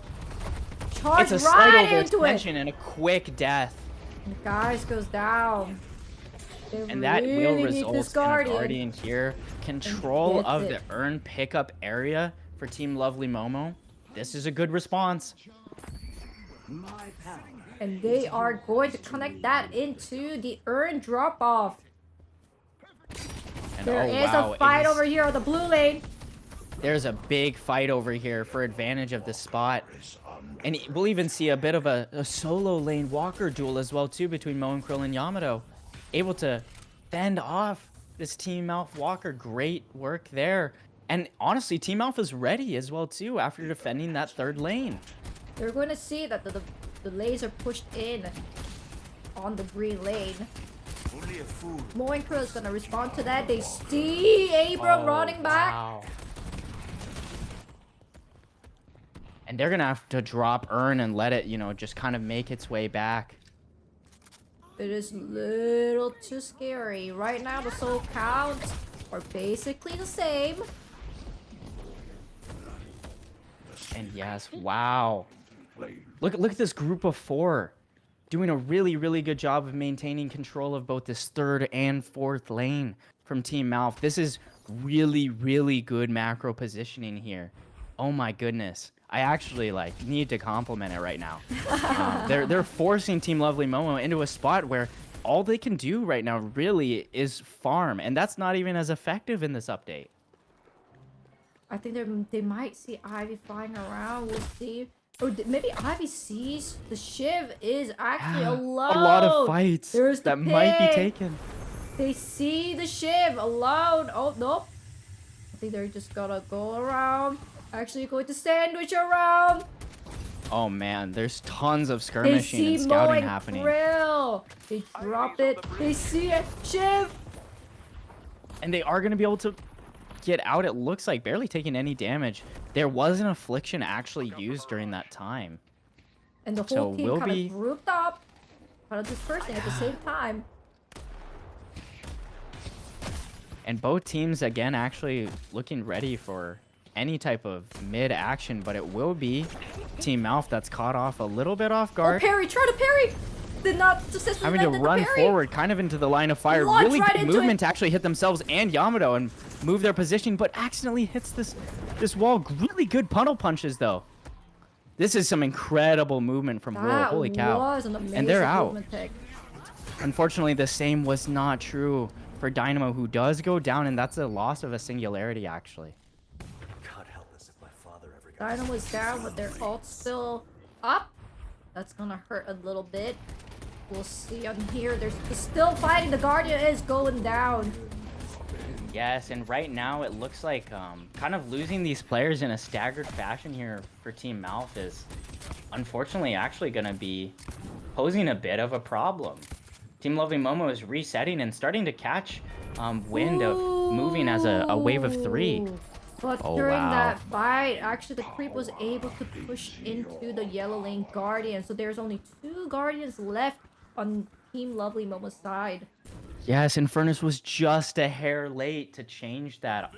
And all of a sudden now we're seeing team in the lead picking up the urn, and it is a matched drop-off spot on the other side of the map just because the lead isn't by too large of a margin.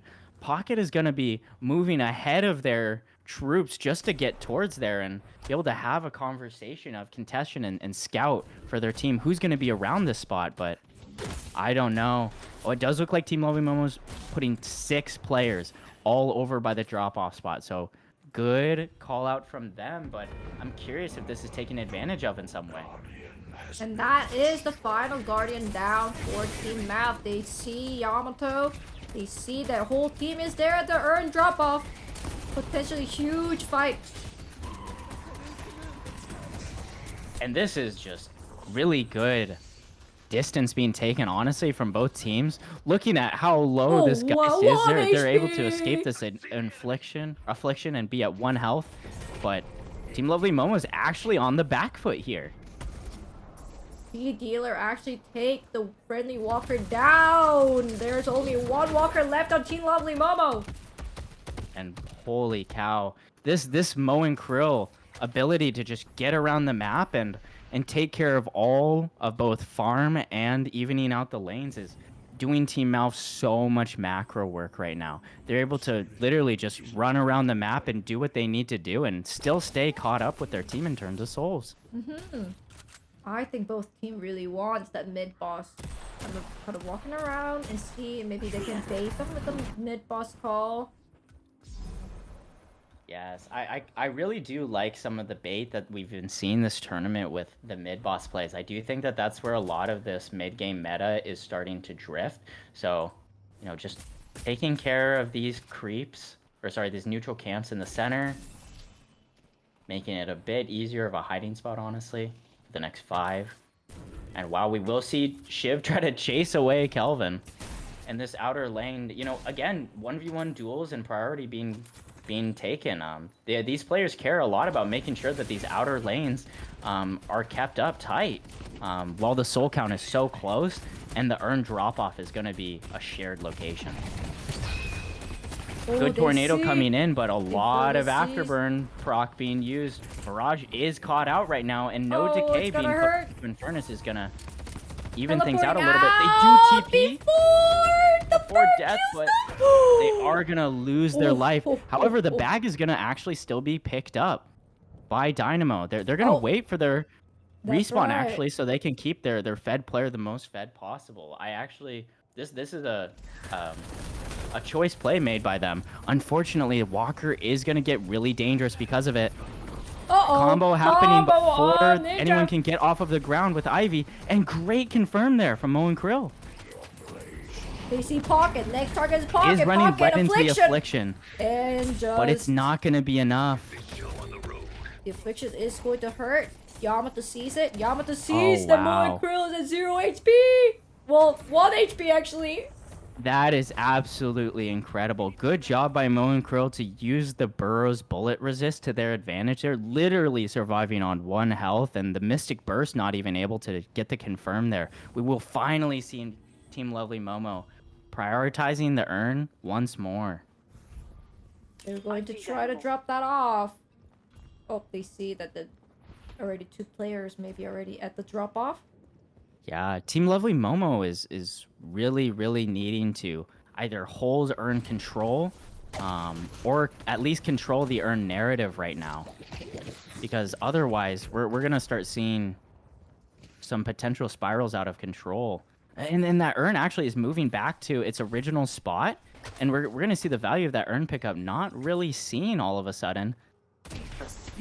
Because the side of Team Alpha is going to know really that earn is still available, and they're going to have priority control over the pickup lane. We do see all 6 players in Team Alpha is kind of hugging this left side a little more. And we are seeing a 5k difference on the souls between both Team Math and Team Lovely Momo. And I mean, that gap is actually closing like faster than as we speak. Now it's 5k. I think Team Lovely Momo is really trying to farm up as much as it can. Yes, and we're potentially going to see Viscous caught out here with Abrams coming in from the side lane, goo! maybe. But right now it's just a 1v1 and a lot of reliance on these puddle punches. A puddle punch missed might actually spell the end for Viscous right here. Torment Pulse might not be enough. Shiv is here, but they will not be able to save DK? Viscous. Oh my nice goodness, parry. really good parry coming out, and this might be 2 kills. Affliction as they well. See 3 of them charging Shiv is a right lot in. more alone than alone. Shiv really Good wants job, that able Infernus. to at least trade with Infernus. Wow! Actually secures the kill. The Infernus that goes lose their down. life. That was man. amazing. That was amazing. At least they got the Infernus there. And Black Hole! Abrams is all of a sudden doesn't have a way out. Tornado's going to keep them in the same place, and while Kelvin's looking to keep the sustain up, it's looking a little bit scary. They Dome are. is going to go up Dome. too to try to sustain those players in Yamato. Oh my gosh. But oh my goodness. Guys, there's 1 HP. Guys, go down. And there's so many players being traded right now. Mo and Krill is still here. All of a sudden, Mo and Krill is the last one available in this gunfight, and they need to get away. Oh my goodness. What a great wall jump there. Mirage doing a good job of staying away and grabbing buff. I love movement buff when I'm playing Mirage, so I think that this is going to just enable them even more. Mirage really did amazing damage and just kind of like, oh, you know what? The front line is kind of crumpling. I'm just going to get out. I don't need to die here. I don't need to give them like the free kill. Yes, and we will see both bridge pickups from the side of Team Malf. It's going to be survival for Mo and Krill and movement for Mirage. I think that those synergize really well with those specific characters, so Team Lovely Momo needs to be a little careful in their next team engagement. Oh, they see Ivy flying. Where's gonna be the drop off? Leaps on cooldown. Alright, they just try to drop off the Infernus, trying to save them. I see Kelvin. And yes, it will look like a little bit of a support visual for their both teams. Viscus and Kelvin take note of each other, but it will be Team Lovely Momo to keep control of this 4th lane. They want this Solar, actually. I feel like Team Lovely Momo is picking up this urn a lot, and using a lot of time and players expended to hold this urn, but they haven't really seen a lot of value from the urn itself. So I'm starting to get a little bit worried. I think both teams are ready for the urn drop. I see Infernus. And yes, Infernus is getting ticked down, and they have not been able to get an afterburn off on anyone. That's a dangerous place to be when you're against a Mo and Krill and Viscus. I think Mirage wanted that last standing Walker. So Pocket dropped Yes. the urn trying to defend that last standing Walker for their own team. And it's going to be Kelvin that's just Oh, but they literally Mirage running, just running, picked up the running. urn. Oh my goodness, you're right. And then all of a sudden, you know, they are visible to enemies, so I'm curious to see if Team Lovely Momo wants to capitalize off of that. Abrams is making their way to the urn drop-off location. They've just realized that Team Malf has possession. They do a seismic They will impact see up. it. Oh, but they're not able to stop it. Oh, no. They are able to deny some of the souls from it, but it's going to be all of a sudden a 5k lead and a bit of an AP lead too start to be had. Seismic Impact needs to actually be used to escape there. But from they see Mo Guha. and Krill on their side of the base. And all of a sudden, it's a 3v2. Oh, wow. No and room Abram to goes escape. down. Oh, man. And with 4 players Look here at on how this big outer that lane. ball is. Oh, literally, it's amazing. And this other lane is all the way up too, and Furnace needs to take a minute and even out these lanes and maybe even push alongside of it. Actually, no, they won't even be able to do that. They need to defend this Walker right now. Is this Walker even able to be defended right now? Oh, Kelvin sees it. Kelvin tries it. Kelvin's slow guys down. Oh, wow. There is a bit of a chase, but I'm a little worried about a trap here. Oh, trapped in the dome. A perfect Really? trap. With Soul Exchange up, this is a bit of an ambitious play here. But actually, they do afford a lot of time for their team to roll in, so Nice. that is a good pick. Confirmed. They really need to take the walkers down. Team Lovely Mom was suffering from the flex spots. Yes, Team Lovely Momo only having one flex spot open is really going to be a pain at this point in the game. And look at how many souls Mirage is holding on Oh to. my god, 31K. This is just absolute mutiny. This guy's richer than rich. This guy is something to look out for sure. I mean, he's gonna pack a punch during the team fights. Holy cow. Looking towards this outer lane, we are actually seeing Shiv get pretty aggressive to try to secure this potential Yamato kill. They don't have ult rep right now, so it honestly makes sense. I think we're going to be able to see a killing blow. Yeah. Wow. And there's no one around to trade it. Look how far Team Malf was able to get up in front of their own lane. This is for that kill. crazy. The underdog. Oh my goodness. You should put all your points all in for Team Mouth, not just 1,000. Yeah, what was I thinking? And wow, actually Affliction is gonna be doing a lot there. I'm curious if there's a cleanse on that cube. No cleanse on the cube, so there will be an Affliction from Mirage when they come out of it. Yeah, and it will result in their death. Viscous is able to get away, but this is an intense fight actually happening in the second lane. Oh, get out of there.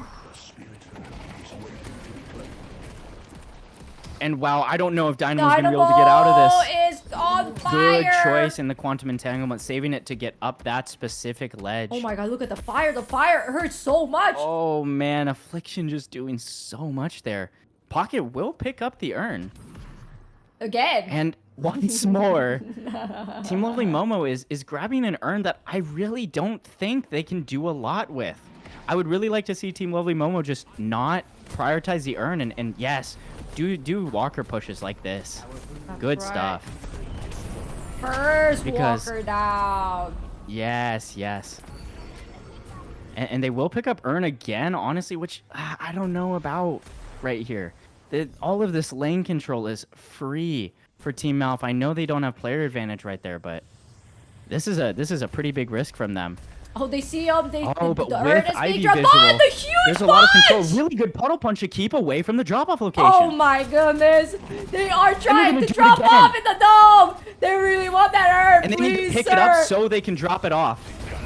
Oh my No, god, and it's gonna they be did kill not drop confirmed it there. off. This is And they Biscuit's stole the masterclass. urn. They stole the Confirmed urn. done for Team Malf. What the heck What just just happened? happened? They stole the urn. What? And there is no getaway, Oh no respite my- here. Where's the Pocket bucket? Where's the just bucket? able to escape, and they have to literally hide in this juke spot. There's Don't nothing let else they them can know, do don't but let play their them life. know.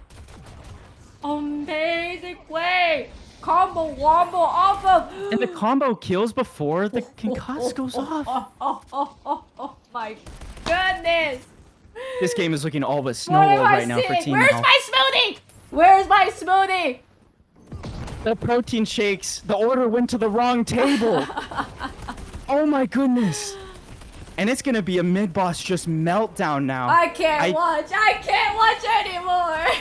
I really think that right now what Team Lovely Momo needs to do is put these two players that have amazing ults for stealing into this right now. This is it. Great all time. Try to steal the rejuve. Oh, but popping the shadow form is actually going to keep them from being able to punch. Oh no. Oh no. And this is going to be a really quick confirm as well too. Only one going down Oh my goodness. from the side of Team Malf, and spreading out once more. It's going to be Viscous that's able to stave off 3 different people, Oh my goodness. forcing Team Lovely Momo to retreat. All 3 remaining Team Lovely Momo players have to retreat. They have to play in base right now. It's not 2 over base yet. guardians It's going not down. over yet. Don't give up.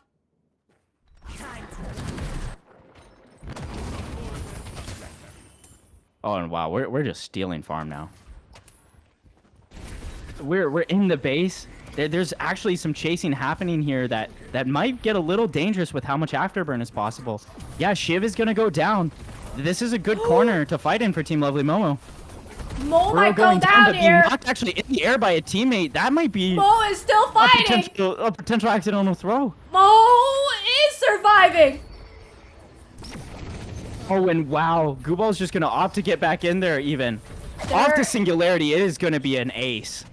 Wow. Okay, but Abram is back and Yamato will be back in 4 seconds, so we'll see if 2 of them are enough to defend the base. Holy cow, and seriously, there's even a person being left to make sure that in case this fails, lanes will be evened out. This is just crazy macro here from Team Malf. And Abrams does have ult up in 16 seconds, so that is going to be what they're playing for here. Defend this final weakened patron. Oh, it's going down so fast. It's going down so fast. And They need to holy act cow, now. I'm not sure if there's anything that can be done. There's so much So damage on the table inside exchange. this pit. Gua goes down. The patron goes down. And it A is a huge clean upset. snowball from Team Mouth. Wow. And Team Mouth takes the win on this round on the semifinal. Really showing that Shiv is not dead. You know, Dynamo doesn't have to be the center of everything, even if, you know, they're still a part of your pick. I think that we saw so much value from that Shiv, from that Mirage. That Wow. was so intense. That was My such a goodness. good game. And Team Mouth guarantees the spot on the finals. Team Woo! Mouth is the first seed now It in the is. upper finals. And In the finals. Let's the prediction. The 73% thought Team Lovely Momo will win, but however, 27% who voted for Team Mouth will be the one taking the meat home. Team Mouth. Oh, we're so rich now. It's Tomo and Ruka chicken bites for days. And Michael L. Fox himself is here in chat. Wow, huge upset, and they are bringing the A game. Seriously. Wow. I'm just in awe of the macro in that match. I think that Team Elf did a really good job of just prioritizing pure objectives. Pure objectives. Like we don't need to always fight for earn because we have lane control. That's right. Just putting the value in the players where they were needed most that entire time. And we saw because of that, Team Lovely Momo was a little bit staggered. They couldn't decide, do we want earn right now? No, it's in a shared drop off spot. You know, do we pick it up now? No, it's in a shared drop off spot. So seriously, I want to compliment as well too Wool with that viscous. Made it impossible for a secure to happen there in the final earn, and even made it possible for them to turn in themselves and then snowball that into base guardian. So amazing job there. Ooh-wee, what a close game. I feel like for Team Mouth, everything went right. Every skill that they used were the perfect time to use it. The tornadoes to escape, the burrow to escape from the affliction, and the punches, the puddle punches to deny that earn that was the hair off of a drop off. I mean, I can just go on for all the skills that happened during that game that went perfectly. I mean, like if there were a hairs too slow on any of that skill execution, it would have been resulted a loss, in my opinion, of that game. But I think we saw a little bit of hesitation of Abram Guha when they saw the earn drop off. They didn't use the ult, they didn't use the charge. They just kind of let that happen. That was the difference maker. And Team Mouth, they weren't hesitant. They were using the right corrective skills at the correct time and correct situation. Yes, I agree. I actually totally agree with everything that you're saying. You know, before the match had started, before and after draft, we were praising Team Lovely Momo for, you know, capitalizing on aggression and windows when they see it, even if they are differences in, you know, just a couple seconds. This time we saw Team Mouth doing the exact same thing, but Team Lovely Momo on the receiving end. So yes, I agree. Some of those fights were literally down to just a couple seconds. And if we remember, there were multiple times where two players from Team Mouth were escaping from fights while they were on 1 health from affliction, and they were literally dodging bullets to survive. That's right. Had those multiple fights and those multiple 1 HP players gone down in those moments, the game could have been entirely different. And that is like not an understatement. So seriously crazy micro plays to just stay alive and make sure that the bounty wasn't secured by Team Lovely Momo. Yeah, I totally agree. And we will be seeing the finals of the losers queue. That would be Team Lovely Momo and Team Black Flag. And I just can't. How many of these games can we survive? I don't know. I don't know anymore. It's going to be awfully close game again. Seriously. And Team Corey looking just hot today. Like, I cannot believe the comeback and how close that last game was that they played. I think that there's some really, really scary energy in the air right now for anyone playing right now. This is looking close So and like a close. toss up. Anyone's game for the finals here for both. I think the losers bracket and going to be the winners bracket here. Let's take a good break. I need to like walk around the house a little bit, just kind of get that extra energy Yes. out of my After being that body. locked in, Oh we my, have to do a we were little bit of so water, so touching locked in. grass. Yeah, we go touch Yes. some grass. Oh my goodness, give a little pet for your pet friendly pets. All right, we will see you guys in good 5 minutes. Yeah, see you guys soon.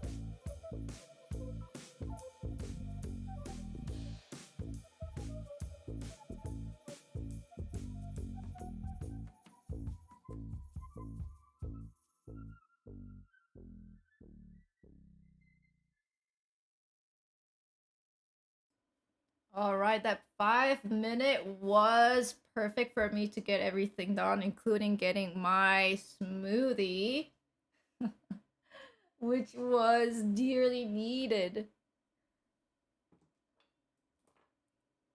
I'm wondering if restart is taking a little bit more. I will update the title to be from semi-final to final. The losers final bracket. Oh man, I did not wish to see this coming. It is too scary. We'll be seeing Team Corey versing Team Lovely Momo. Let me get that bracket room ready here.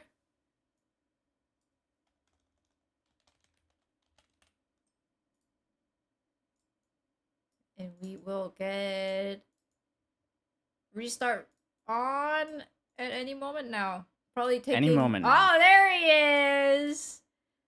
Any moment now. Your internal clock was off by like 20 seconds this time. Oh, okay. Well, it had to happen at some point. I mean, it was a little scary, honestly. I thought you were psychic. It's just kind of like knowing when the song stopped and everything. Yes, a little scary, a little cryptic, but we're fine. We're fine. We're here. I'm here with my smoothie. I feel so much better now.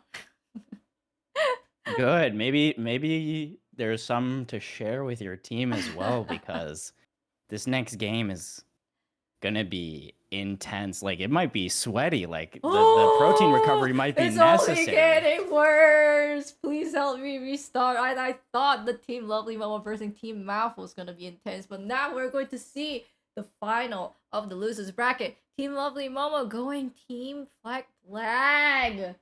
The underdog of Rastrat. Just kind of backdoor. You never know what's gonna happen. I don't know if they're ready for this game, honestly.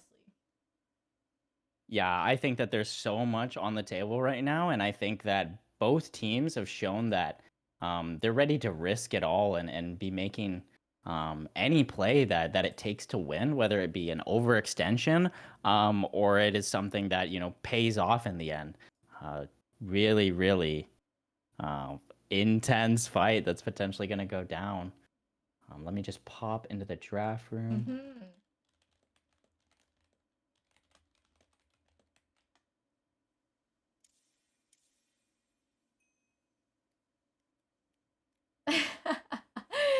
Poke say, hope you guys are happy. Team Mouth won. Now Toma and Ruka are gonna starve.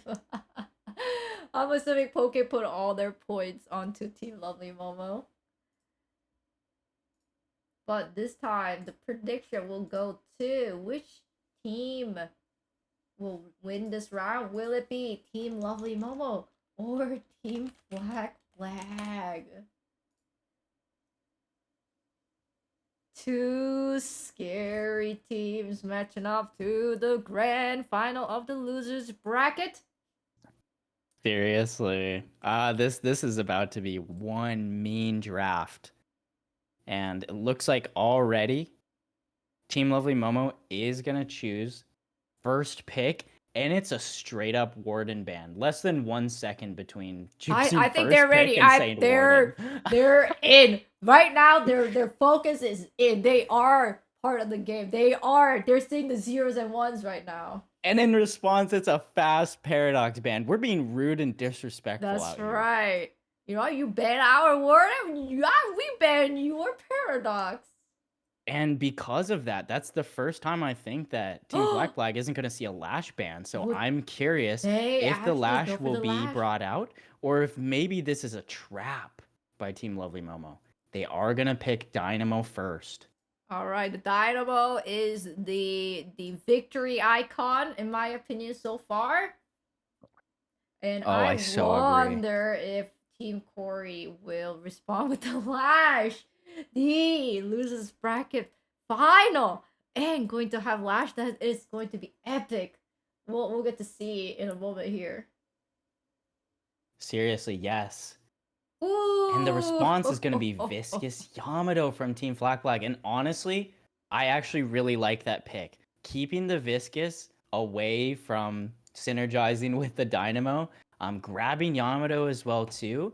I'm already liking the way that this draft is shaping up. Honestly, I thought it was gonna be Lash Yamato because Yamato player in their team was doing so much. They thought they were doing just a self-sacrifice pushing, but no, actually the team joins in and finishes the game, and that has happened already 2 times today. And I think that securing that Yamato pick is very, very important for Team Corey here.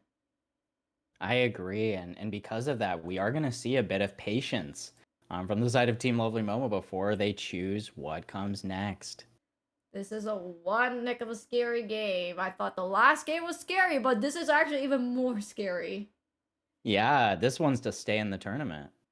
And we This will is be tournament life seeing here. Kelvin Alvin and Mirage. I mean, the Mirage in that last game from Team Mouth was very scary. So now they get the scary Mirage in their team. Hopefully. Yes, and I think that that last game was some of the first time we've seen some Mirage abuse of how overtuned he is right now. Team Lovely Momo might be looking to repeat that game, but be on the upside this time. That's right. And honestly, comboing the Jin's mask with Ice Beam is going to be really oppressive, especially if these two decide to lane together. Ooh, and the Team Black Flag is going to pick Lady Geist. Oh, wow. Wow, I have no idea where the next pick is gonna go. I just feel like Yeah. who's gonna get the Lash? When's the Lash gonna be picked? I have a feeling the Lash is gonna be picked at the last moment. I think you might be right because we're going to see an opt for even more support from Team Lovely Momo. It's going to be an Ivy pick. Ooh, this is gonna be close. I mean, Ivy has been doing an amazing job in the past 2, 3 games for Team Lovely Momo. Love to see Ivy is back on the menu. Yes, and response from Team Flag Flag is going to be Wraith. All right. I mean, Wraith, amazing combo wombo. Honestly, I feel like the Lady Geist's counter is Wraith, and having that counter under your pocket again is kind of securing that extra safety. I agree. I think having that extra safety net, especially too when you're playing against Dynamo, uh, kind of chase down someone like Geist a little easier. So having Wraith to kind of put a stop to that, even if you have to waste a telekinesis, that is better than losing, 2 players. And wow, a lot of thinking time A from Team lot of Lovely Momo. thinking. This is to stay in the tournament. So I'm really curious to see there. I don't know. I don't really feel like Dynamo is going to be built incredibly tanky this game. I think it's going to be a lot of playmaking and a lot of money spent on that refresher probably. So, yep, I was about to say probably an Abrams coming out, and it is the Abrams chosen by Team Lovely Momo. Ooh, it is getting so heat up. Now Yeah, we'll and be seeing the Team Flag Flag. Lash. More Krill. Lash! We see Lash. Lash! Lash! This one's for the people. Lash is here! This one's for the people. In the finals! In the loser bracket man. final. Right here. Lash is here. This is just a feel strong moment. Wow. Holy cow. All All right. right. And now with the last pick, you got to think that Team Lovely Momo was expecting this to some degree, but they're still patient with this final choice. I'd love to see some extra backline support. I wouldn't mind seeing some extra burst or stun support. Something like a McGinnis 7 pocket would be great here. Even a Gray Talon, I don't think is a terrible pick. Oh, I feel like They have McGinnis lots would of be really choices. good. I agree. I think just having both the separating wall that the and Dynamo. wall. Yes, like having both would be so annoying. But they will choose Haze. Woo! Okay. Whoa. That's This something is that we did not crazy. expect. That was Literally, the the one last that final nobody pick. mentioned. Nobody mentioned it. There, no ice and fire. No ice and Oh fire. my It was gosh. on the table. Oh and my it won't gosh. even be chosen. So the last and 12th pick now is in the hands of Team Flag Flag. I think that there's so many choices that they can make now off of this. I think a McGinnis, again, like honestly, any of the picks that Team Lovely Momo could have stolen there would be good for them too. A A McGinnis would be great. A 7 could be great. Even more tank could be good, like Yeah, like having a Moe and Moen Krill or a Krill. Shiv. I mean, I the think a more Shiv could be a really, really underrated devastating. pick here. Yeah. Yeah, seriously, because Geist and Shiv both Oh. have so much sustain. They're gonna make tons of room for Lash, Wraith, Yamato. So, oh my goodness, there's some big brain thinking that has to go down on the side of Team Flag Black. I feel like, Oh gosh. because this final pick will kind of determine their mid and late game play style. I feel like. That's right. I think we're gonna see Moe and Krill, in my opinion. Moe and Krill has been doing enormous damage, Yes. survivability, just burrowing underneath. So annoying, could not secure the kill, disturbing the Yeah. front lane. Yeah, Oh, and we'll so good at both see. split pushing and like just getting in the center of big fights. Like Moen Krill has been versatile in this tournament. Why am I nervous? I'm not even playing. Why am I nervous? Why is my heart just beating so fast? And we're waiting. We're quietly waiting for the last pick for the Team Flag. They're thinking so hard. This is a scary moment for everyone, man. I think yeah, Moen Krill or McGinnis would be my two choices. I'm very, very curious, man. Oh man, it's time is up. Time's ticking. You gotta Yeah, pick. You gotta this pick. is taking a little bit. You gotta pick. You gotta pick. 1 minute is way over. Infernus! Okay, you know what? It's actually gonna be fire against the ice. Interesting pick. All right, and honestly, while that's not what I was expecting, I think a lot of the burn here is going to be trying to keep Mirage and keep some of these support players um, more away in the back line of fights instead of being able to get aggressive and use their rejuvenating aura or healing nova. Can you imagine Lash ult into the puddle of poison of Geist's bomb and of the Infernus' fire? That is gonna be so devastating. It's just gonna be ticks and ticks and ticks of the damage. My goodness, we have to see this game. Seriously, this game is looking incredible. Yes, we will have a fire versus ice out here today, after all. Ooh-wee. Alright, on the Amber side it would be Team Lovely Momo, and on the Sapphire side it's gonna be Team Flag Flag. Alright, I'm just gonna take Awesome. some time to type. No worries. We'll take a second to deliberate the region as well too.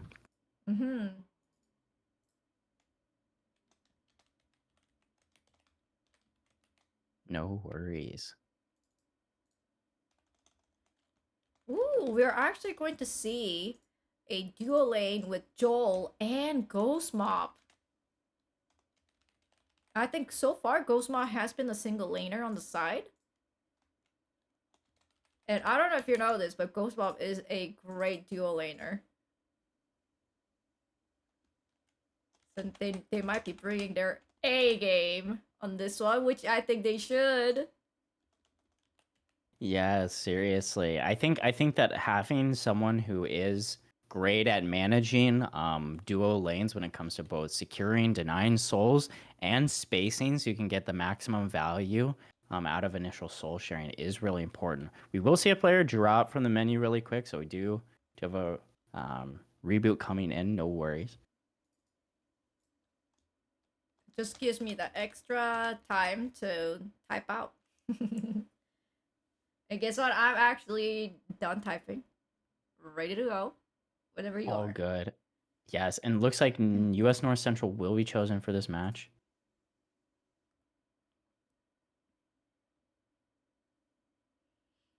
Alright, good luck to both Team Lovely Momo and Team Flag Flag. It is going to be the survival who will stay to move on to the grand final. This is the losers bracket final. Let's get it done. And you filled in those names that last time really fast, Kate. Oh yes, you know Great what? work. I'm just getting faster and faster. And it does look like it will be Wada on the lash Woo! We in are this going to center see it. dueling. And we gotta spec this. I want to see if there is a great rollout being done.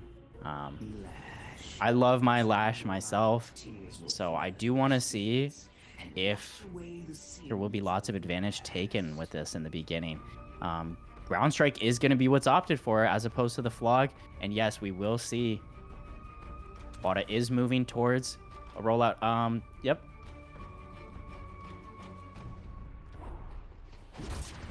Nice. Great half HP already on Ninja. Does trade about half of their HP as well too, so it actually is a bit of an even trade, but we're in it. And the hand has kind of been revealed now that Ground Strike has been invested first. So there Can I will be just get a opportunities now to play last around. second of a double Oh, check. yes, yes. Thank you. I got it. Thank you. Awesome. All right. And wow, a lot of burst damage is on the table actually on both sides here. Quick second pause. Oh god. You know, you gotta answer some important phone calls. Oh, brother. Well, you know, if it's related to your protected medical information, you know, I guess we have to allow it.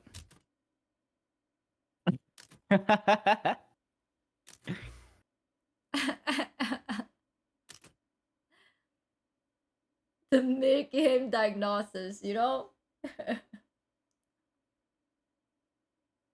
This is hilarious. You know, I do want to say that most of the games that we've been specking has had a 3-minute or earlier pause most of the time. So, you know, it does just go to show that you know, this is the first one happening for reasons out of the game. So, you know, the game's still being improved all the time. We still got 274 shaders being loaded this morning, so That's right.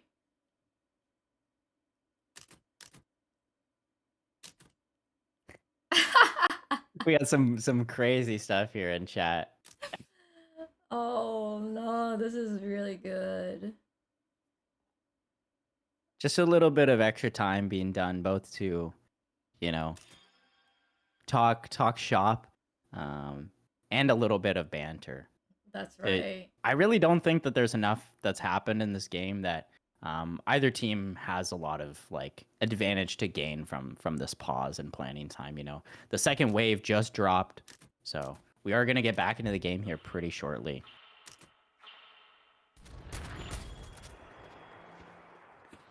A quick last hashtag ad in the in the chat, and we're back in it.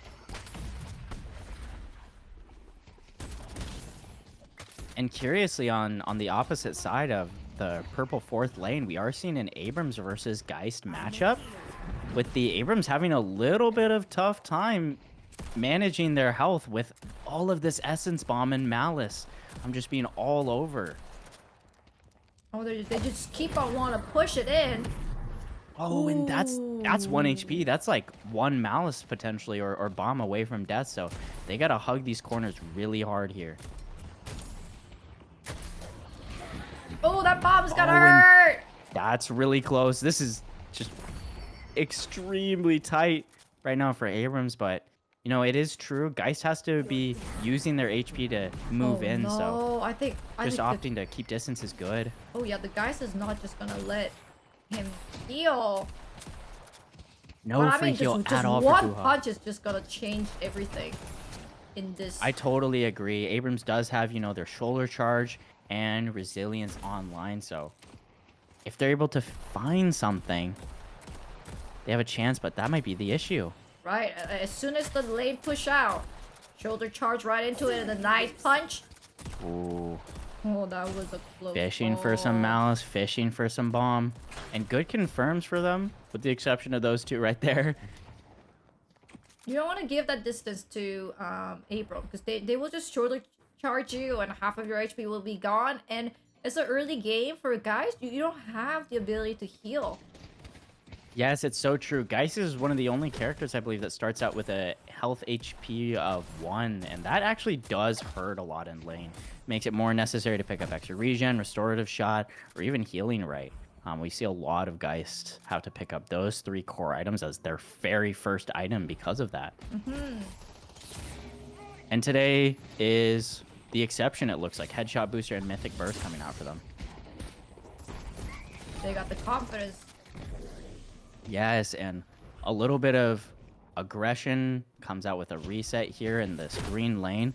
These middle lanes are actually really close, both in souls and HP, doing a good job of kiting people close to each guardian side, and Ghost Mob doing a good job of tracking through the veil.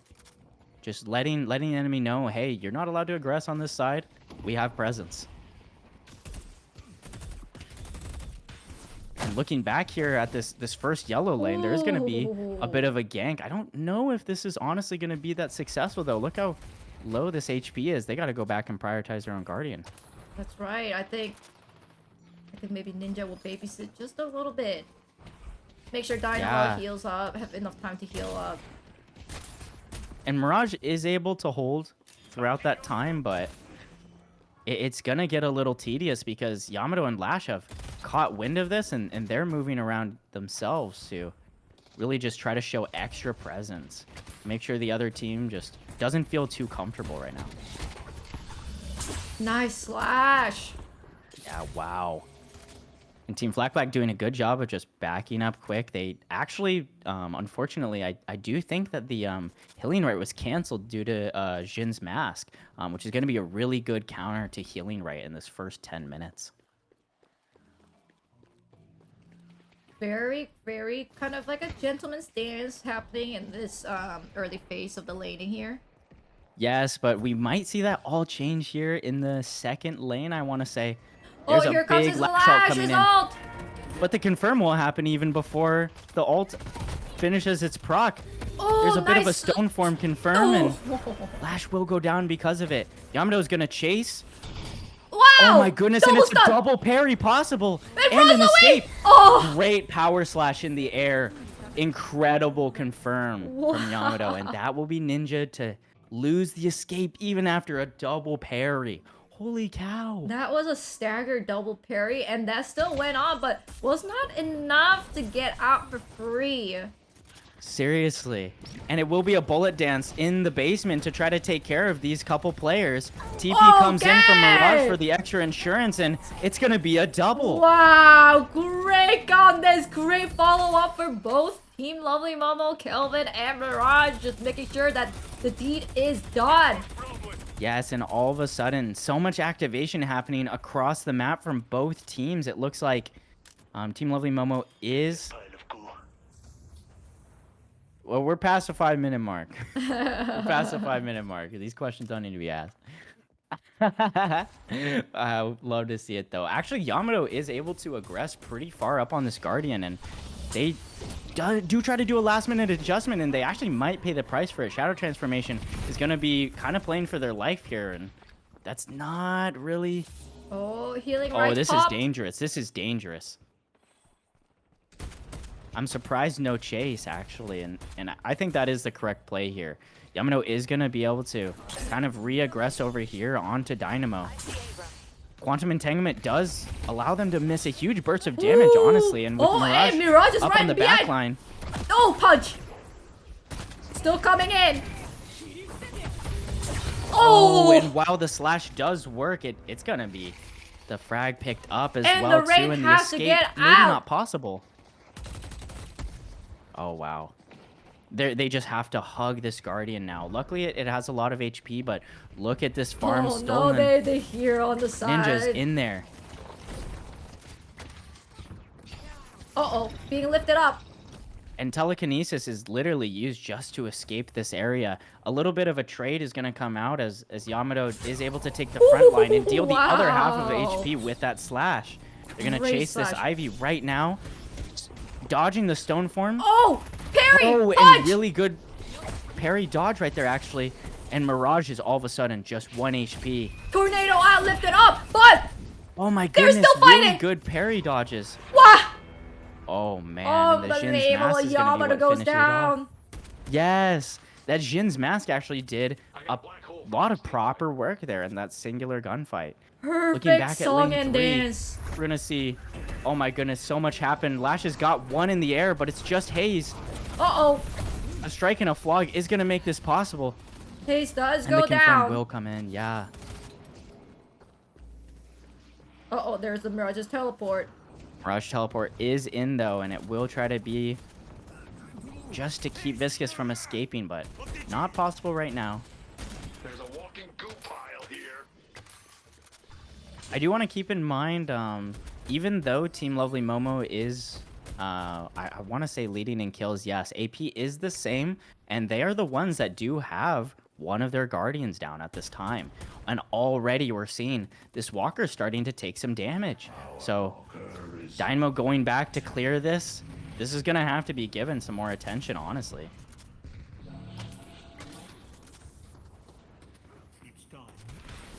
Nice wall maneuver. Seriously, we're seeing a lot of good movement in these past Yes, couple games. that is a new poster. I guarantee you that is a new poster. I think you're right. And Wada and Lash just looking for an opportunity. But we'll decide not to aggress on Ivy. Oh, they hear Viscous. Yeah, but there's a lot of map awareness about what's going on right now. Team Flack has so much info, honestly. Making sure We they're are gonna safe see to a- farm. Yeah, honestly, a bit of a skirmish happening I see Yamato. in this second lane. I'm curious if Team Lovely Momo is looking to protect the bridge buff that's about to spawn here in 15 seconds. Going to It's a clear out the 4v2 wave. here. Uh-oh, they see Oh, Ace. They man. want to punish Ace. They're in the air. Oh, and that Mirage is goes a down. There's huge a confirm with a Google. goo chase as well too. Oh, my no! goodness, and amazing movement there from multiple players. Viscous to initiate that stun, and then Lash to confirm with that ground strike. It's going to be a Guardian taken from this spot, and Infernus is on the run. Meanwhile, across the other side of the map, it's two players from Team Flag that are kind of isolated in between four players from Team Lovely Momo. Wow, what an amazing job. So already Team Lovely Momo's Guardians are down. Two of them are down. Oh, there's a little disconnect. Oh, the game And must all have crashed. good. We will see a crash happening, but no worries. It's honestly in a relatively safe vicinity. Very, very safe place. But yeah, looking at the map generally though, well, we're seeing a lot of tense pressure coming in by Team Lovely Momo in this outer fourth lane. And it's only Geist, with low movement, kind of just sitting under this Guardian. They do have their Soul Exchange up, so I do think that there is, a good opportunity for them to potentially stay here, fight for a little bit, and maybe leave if necessary. I'd be curious to know if players like Wada and Lash and Wraith have their speed boosts up, so that maybe they could get over there in time. This is a very curious position. All Team right, Corey Joel with is back. great. And we will Both sides are ready. resume game. And while it will be some aggression here, it's gonna be honestly just hard for guys to meet here. Uh-oh, And this Guardian is going down. Oh, but the Lashes ult picks up Mirage. Mirage Into is the going Guardian down. as well too. Really, really good damage, but honestly, this is still looking difficult. It's basically a fight reset, but it might still be the Guardian confirmed that could come in if decided. Wow. Oh wow. They just- I'm so surprised that this is happening. Uh-oh. They see. Lady guys. Soul Exchange actually works out, but the Guardian still goes down. Abrams Great punch. throw, Charge double both of charge them. as well, What too. just happened? That's going to be a first How? confirm in. And then this is a last effort One from punch. Lash, and it will be down, down, down. Infernus going down as well too in that middle third lane.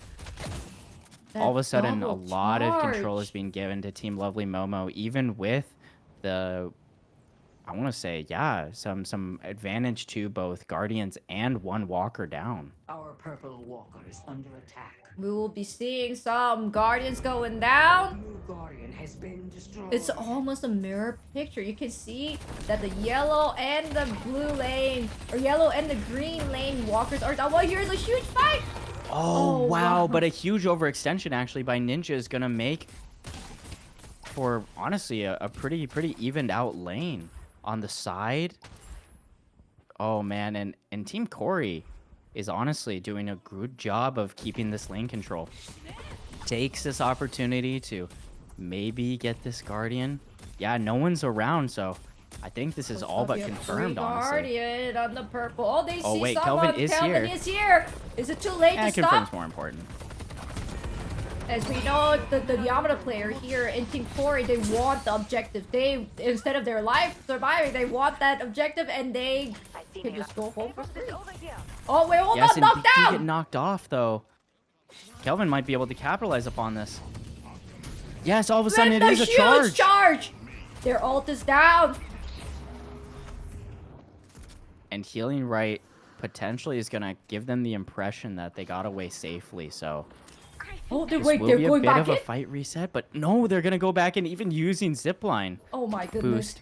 Take this boon. This is gonna be an intense fight just for this pickup spot.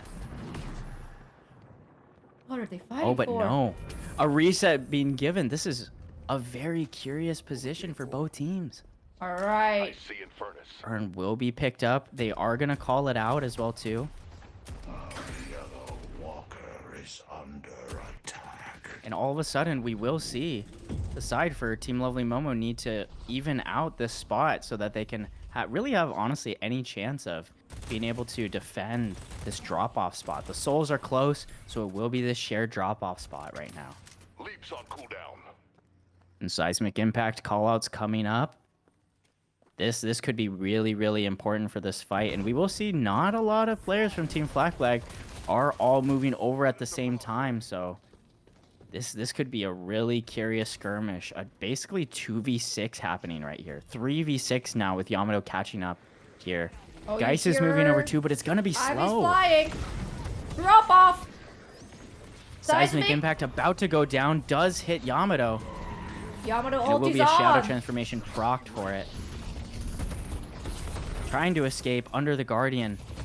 Oh, but they It see might be a Dynamo. Dynamo is so 3-3. low. Wait, hold on. Dynamo might go down here. Dynamo And survives. it's a rescue beam into a singularity in the air Wow! that is not going to work out in terms of getting the singularity confirmed, but is actually going to inevitably end up in a trade. And because of that, it's going to be a Guardian, or sorry, a Walker traded for Earn. I don't know if that trade was profitable for Team Lovely Momo, but they were able to pick Yamato down. Give you a boon. Yes, it does look like, honestly, there is being a lot of effort keeping Team Flag Flag's Yamato from being able to snowball. I'm not sure if that is a purposeful move by Team Lovely Momo, but they are doing a good job of that. However, it's giving Lash a lot of room. It's giving Geist a lot of room. Just as I say that, though, Lash actually is going to go down to Dynamo, trying to kind of get a solo push on this fourth Walker here for Team Lovely Momo. They are going to be able to two-man push out. I like this strategy, 2 or 3-man pushes all around, but this Walker is about to get usurped by 2 defending players and 2 attacking players. Ooh, let's see. Wow. And it's gonna go down. There is only 1 Walker left for Team Lovely Momo. So quick. But all of 4 Walkers are still kicking in Team Flag Flag. And that might actually change here in just a moment. But it's hard to say. There's a pickup! Lash Util is going to keep them away, actually. Really, really good job. And it's true, Lash ult is up. So I do feel like these Walker takes right now are really scary. If Lash is going to do a good job being mobile, some of these deaths might not mean the most. Oh my goodness, and an wow. incredible attack there. And Flog isn't up, but it is now, and along with a ground strike, this escapable might be really tough for Hayes. Uh-oh. Oh, wow. Scratch that. It actually is going very well. Sometimes the best movement is just not moving. Yes. We've actually seen these juke spots and invisibility take a lot of use for some of these players. I see the enemy. Well, and Wada's actually getting chased down a little bit, Uh-oh. but holds lane priority a little bit, shows presence, and kind of puts Team Lovely Momo in a position where they got to push on the other side of the map Oh no, now. the Kelvin's might go And down a here. Kelvin Ooh. overextension might spell demise. Mirage was just a little too far back, actually, just attached to the back line to be able to stop that 3v1, with Wraith Telekinesis up, doing so much work there, Viscous Ball, and Yamato didn't even feel the need to have to wait for their Shadow Transformation. It was all there. Alright, hopefully from the last game, Team Lovely Momo learned that the urn is not the most important stuff. Actually, it's the objective. They want to get that walkers down. 4 of them are still standing on Team Flag. Try to push that lane, try to fix the lane, so that hopefully they will get at least 2 walkers down soon. Yes, and all of a sudden, some of these 2 players trying to do some farm in mid are going to be usurped by 4 more, but it's a decent TP out, but Mirage coming in as well too is going to make this a 5v3 and a chase into the walker. I'm curious. Actually, we're going to see Lash doing a solo push on the outside. And that is going to be the final walker going down for Team Lovely Momo. And a 3rd flex slot afforded now to Team Black. This is a good trade, whether or not Lash lives here or not. Wow, double stun. And a quick getaway. This is going to turn into a 2v2 here between these players. Concuss doesn't hit anyone either. This is an odd situation for these players on the side of Team Flag to be in. Seismic Impact kind of doing a weird job avoiding the Death Slam, and it will spend actually the end. A chase coming down for Infernus, but it won't work out. And it might turn into a take of this walker right here. They need to take the walkers down. Come on, Team Lovely Momo. We would like to see that walkers down. We love the fights, but come on, let's do this. Yes, and meanwhile, we do see Viscous go down on the side of Team Flag, but look how far that lane got pushed up because of it. All the way back. Team Lovely Momo has to move to break up these minions that have almost by themselves taken out these base guardians. This is crazy. We will see an Infernus confirm coming in. So, players are down on the side of Team Black, but look how far up. The lanes. Look at this. But they're not afraid of that. They're actually gonna do the mid boss. And Team Lovely Momo are actually fine with it. They're going for a really, really fast mid boss, faster than maybe actually can be adapted. This might be a good call here. Lash might be nearby for that. But they actually get the rejuve. There was no opportunity. Yeah, this is a good play here for Team Lovely Momo. They're gonna have rejuve up so they can be a little more bold, and their minions are gonna be a little more self-sufficient.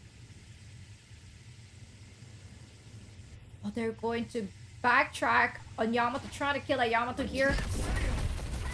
And that's a really good spirit burst right there to make sure that Yamato doesn't have any chance to get out or proc any sort of invincibility. Headed to park. And all of a sudden, we will see some of the waves start to even out a little bit more on the mid side. Lash is looking to get out. Viscous is looking to get out too, but having a bit of a harder time. Gubo will do a good job and does actually stop the Haze ult. Photo Punch as well too does a good job. Lash is back in to try to do a little bit of helping the teammate, and Haze goes down. Kill does get secured for the Haze. Actually, Ground Strike is not possible. Oh no, they're what stopped. The heck? What this is is going on? Crazy triple ult actually, but they do go down before the Ground Strike confirm is possible.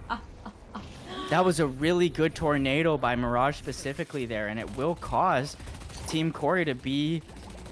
Oh my god. The Gooman is surviving. All on the back foot. Goes down. Yes, and Wraith is maybe not going to be able to back up from this. Wraith is slow. Just standing under this walker, but it's too much. There will be 4 players there from Team Lovely Momo to hopefully secure that walker, but Yamato's already back and they have ult. So some things are changing very quickly in this 4th lane. This is they dispersed. They dispersed. They said, hey, Yamato's here. Get out of here. They're doing a slight mini reset. I wonder if this is a bit of faking. This is particular for sure. They see Gua. And meanwhile, we do see the urn successfully delivered in the neutral area. And even maybe a confirm as well too off of it. All of a sudden, Team Lovely Momo's macro looking very, very good. All right. Lash is fighting for life. Yes, this is getting really tough. They do have the Death Slam up. Oh, they're doing the will ulti grab ult three. 3! Amazing! And the stun Oh from my the goodness. Walker.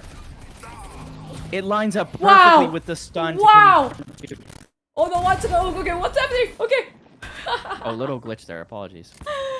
Had a slight stutter. Oh, motion blur. There's a bit of motion blur. Yeah. I can't watch, man. I cannot watch anymore. Oh, and oh my goodness, this might Mirage go and Lash down. battle is Oh, just eternal. I think the Jin's 93. mask might confirm. 100 HP, 109, 150. They And Wada wants more. This is craziness. What They're of being those? chased still by 2 right now. Oh The no, the funnel hit! scare was No, missing. that hit! Is Lash gonna be able to get away from this? No, it can't be. Tell me it ain't so! And there we are. Wow.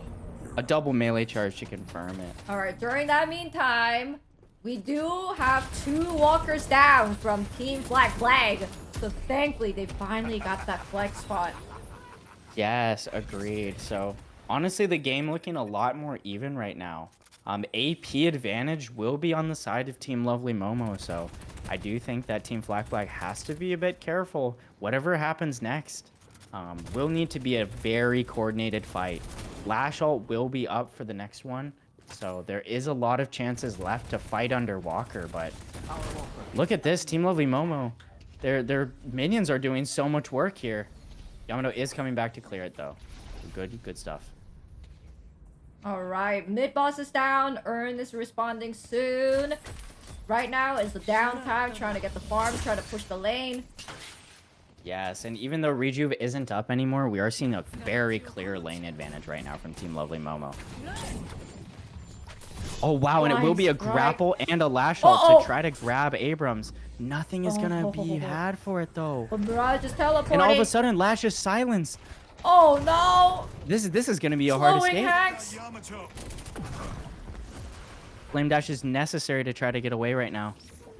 Fighting under the Walker might be the only option with this player down.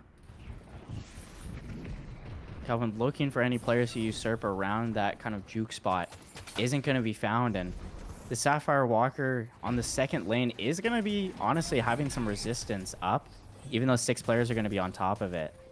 We still don't know where this game will actually finish. And Wada's playing maxed Death Slam with some cooldown, it looks like, even potentially. So there's that still damage. so much that could happen right here. The Walker will go down, but I'm curious. Yep, Here it is going to comes be a the huge 3 ult. ults But it's going to be a in dome the as well, too. dome. All of a sudden, there's a huge trap happening here on Lash.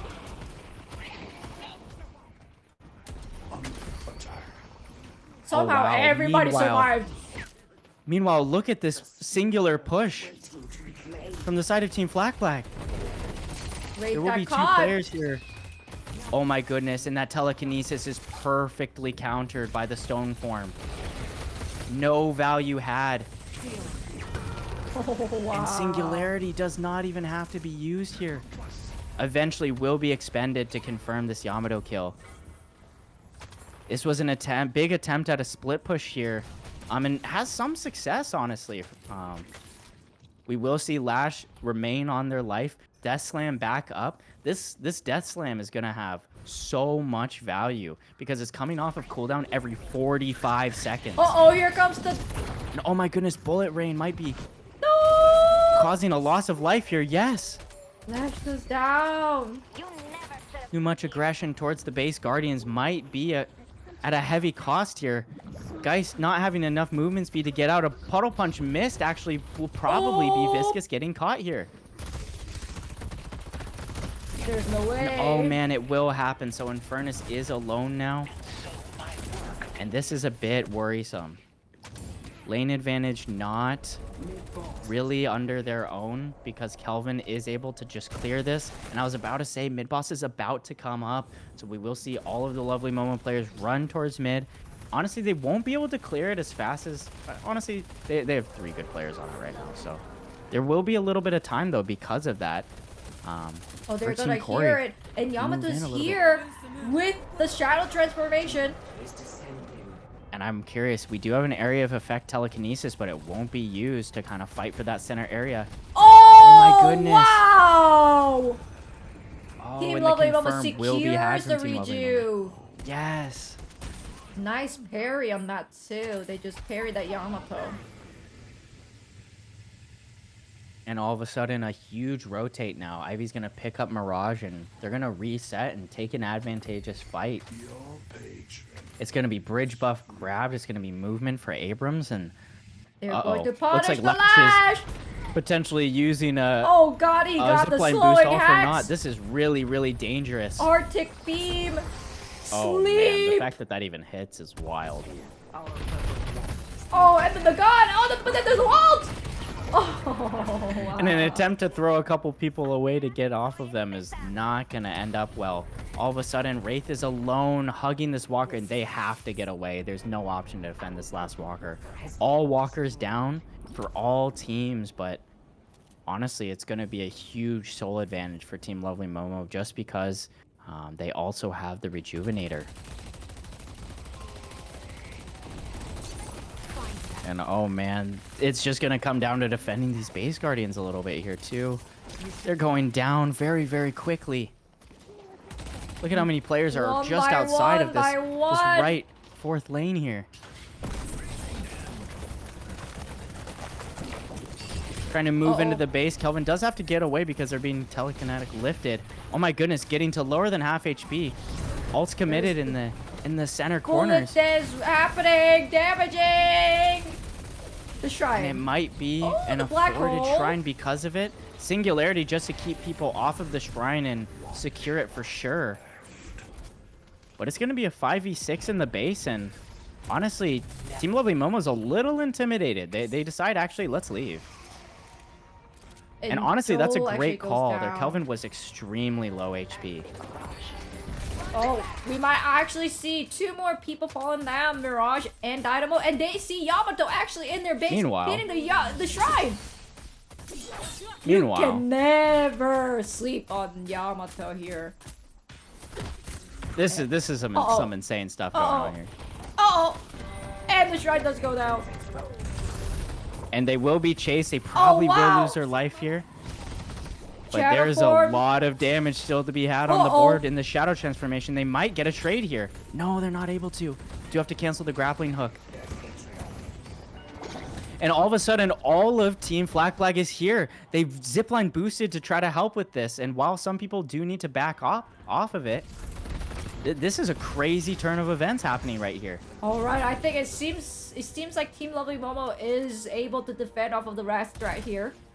They are, but all of a sudden they only have a weakened patron left. So this is a very, very weird place that this game is at right now because it's all about protecting, you know, the patrons. There's going to be a lot of base fight happening right now.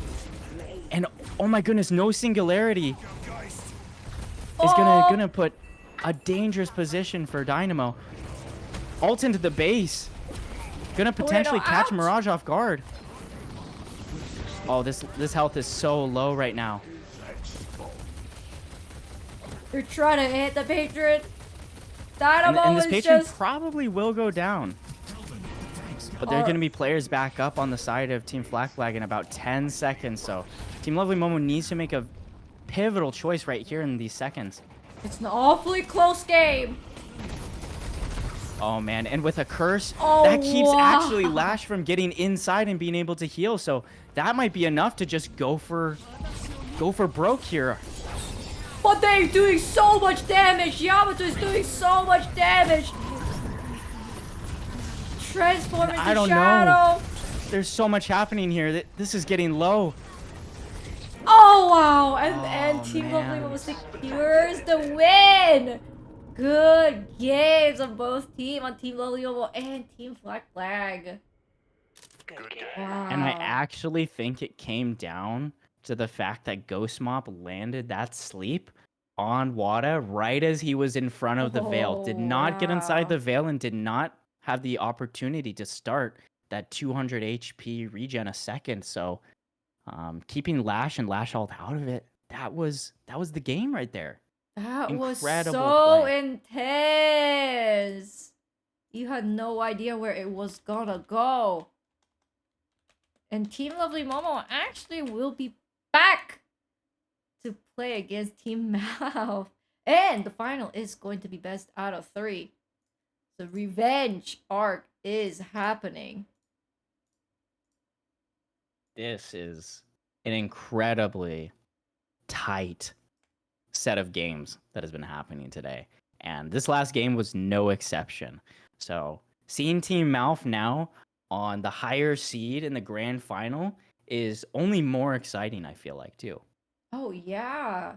It's so exciting. Oh my goodness. Oh. Oof. I mean, should we take like a quick 3-minute break before we jump right into the final, the grand final of the Team Unity Yes. Deadlock tournament? Let's do take so. 3. All right. Sounds good. All right, we'll see you in 3 minutes. Perfect.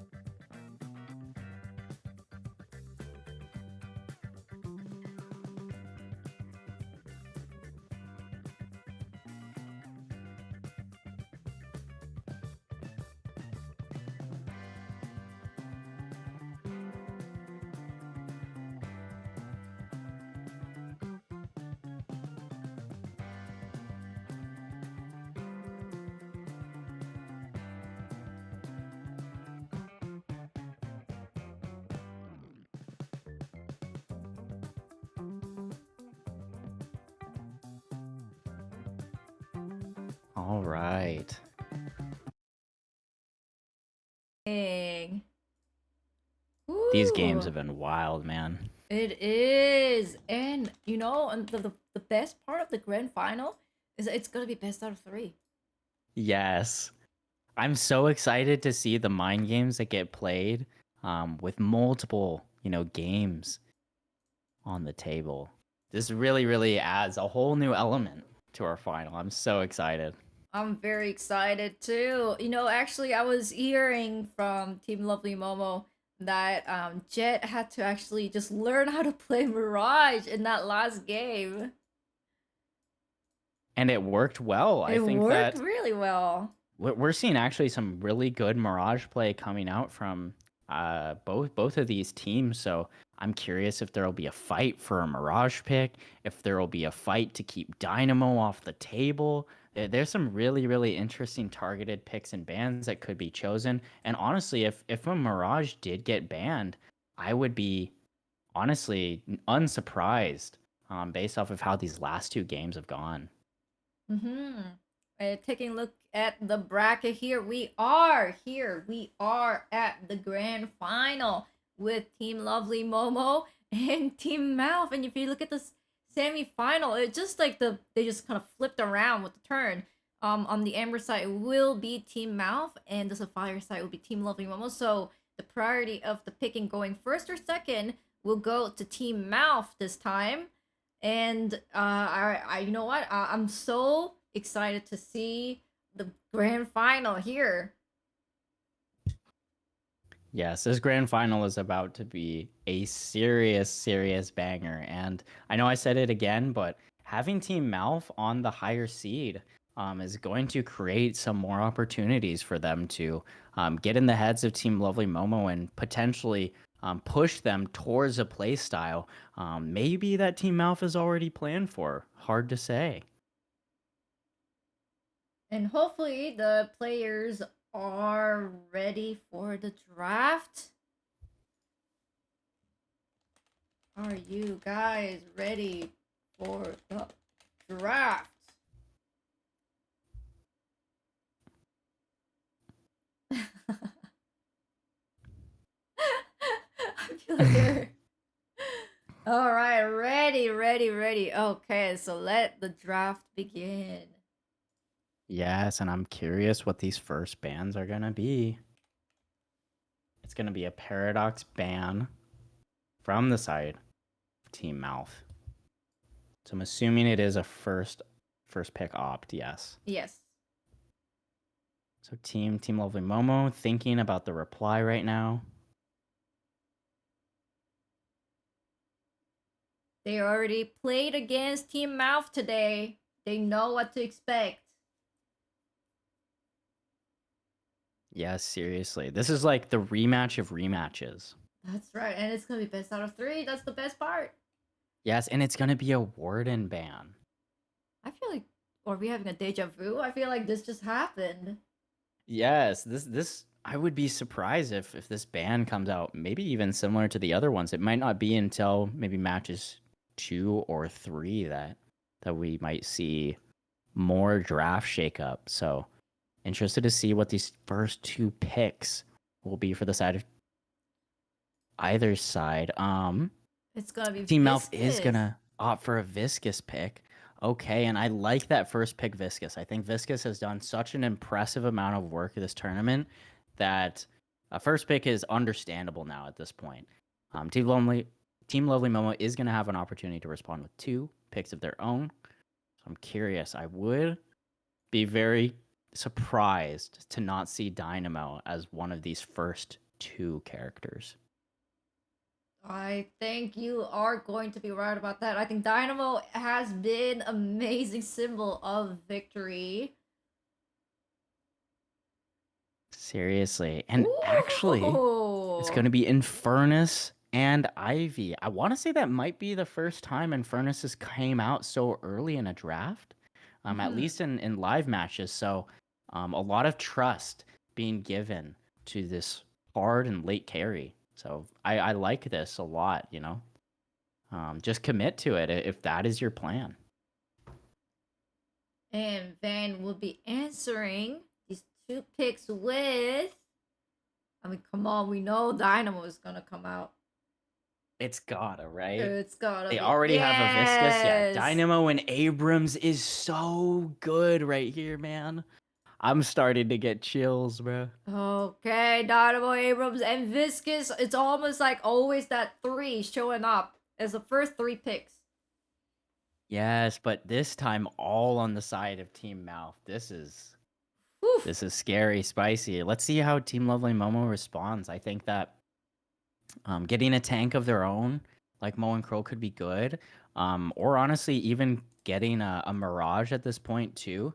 They do have an Infernus already, so I would be interested to see if they look to combine that with Mirage, or if they maybe opt to go with a different direction. And it will actually be the Mirage pick. Yes, from Team Lovely Momo. Great pick. I wonder if they were actually going to pick Kelvin for the ice and fire combo, but they might just actually detour from that pick and maybe pick McGinnis instead. I mean, Kelvin has been great, but I think Kelvin was specifically picked in that last match because it was a great counter of Lash. Yeah, I totally agree. The Kelvin Util did isolate a lot of what Lash was trying to achieve, both in Death Slams and Ground Strikes last game. Not as maybe essential in this game, but if Team Malf were interested in picking up a Kelvin, I do think that that could work in their favor. But they will opt for a Mo and Krill. They got two tanks, Mo and Krill and Abram. It's gonna be tough to penetrate the front line of Team Mouth. Yeah, this is a really strong front and midline here from Team Malf. I actually am really, really impressed with the fact that they were able to get away with some of these picks. And will be Pocket as a response. We should be seeing. Oh man. Oh no! I was about to say if we see guys on Team Mouth, it's going to be unstoppable. And it will be a Geist on Oh Team Malf. no, and I didn't even get to say it. Oh wow. Guys, This is Mo and wild. Krill, Abram, they're so stacked. And I'm really curious how Team Lovely Momo want to respond to this. I feel like a lot of the characters that they have are really trying to do so much poke. You got the Jin's Mask, you got the Affliction, you got, the Afterburn damage procking. You have so many things that are going to keep Team Mouth players on lower or 1 HP. I'm trying to think what would they want to put in front of that? Maybe a Shiv that is more bleed. But they will opt for a Kelvin as well too. Fire So and this Ice. this is a very, very specific and siloed comp, I feel like, from Team Lovely Momo. Interested to see why they chose Kelvin other than McGinnis. I feel like the McGinnis' wall might have been beneficial, but you never know. They got the brain game here, and this is only going to be game one. Yes, and Out of total three. I think McGinnis is such a good pick right now if you're Team Malf. This could help prevent an affliction. This could help be getting away from someone like Kelvin. And also giving McGinnis to the side of Team Lovely Momo could trap, Team Malf players in positions where they can't stop all this damage and AoE proc happening, but they're gonna pick Bebop. Oh wow. Oh wow. That is a Oh, man. nasty setup. That is a nasty setup. This is a beautiful and Oh. terrifying comp here from Oh, Team Mouth. What is the no. 12th pick now? How do you respond to this? Oh, I don't know. I don't know. We'll have to see. We have to see. Honestly, in response, I would be very surprised not to see either a Shiv or maybe a McGinnis come out for Team Lovely Momo. It feels like it just is kind of necessary to help support pushes. Yep, and it will be a McGinnis chosen. Okay. All right. This will be the game one of the grand final of Team Unity Community Deadlock Tournament. And players are already in the lobby. And the great thing about it is that this will be my last time typing. Wait, Hopefully. so true. Hopefully. Hopefully. Yeah. If they don't switch Oh. sides. If they switch sides, then I might have to move things around, but you know what? That's just it though. Yeah. We're at the cusp. That's right. Exactly. And wow, I honestly still cannot get over that draft. I think that we're literally seeing like poke and proc damage versus just so much denial of area control. So there is just so many different visions happening from both of these sides. This is just incredible. We'll see the players kind of trying to get the lanes set.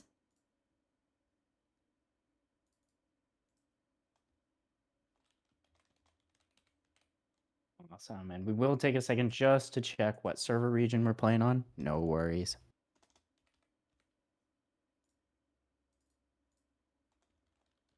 We will see the lanes start to fill out.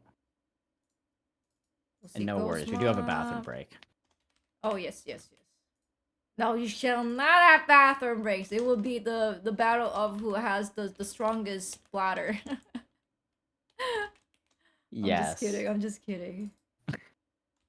Shouldn't have to come down to that. And this is a straight BO3. The advantage that Team Alpha has is in being able to choose their side.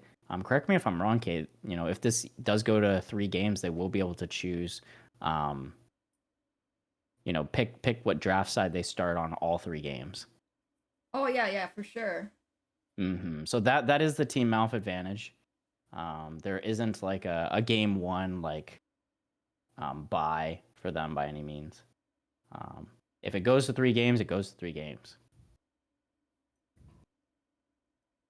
Get your bottles ready, players. Of course. You gotta have that gamer bottles.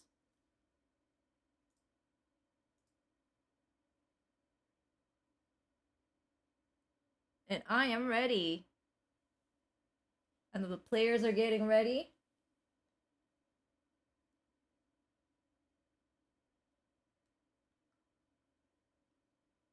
Ooh, you know what? I did not do the prediction.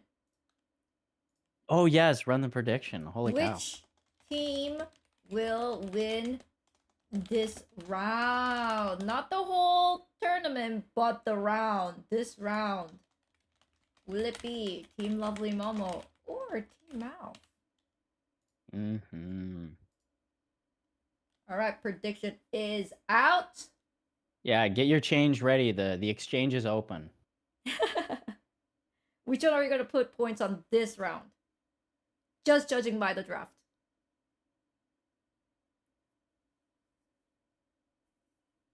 Restart is thinking so hard. I am responding to questions as well too from the players, but I honestly with this draft, I have to say that Team Mouth has a big advantage here. As the person, Lovely Momo, I am forever believer for Team Lovely Momo. I'm gonna if I were able to bet my own points, I would put all my points onto Team Lovely Momo. You guys got this.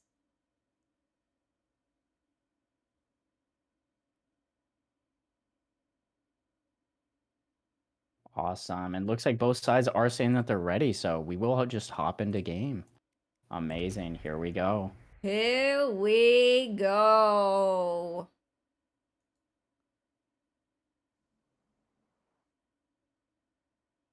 This is a huge opportunity to secure this first match win. And if you're Team Lovely Momo, you honestly kind of want this first win, because whether or not you win or lose this first game, Team Mouth is going to still have draft advantage for the second game. So it would be best for them to take this first match. I mean, start off strong, but let's see. We will see a Pocket v Abrams on the outer lane, a Mo and Infernus in the other outer lane. These are some kind of bursty versus melee heavy or close range players. Mm-hmm. A very curious lane choice. Something to note here. So far, Kelvin has always been played by Joel, but they actually switched it around. It will be Gua who will be playing Kelvin this time. Yeah, I do think that that is an interesting choice here. Normally, I feel like we've been seeing Guha on the Abrams, but with Ven on the Abrams as their comfort pick, it's going to be a lot of extra pressure put on Team Lovely Momo to kind of just be adapting to what their current draft is. And a lot of damage being done to Pocket early on. There is 3 or 4 barrage stacks that are put on Abrams, so dude does need to be a little careful here. As they're balancing around, the barrage stacks will go down here in a second, but...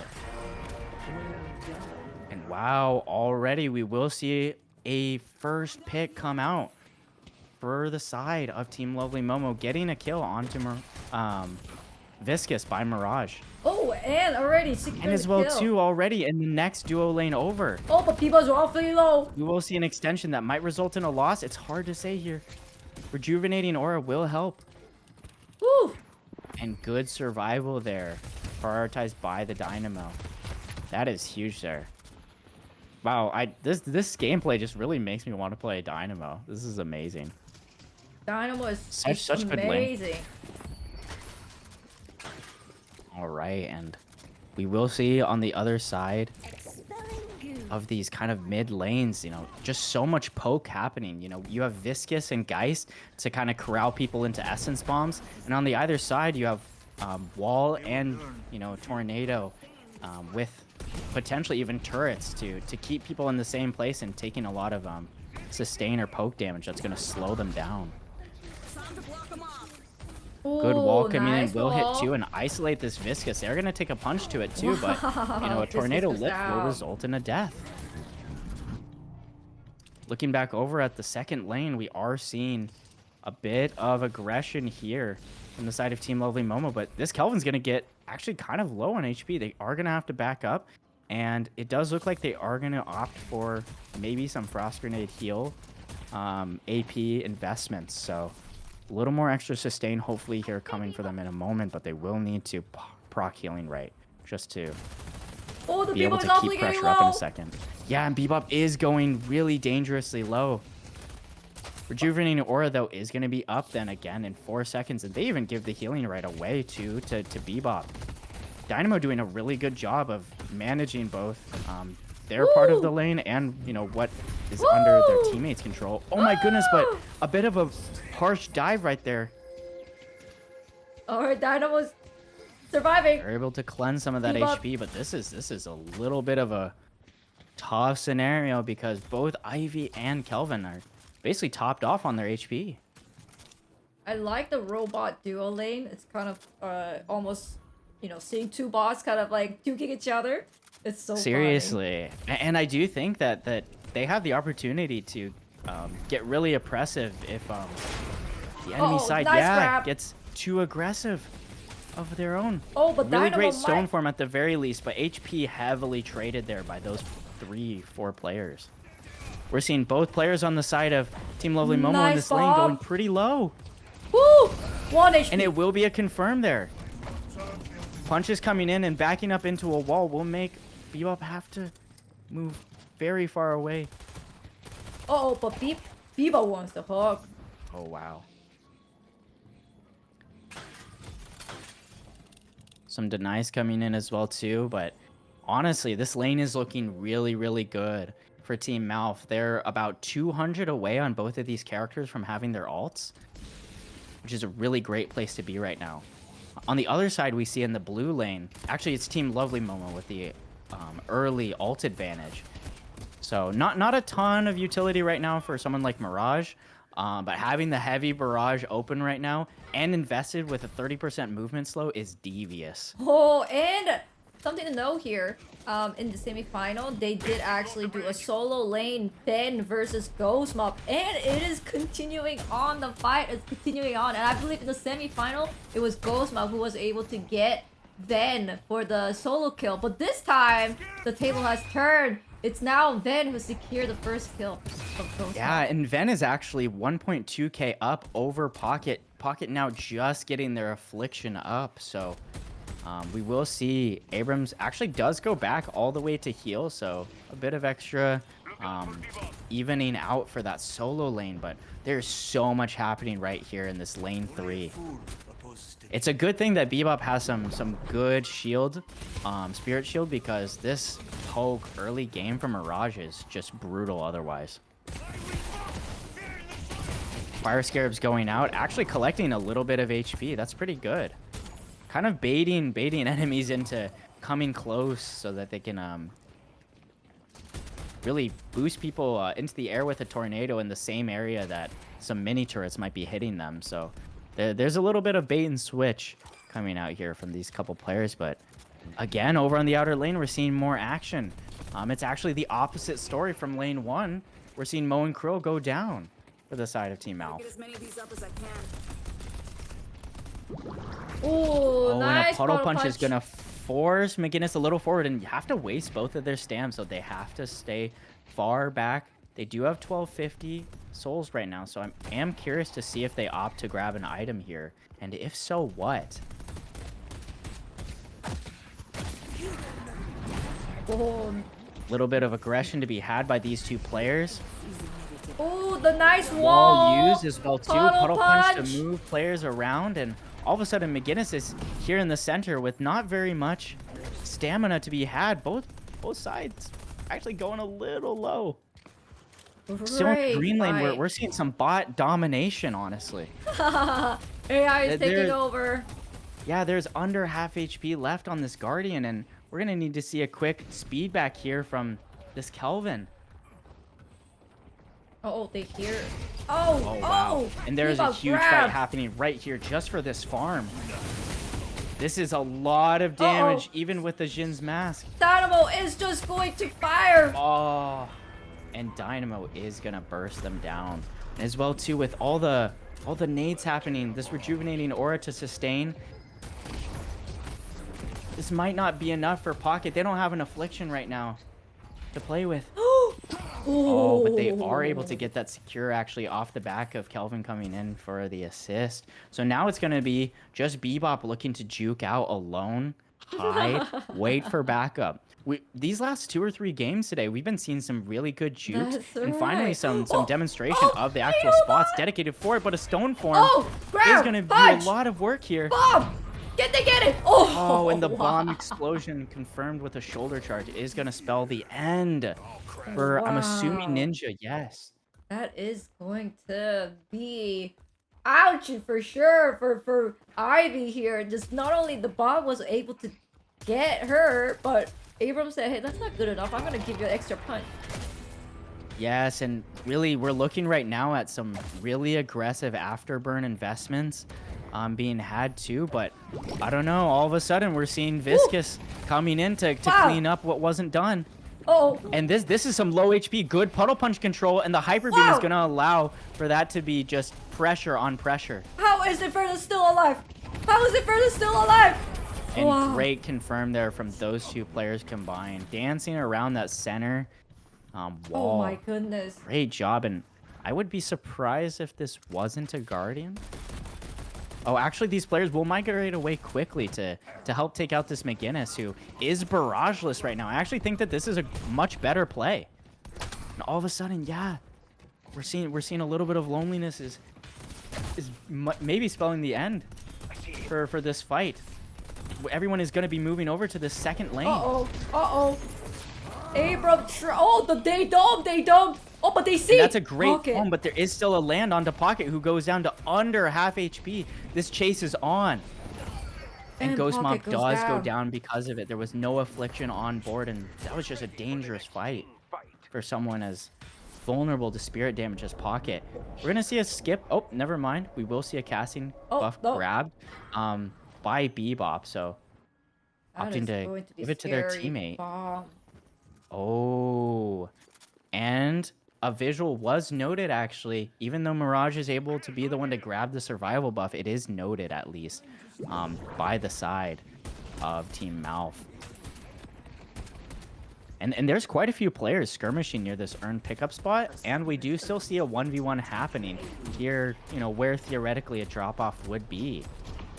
And it will be a tower as well, too. Oh! Wow, really great charge, Huge actually, from shoulder Ben. charge. Doing a huge job actually doing siphon life combinations. Woo! Baits out Wow. a good parry as well, too, from Ghost Mop, and all of a sudden they're barraging just to get out right now with that extra acceleration. Great escape. But there's Ivy flying in, trying to punish Abram. Yes, Slowing down and with the the ice freeze beam sl- might make it so that it's really hard to get away. Wow. Great stun, and all of a sudden, this might be a fight on the back foot. Great confirm there from those two players, and all of a sudden, this urn fight for this spot is looking really, really oddly placed here for the side of Team Malf. Dynamo kind of looking to pretend to fall back just to make a little bit of extra aggression and you know, keep this Guardian for a little longer. And I think like Guardian barely took any damage from that. It's just it's 90% full. And still, honestly, this game has been neck and neck. 1K solely at advantage for Team Lovely Momo, but again, look at the kills, look at the AP. Everything is, you know, pretty lined up as well too. So Thank you. Facility there's downstairs so is much for you. still to be had here at 11 minutes. All right. Goo balls on cooldown. And I would say this is some pretty spread out gameplay that we're seeing here, with the exception of this 2v1 right here. I don't know if Mirage is going to be able to catch up in time before Infernus goes down. Great puddle punch to hold Infernus in place, and all of a sudden, you know, Mirage is just kind of holding in the back, trying to get some confirms. Oh, this is gonna be a little tough. We already see that Team Lovely Momo's Guardian. 2 of them are already down. Only 1 down for Team Malf. They started charging into Ivy, and Ivy goes down with a huge ball. Wow, and that chase was, I think, really wise man. by the Abrams and Ven there, because it's going to keep them from meeting back up with this McGinnis and with this Kelvin to really keep boosting over and over again the amount of healing potential that they have. So good stuff there. Oh, wow, and all of a sudden this fight is just right here for this specific potential Guardian. Oh, maybe a bit of a reset, honestly. There's only 1 last standing Guardian left for Team Lovely Momo. They're gonna do their best to protect it. Yeah, I'm curious to see how this single person defense fares over here for this Kelvin. They're kind of just running away, trying to get back. There's no Guardian for them to fall behind right now, so just hugging behind the minions, waiting for Pocket to catch up. Pocket does have Affliction up, but they are going to be needing to be careful of the singularity that they're right up against in Dynamo. No Hyper Beam up for Bebop either, so honestly, this is a very stalemate-y situation too, for how much Guardian control Team Malf has.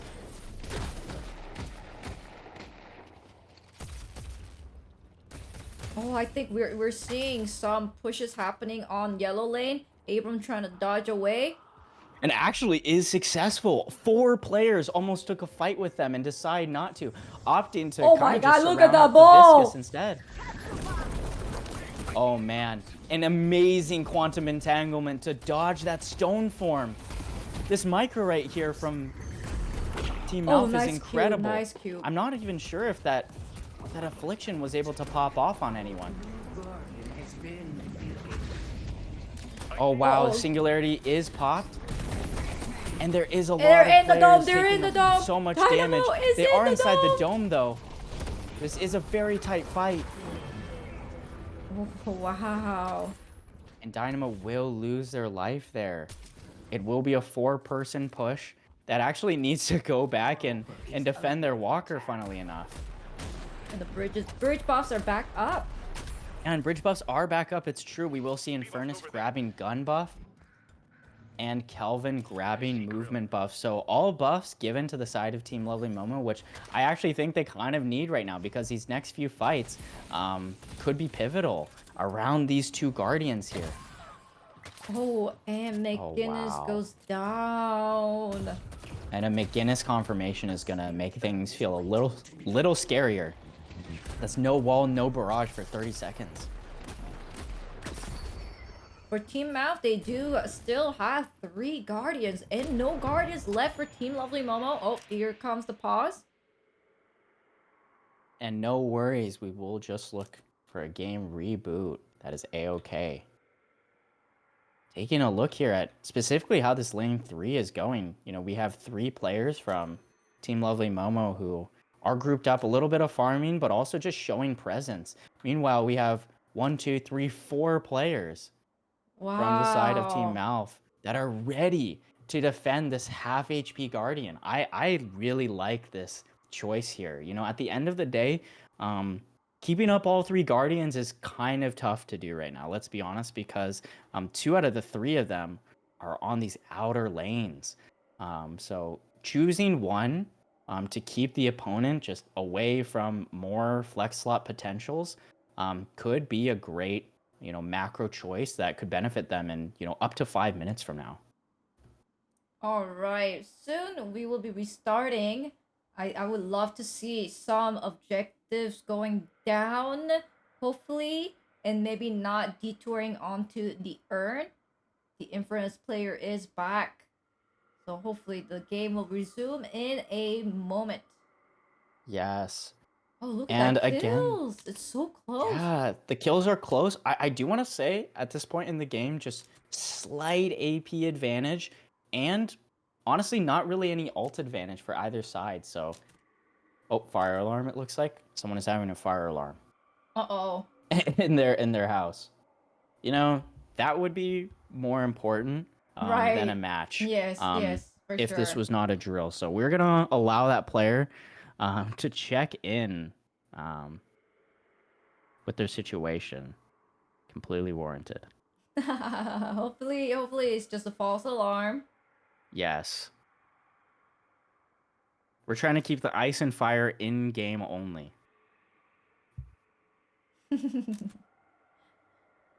We need Kelvin in IRL. Try to get the fire suppressed.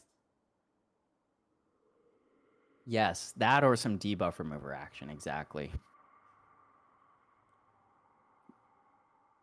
And just again, another look at what's happening here in the match. We are seeing a heavy push being available here by Team Mouth. Even though this Walker hasn't really taken any damage left, Mirage is going to be in a bit of a tough scenario, just defending it themselves. They, in comparison to Ven on Abrams, is 4K down, and with the slowing hex, it's going to be hard for them to really take the fights that they want to. Even in this 1v1, you know, we can see that help is a bit far away from them. You know, McGinnis will be respawning in about 15 seconds here, so they will be able to get back towards the fight. But again, you know, that is still strictly a decent amount of time for potentially Ven to be doing lots of damage to this Walker so that maybe some troopers can secure it later. Mm-hmm. Well, I like to see that hopefully they will have answered to Abram just charging in. I think we are often seeing Abram kind of, hey, you know what? You know, I can 1v1 any of you guys as long as you don't team up on me. And I think he is playing really smart. He is taking on that 1v1 in the earlier part of the game because you know in the earlier part of the game, not that many team is going to be focused on the team fights. They'll rather kind of be doing their own little objective, trying to clear the wave, trying to do the neutral creeps. Yes. And I think Abram player is playing really smart on that. Just kind of catching up on that. Huge wall smash, charging in. And I mean the fist, it just hurts so much. And it's only gonna stack up and it's only gonna hurt more as the time goes on. Yes, I completely agree, and really with like the way that they are stacking their AP choices, they're just looking, you know, with all this infernal resilience done, they're actually able to, you know, regenerate a lot of HP in these fights. We will see as well too, you know, there is a slight buff with close quarters recently too, so I think that they're taking advantage of that really, really well. And Ven is just able to kind of abuse a lot of the melee canceling stuff with Fleetfoot and Oh melee yeah, charge I love to to get see it. maximum value around and move around the map just super fast. I think that we've seen a lot of melee balancing happen in the last 1 month, but Abrams is one of the only characters that tried and true. It makes sense and it still feels good. And like a good investment to keep buying melee charge and Fleetfoot because this is about a 3K investment, and for some certain characters that's not really going as long of a distance as it usually maybe was a month ago. If we were talking 1 month prior, we would maybe be saying melee charge Fleetfoot good on every single character, but we're not really seeing that anymore right now. So actually some abuse from this specific melee oriented character. So we are still waiting for one character to come back. Okay, hopefully it's just the alarm that randomly going off and not Yes. actually having a fire in the house. So hopefully the safety of our players are in good hands. Yes. Just trying to take that. I think I don't know if you ever changed that alarm thingy just beeping off. Sometimes they're on top of like the place where it's almost unreachable, and you just wonder why they put that smoke detector in like unreachable places. Yeah, I think there's something that we could mention about higher chance of falling off of a ladder to change the I batteries than know. um maybe the chance of dying in the middle of the night due to the batteries being out, but um that's a deep cut. Oh yeah, I think we kind of have to do a little weird thing for our smoke detector. I had to. I know, don't do this, don't try this at home. But we kind of had to. We had this like the step on ladder, and then it wasn't tall enough.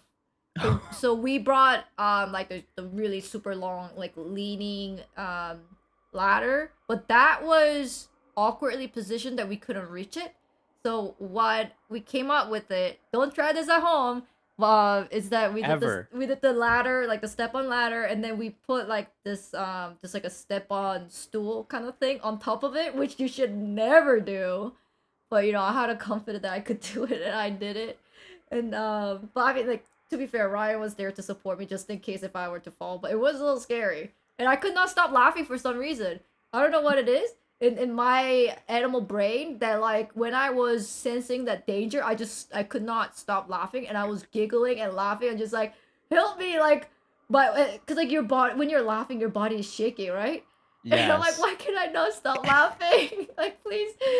And then, like, I would go down, try to calm myself, deep breath, and I'm like, okay, okay, I'm not gonna laugh, I'm not gonna laugh. And I just go up, and I try to, like, reach, tiptoeing onto that smoke detector, trying to get that out, and I start laughing again. I'm just like, this is, like, actually a nightmare.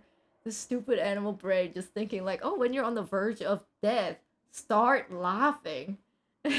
Yes, well, now we know for sure that, you stare back at the void and laugh. That is your prerogative. So no reason to be afraid. It's so crazy. I think it's just like maybe the part of your brain where kind of like the scared, like the part of the brain that senses like the fear, and maybe like the laughter might be a little too close. That's just me guessing. That's why we Yes, like I it's couldn't like stop laughing. And if you look at it closely, our smoke detector is kind of like askewed a little bit because I couldn't actually get that like tightened up perfectly. But I tried my best. We tried my best, and we are like, you know what, that's good enough. We're not gonna risk our life on this. yes, exactly. Sometimes one try is all you need to decide that maybe the void is better unstared at sometimes. Yeah.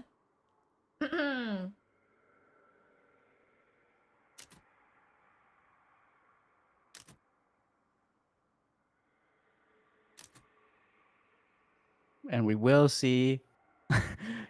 Still, waiting for that last one player to come back. A-okay. I like how they Last have like update the 3 minutes ago. amber. It's almost like the company, even though like it's the side of Amber, but they also have a company named Amber in the game. Yeah, exactly. There's like a very clear logo here. It's like Amber.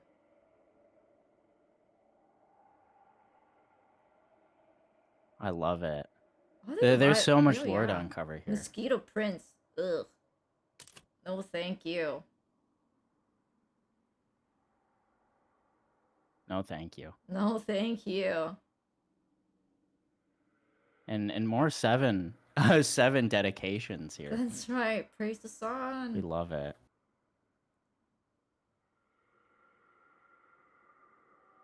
And I want to know, Kate, I know that the lighting engine has changed a lot in the last month. Do you like kind of the new lighting and the new light box that we're seeing in game, or do you kind of prefer the old style that we had with more of the actual eclipse looking sun, Right. but maybe a brighter overall light box? I think right now is the best. Before they had that sunset kind of almost a little too dark in a sense. And before that patch was just a complete daylight, like there was no sunset or shading almost. It was just like everything was lit. And I think this is where I like it. It's like the best of the middle ground. There is like a little sunset happening. We get that little vibe. Instead of just like a completely daylight or like super dark. I agree. I think that what we have right now is the best mix of both. Let's see.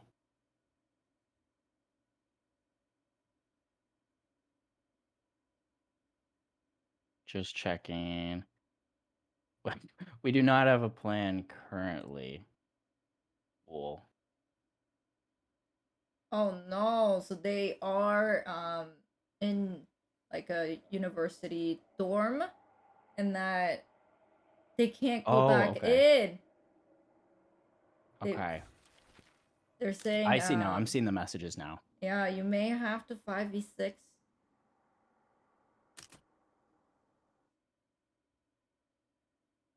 Oh, I like that bag just like I didn't realize there are pencils in there. Yeah. I would say, Kate, this is your decision, your prerogative. So yeah, this Um is a tough situation. it is a tough situation. We are at the grand final. We would love to have all 6v6.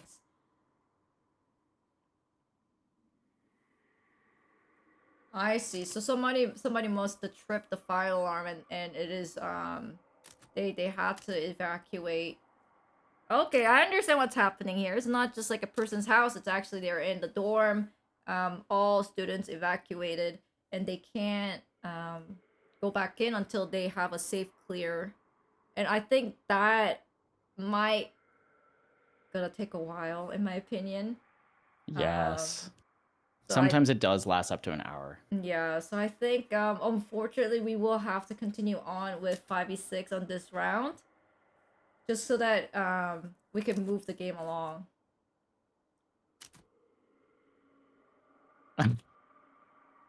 We have some extra ideas being thrown out, like sharing um sharing Steam accounts. I think that yeah, either a 5v6 is going to be necessary, or like if Team Lovely Momo has a sub, we could do a restart of the match, but I know that we're 16 minutes in. Right.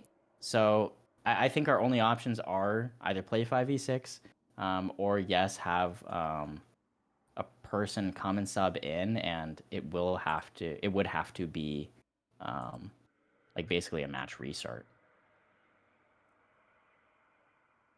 I think oh wait, hold on. I'm seeing that typing it's over. What's over? What's over?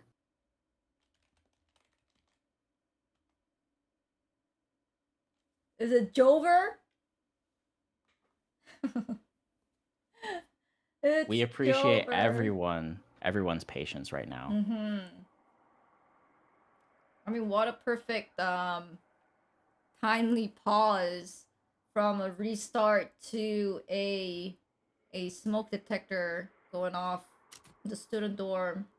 And I know how. Oh, he's back. He's in the call. Let's Wow. go. Just in a moment of danger. Yes. This is beautiful. Okay. We will take a second, just Perfect. allow them to To sit down get in the back at their chair. setup. Maybe allow the heart to reach a normal level after a constant fire alarm. But they are saying that they're ready.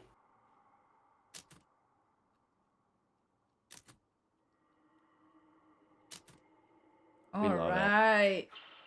Let's go. 6v6. Perfect. Amazing. And we're right back. We love to see it. All right, and you know, trying to think back to where we were just a second once more. I think everyone is kind of be doing a bit of a mental reset. We will see so much fighting here in this third lane just to get a little closer. But not really fighting for the Guardian at this time. This really is just pure lane control here. We'll see 3 players kind of grouping up in this lane, but McGinnis is taking a more backline approach. Just farming these tier 3 ancient camps. We will see as well Bebop fighting under their own Guardian, just looking for an opportunity to grab this Infernus. Wow, the afterburn hurts so much. Is it because he's made out of metal? Evil. Yes, these Soul Shredder bullets just doing absolute work to Bebop. This is actually incredible. Yeah, needing to put another player on there. Oh, wow. Wow, huge rejuvenating aura and health nova, I want to say, used at the same time. Yep. So literally basically back of full health again for Bebop. And Infernus will kind of walk away from it. So that actually is tier 3 Ancients given up to the side of Team Malf. Meanwhile, in the third lane, we will see Abrams just looking for a quick getaway.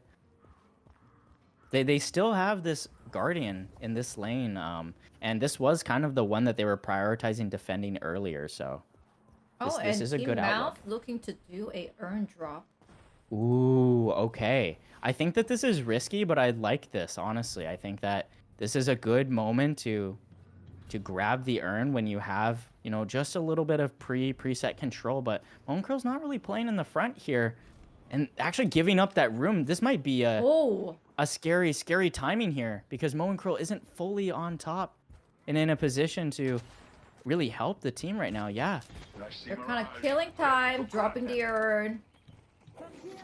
all of a sudden, this is a really scary fight for Team Malf. I'm now very concerned about how much control is being given to this drop-off spot.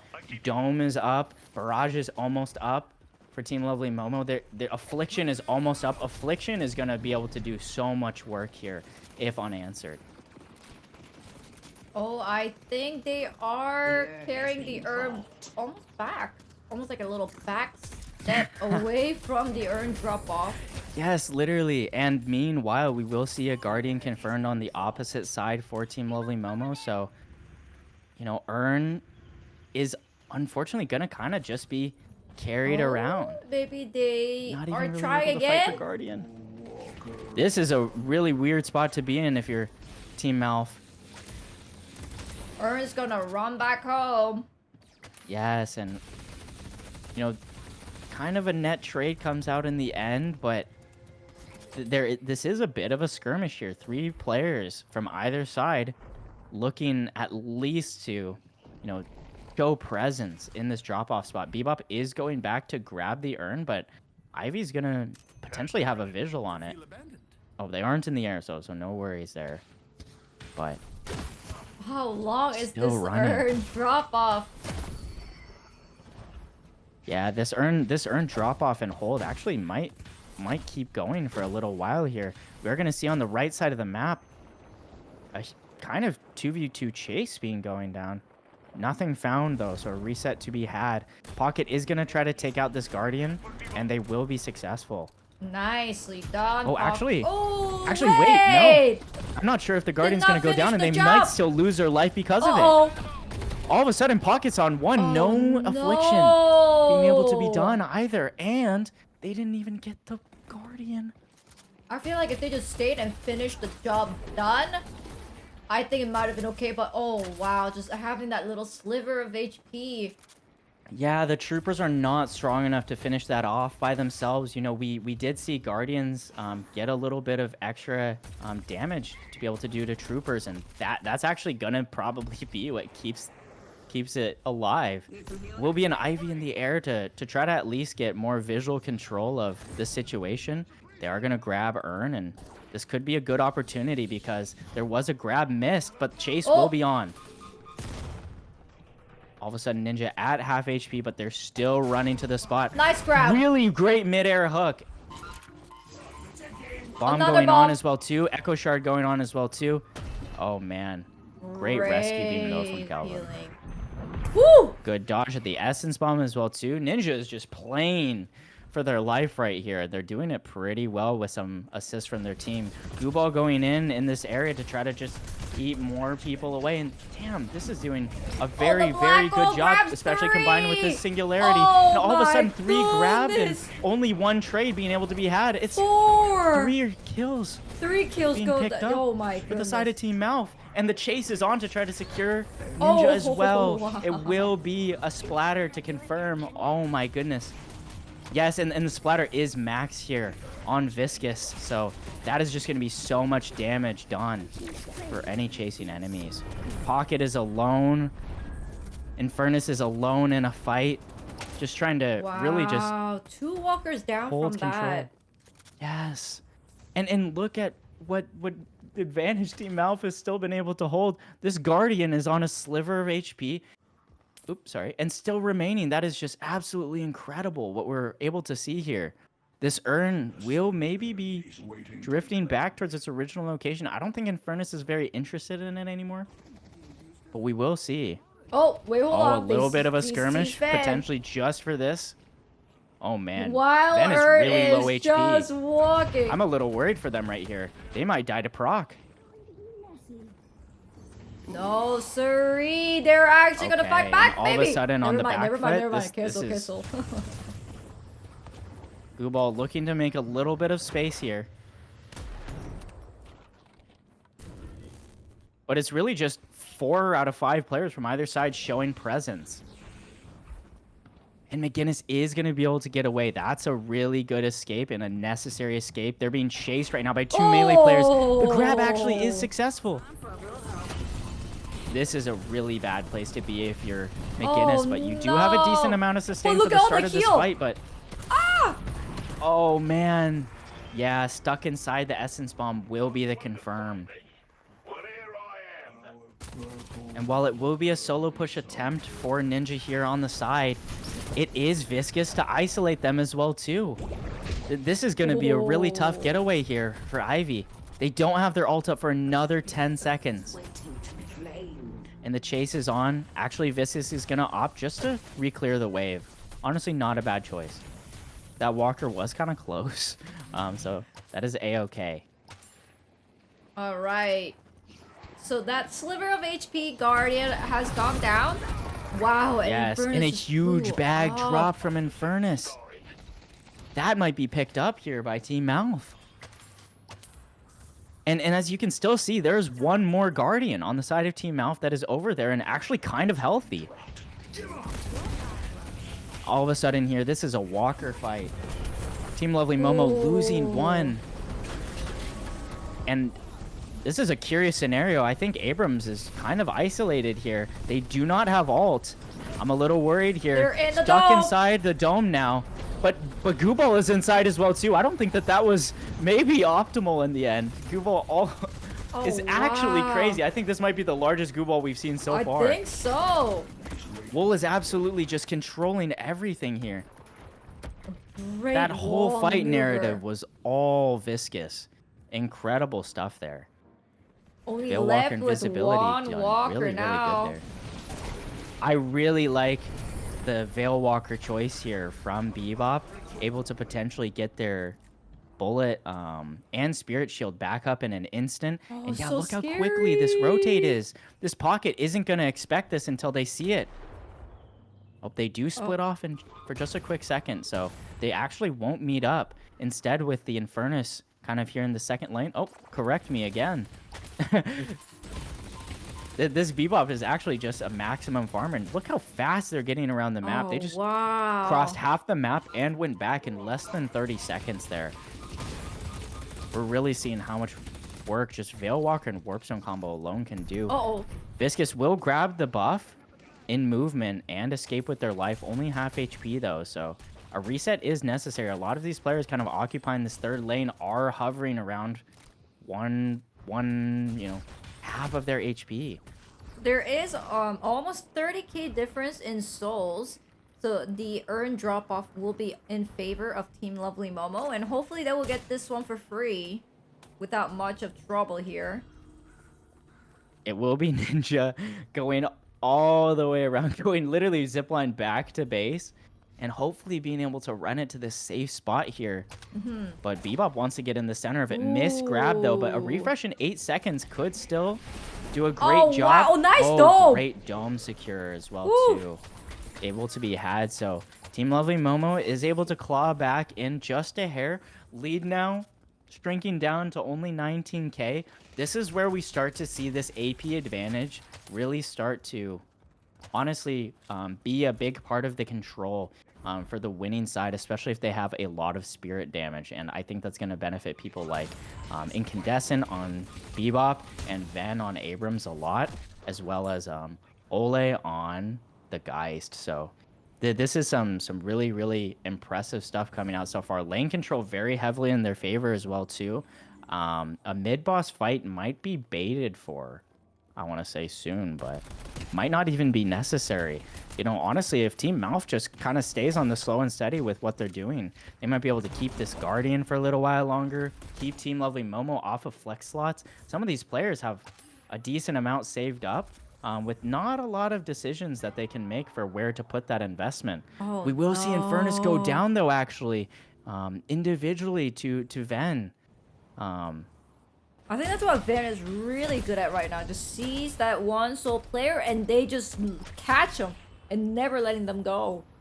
Yes, and I want to highlight the fact that they are picking up Hunter's Aura. So these 1v1s are going to be even more in their favor because of the negative bullet resistance that they're going to be stacking against those 1v1s. Oh, and It will here be a is mid the call. mid-boss call. It's going down so fast. It is going down so fast, and a steal Uh-oh, might here be comes, on here the table. comes. Team Lovely Momo is coming right in. And probably dropping the dome. A Perfect. good dome as well too. They to are just get kind of in center the of all rejuve of it. area. Oh, Oh, but a Blacko. singularity Ben as well, actually too, gets to the secure it rejuve. right as the dome comes up. Wow! Team wipe. Incredible Oh my macro there. goodness. Aichu on Dynamo does a great job of waiting for the singularity. The second that they hear a heavy melee getting procced, they pop singularity because they know that that dome is about to drop. Incredible microplay there, and it might be a free shrine or two off of that.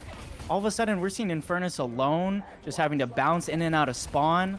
This is a difficult position. All right, all teammates are going to be back at the same time of 23 seconds. Uh-oh, not a great grab Oh here. no. This could be dangerous. A lot of good sustain here for Infernus. This is why they're able to fight in base sometimes for so long.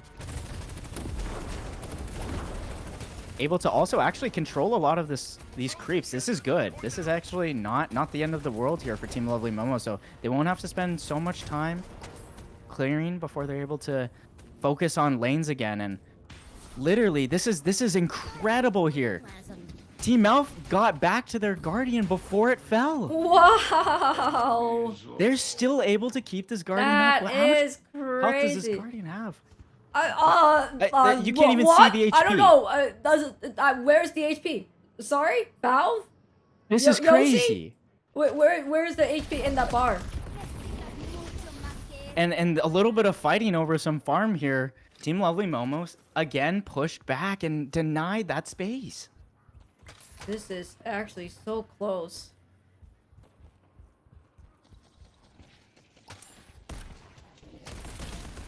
What you're hearing is my true voice before the voice converter. True, the Voice reveal. the real voice reveal happening right now. And wow, I honestly even wonder if Team Mal feels the need to be fighting for Earn with how much control they have right now. Oh man. Again, Already just 40k difference between Team Mouth and Team Lovely Momo. This is gonna be scary. I mean, 40k, wow, it's so huge. yeah, and it's going to be an AP difference of about 20 as well, and that's really where we're going to be seeing a lot of differences. Rejuve is actually going to go down here in about 10 seconds, so Team Mouth does need to be careful. Whatever next fight they will take, they will not have an insurance policy.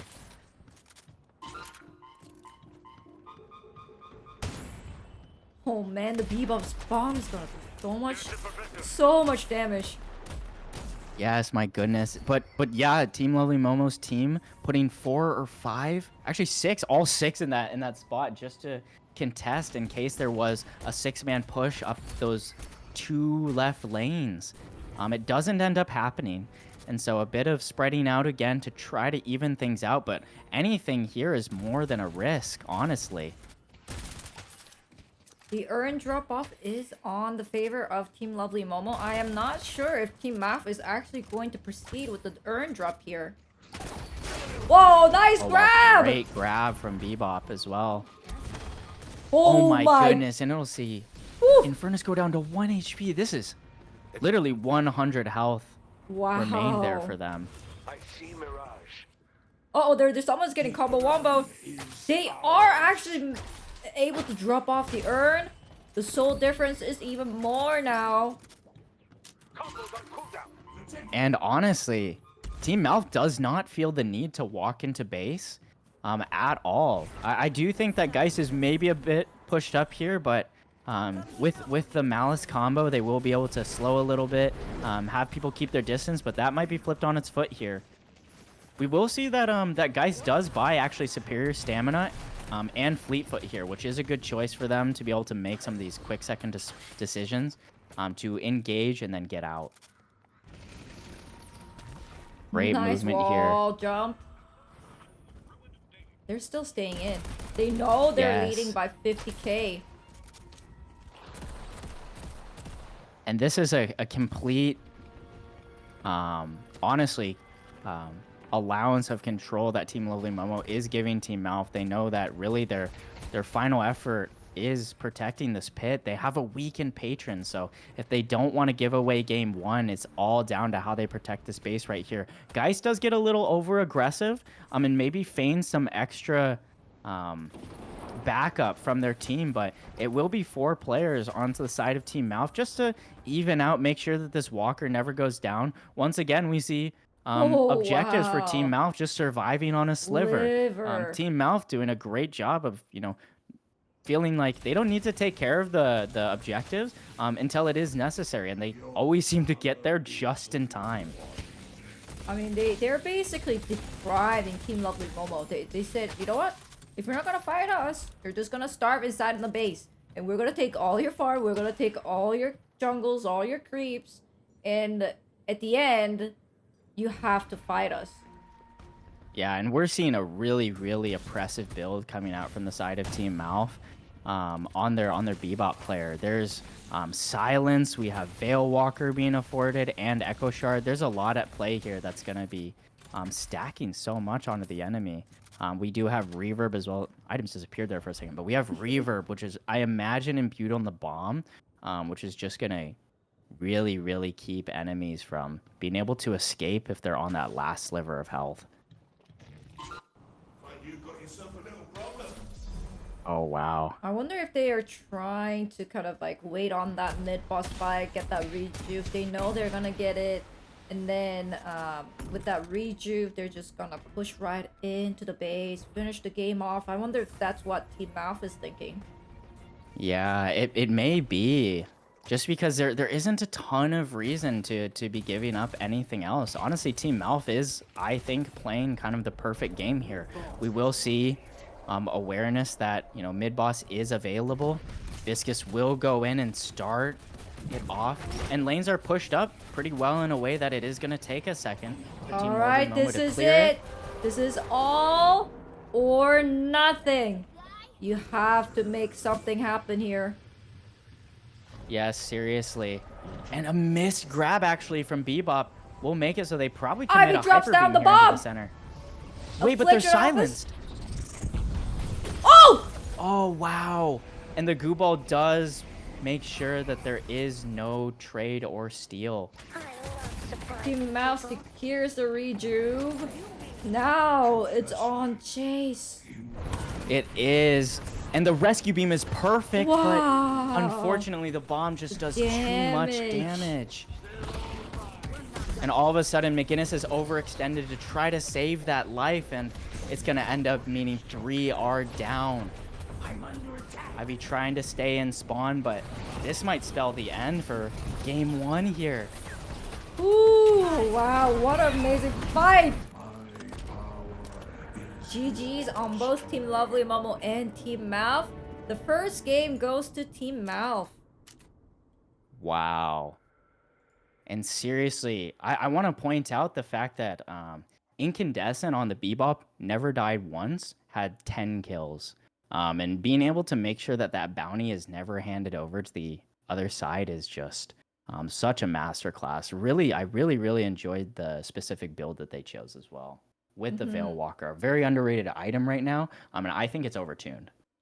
All right. Very exciting match. GG so far and well played to everyone. And hopefully we'll jump right back into draft room because there was some time that we lost in between the games, or during the game I should say. And do we know if Team Mouth would be going first or not? And does look like Malf is ready.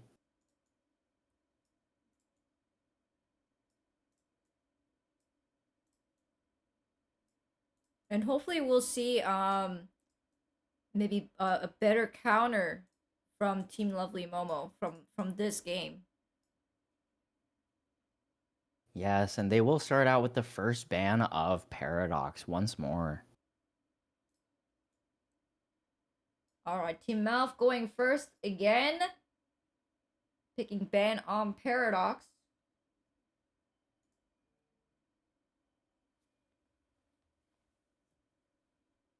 And honestly, I think that keeping Paradox out of the game here is after what we just saw, a great enabler for people that are going to shake up the game and disrupt in their own way, like a Bebop and like a Dynamo, like a Viscous. So I do think that a lot of this beginning bans will be pretty interesting.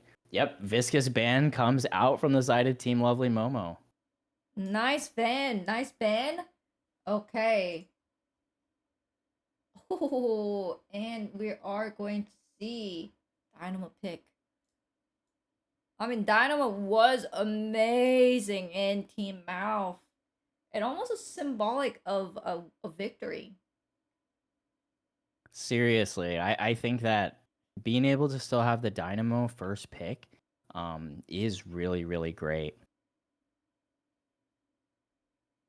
And I think that taking Viscous off the table finally, I want to say this is the first time we've seen a Viscous ban, is just telling to how much work Viscous has been able to do, specifically when it comes to urns. Like, just such control over the pickup spots, the drop-off spots, these small pit areas and these hallways near the pickup and drop-off spots. So we will see Team Lovely Momo take a second to kind of collect themselves, think about what are the picks that come next after this? I think honestly, Team Lovely Momo, you gotta pick Abram off of Team Mouth because they are doing so much. But we will see. I think just having that Abram, Mo and Krill, and guys all in one team was just brutal. Not to mention Dynamo and Bebop combo on top of that. Almost invincible. And we will be seeing Ivy first pick and follow-up pick will be Abram. Great pick. Oh wow. Yes, I agree. I think these are good first two choices. I still think that Ivy has been getting a lot of value out of all the games that it's been played in. And then as well too, that's a denial basically of Abrams from Ven. So we might be seeing Guha back on the Abrams, or another shakeup by Team Lovely Momo. I feel like Team Lovely Momo has been pretty good at keeping their comps fluid. And I think that is, a way of surprising the enemy. You can change up your positioning, you can change up your communication style because of that. So I will be interested to see if once we get in game that has changed. All right. To respond to this pick, Team Mouth will be picking.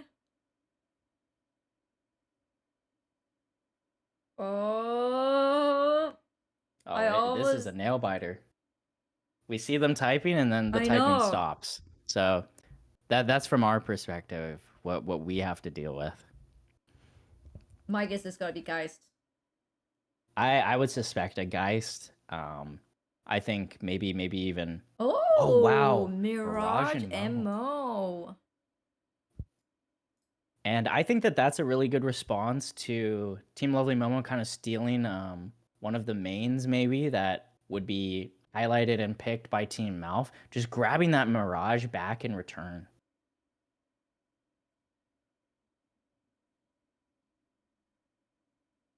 All right. Lots to think about, Team Lovely Momo. You really want that win here on round 2 of the grand final of Team Unity Community Deadlock Tournament. First of many to follow in the future. Will we see? I'm curious because, it is just single picks back and forth from here on out. So this next pick, may decide how the rest of the draft goes. Team Lovely Momo could choose more backline. They support, they could choose a Vindicta here, maybe a McGinnis, maybe even a Haze, honestly. I think Lovely Momo's Haze has looked really, really good. But they will opt for a Yamato to support that front line. And I think that this is a really good choice for fighting down Mirage. I think that the Mirage Yamato matchups can be really good against each other. Now, will we see again the Bebop? I mean, the Bebop was so deadly in that last game. Infernus wasn't able to do anything. Just the double bomb did, I think, over 50% of their HP.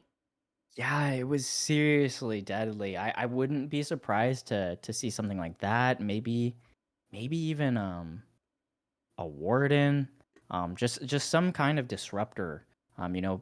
We did talk about how Paradox is off the table. There's definitely some choices still for disruptor slash initiator type roles, and it will be a Kelvin chosen by Team Mouth. I like this. I think that this works well with the Jin's Mark stacks, and I think as well too. It's going to slow people down from being able to get away from a combo or maybe even a singularity. So the synergy we're seeing it happen here for Team Mouth.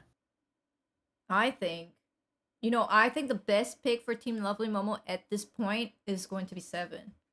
That ultimate crowd control stunning, and stunning Kelvin from running away, stunning Mo from running away, stunning Mirage from running away. I think that stun is gonna be so good. But they picked McGinnis. Wow, okay, and McGinnis is chosen. And honestly, I think that McGinnis is a really solid choice right now because it was still on the table so late. 7 might not be prioritized as much, and that wall is really one of the only ways that you're going to be able to stop that singularity trying to secure Reju from afar. Oh, and we'll be seeing Lash. I was curious if Team Mouth were gonna pick something like Lash or if they were gonna allow maybe Team Lovely Momo to steal that. I really like this Lash choice. I think it's gonna be a really big disruptor, especially against McGinnis Wall. And the Kelvin's ult, they have that under their belt, so they are not gonna be afraid of getting domed out. Instead, they might get domed in. And that's gonna be very scary for Team Lovely Momo. Wait, yeah, so true. That actually is a really, really good thing to have as a anti-synergy off the table. I like that call out.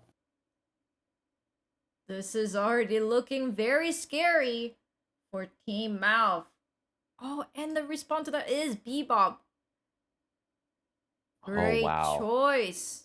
This was a great counter pick here in Bebop from Lovely Momo. I think this is the perfect time to be choosing Bebop, and now Team Mouth has to really make a hard decision on what they want their last character slot to be. I think that now that, a Bebop's in play, um, there's a lot more elements that Team Mouth have to be thinking about so that they can set their positions up in team fights the way that they want without, getting hooked, without maybe being silenced by Ivy's ult, without maybe getting seismic impacted or something like that. So there is a lot more disruption that could synergize here. So wow, okay, a Geist pick will be last for the And the side of Team last one will Mouth. be Vindicta. Ooh, the Ooh, assassin is okay. going rampus. Here we are. So that will be Okay. the final lineup for Team Mouth and Team Lovely Momo. Amazing. And the players are in the lobby. And I did see maybe someone from Apollo, yeah, ask for a 1 minute break. That is okay. You can take a 1 minute break. Quick 1 minute break. 1 minute break. Okay. I'll grab some water meanwhile. For I'll be right sure. back. Oh yeah, we haven't seen Vindicta in the tournament. I think we've seen maybe one or two yesterday. And there were a lot of knockdowns in yesterday's Vindicta's game.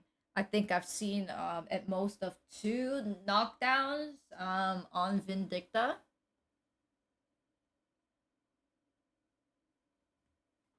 Oh, and there was a Vindicta bot with the most death bot with the most souls in Team Invictus.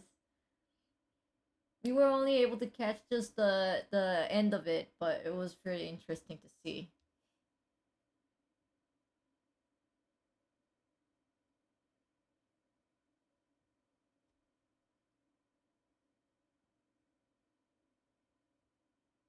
Alright, make sure you guys are hydrating yourself and also take bathroom breaks if necessary. We're almost at the 6 hour mark here. This could be the final game of the grand final of Team Unity Community Deadlock Tournament. Or we can go on to game 3.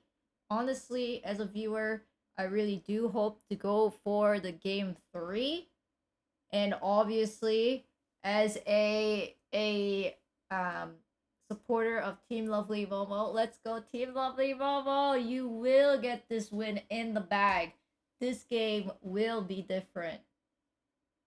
Yes, and I actually have to agree. I would love to see Team Lovely Momo with a Bebop masterclass of their own potentially. That'd be very fun to watch. And I do think that genuinely, Bebop is gonna be the pick that is gonna be looking to shape up and change how these gunfights are going. I am still surprised that Team Lovely Momo opts to pick a Vindicta against Lash. With the new Lash changes, when you ground strike, you will actually bring your enemy down with you. So that creates a few interactions that might be a little scary for Vindicta players. So this could get really, really spicy, especially if Vindicta finds out ways to stay isolated from a lot of these ground strikes and Jin's mask procs. And we'll be seeing solo lane on Vindicta against Lash. I'm actually eager to see how that will turn out. I think all the players are here. And I am as ready as I will ever be for the game 2. Yes, this game too is shaping up to be amazing. I'm excited to see Wool finally playing something besides the Viscous. I think that seriously their Viscous has been really, really crazy. So this will be a really great change up. And looks like everyone is ready, so we are jumping in game. Alright, good luck to both Team Mouth and Team Lovely Momo. Let the game 2 begin. Yes.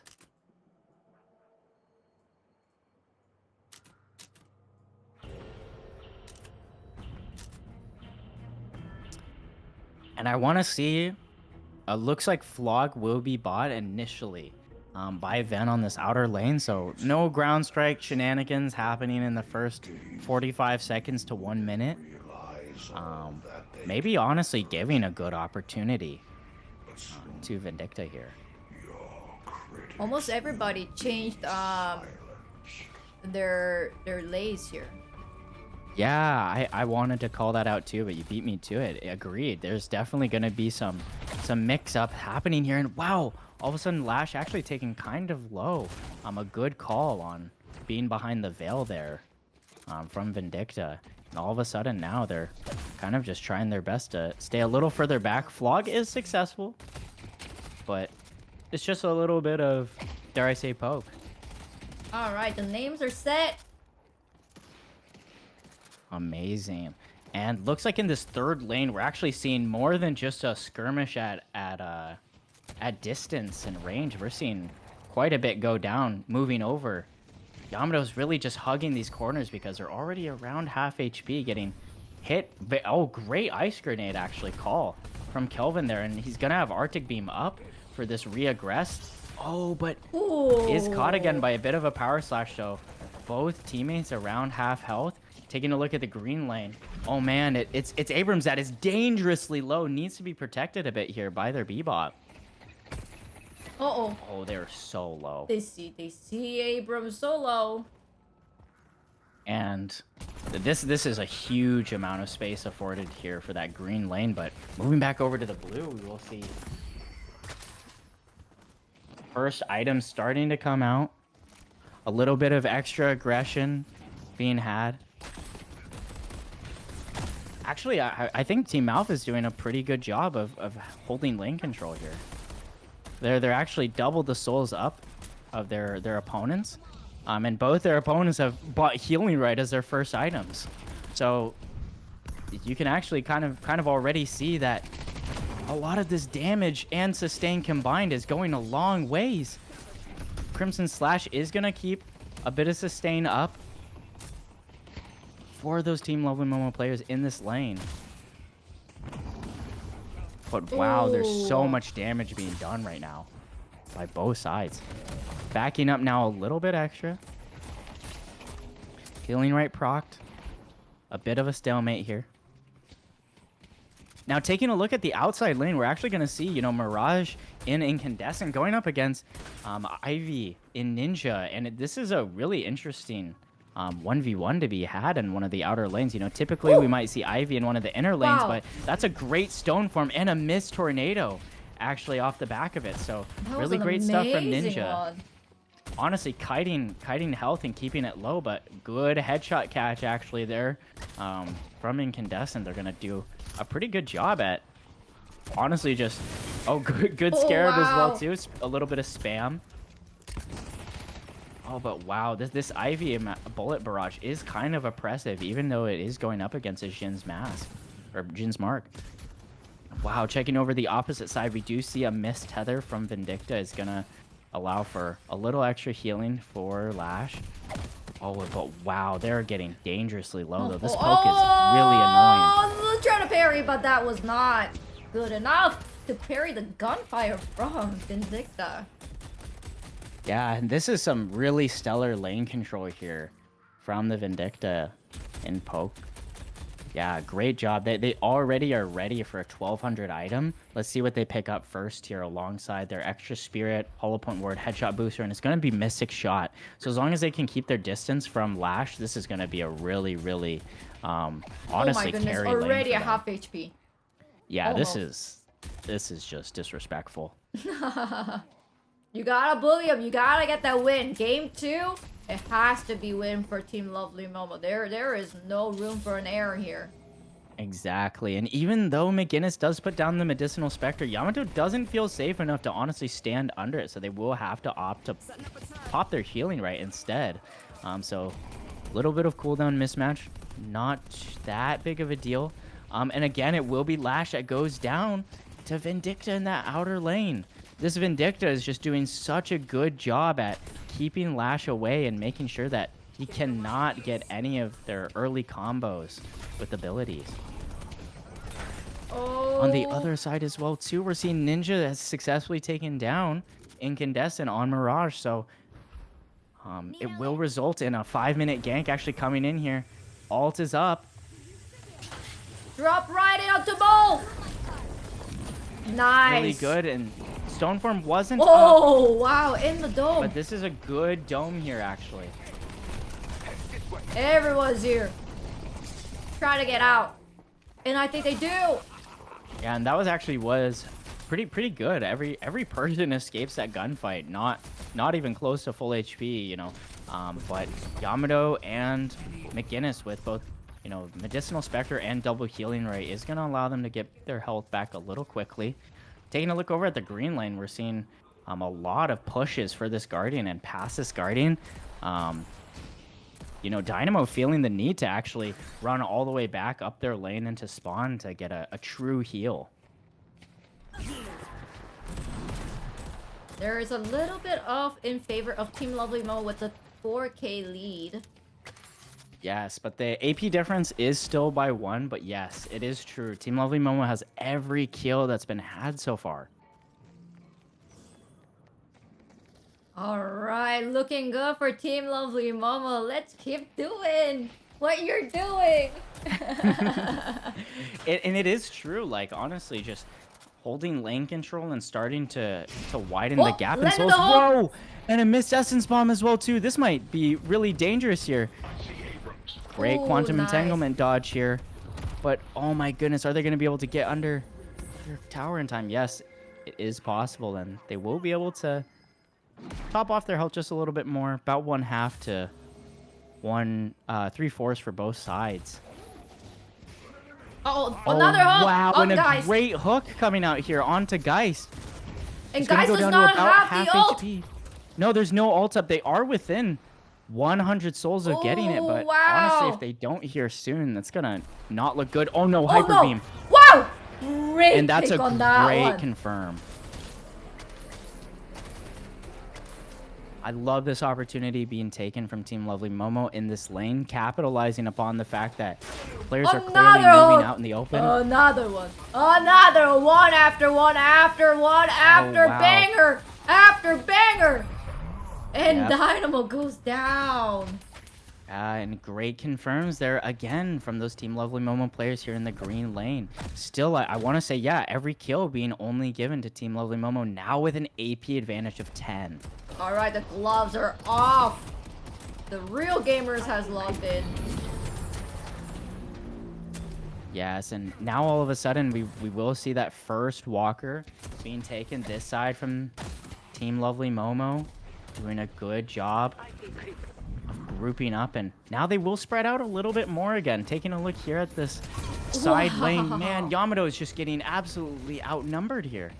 And McGinnis is going to go down McGinnis. too. A much different story here in this lane 3.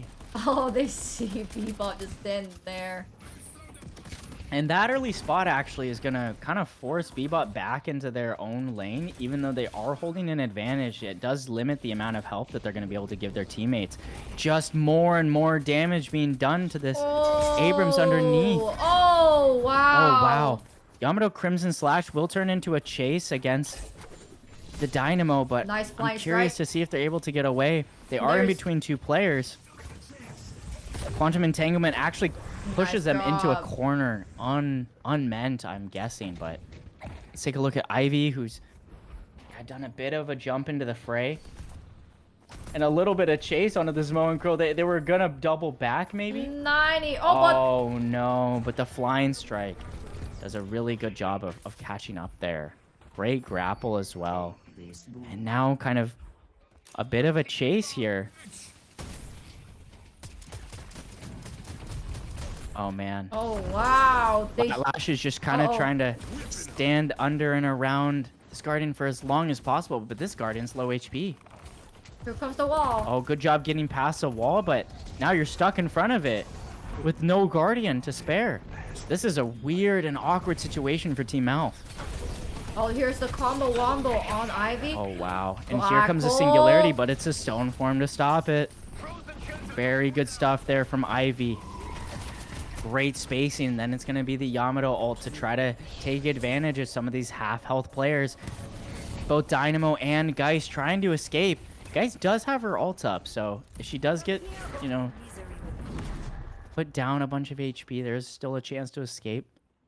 They are able to, so that 3 to 4 player push from Team Lovely Momo will be kind of going backwards towards their own side.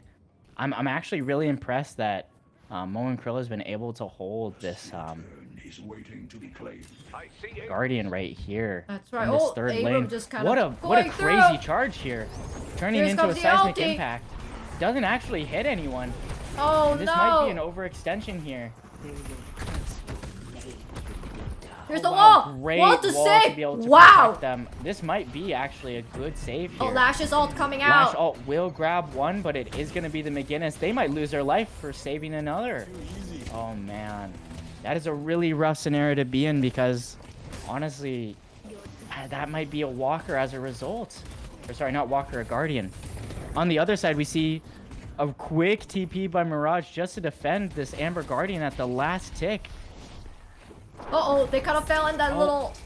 And wow, yes, that is Down the actually a missed stairs. heavy melee because of it. Now in a bad position. Nice, And yes, the assassinate is caught. secure. So a confirm, I'm gonna imagine on this Guardian will be had by Alright. Team Lovely Momo.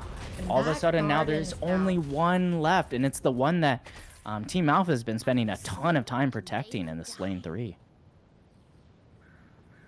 It's actually looking really good for Team Lovely Momo for on game 2. They do have one Guardian down for Team Lovely Momo, but for Team Mouth, they only got one last one standing there. Yes, it's a really odd scenario too, honestly, because so much lane control being given to Team Lovely Momo is honestly going to allow them to just pick up, earn, drop it, and carry it with them as they farm. It's not honestly the end of the world to them right now. And as you can see, they're not putting as much of a priority towards holding the urn and moving that urn as a team as they are to just defending objectives right now. However, this Guardian might be Going down. toast. Yeah. Oh, but able to deny all 3 souls from that Guardian. And that is helpful. That's about, I think, 300 souls denied from all players on the enemy team. So that does stack up if you're, you know, denying all of those objectives as they happen. Love the urge, just talking to himself. And a little bit of a chase here. But Vindicta is able to give some of that overhead protection. Still, this is turning into a bit of a skirmish still, because a barrage combined with a lift from the Ivy ult is going to make things a bit difficult to escape. Yes, there is a 30% movement slow invested early on to the heavy barrage, so this is going to be granting a lot of extra room. The urn is grabbed by the B-bot in Team Lovely Momo, but I mean the drop-off is in favor of Team Mouth. And I think B-bot probably sees himself that he is surrounded. Yes, and that urn honestly is going all the way back to its spot. It wasn't really in the end profitable for them to grab it. Mirage will be taking note of that. You know, the enemy doesn't possess it anymore, so feels inclined to kind of just move away from that first lane and defend and put more presence towards the second lane, where they do still have a Guardian that they're looking to take out. Time to put down some rivals. You have Oh, to and be wow. careful of Vindicta. She packs a punch. Yes, and this focus on lane 2 is going to allow a lane 3 Guardian. So that is all 3 Guardians down for Team Malf, and the advantage for Team Lovely Momo in that regard. Again, we will see Vindicta doing a pretty good job of at least making sure that no damage is done to the Walker. But there's a lot of pressure on Team Malf right now to look for some sort of gap or opening in the way that Team Lovely Momo is playing. They're keeping a lot of distance and choosing their fights very wisely and isolating even better with the help of McGinnis Wall.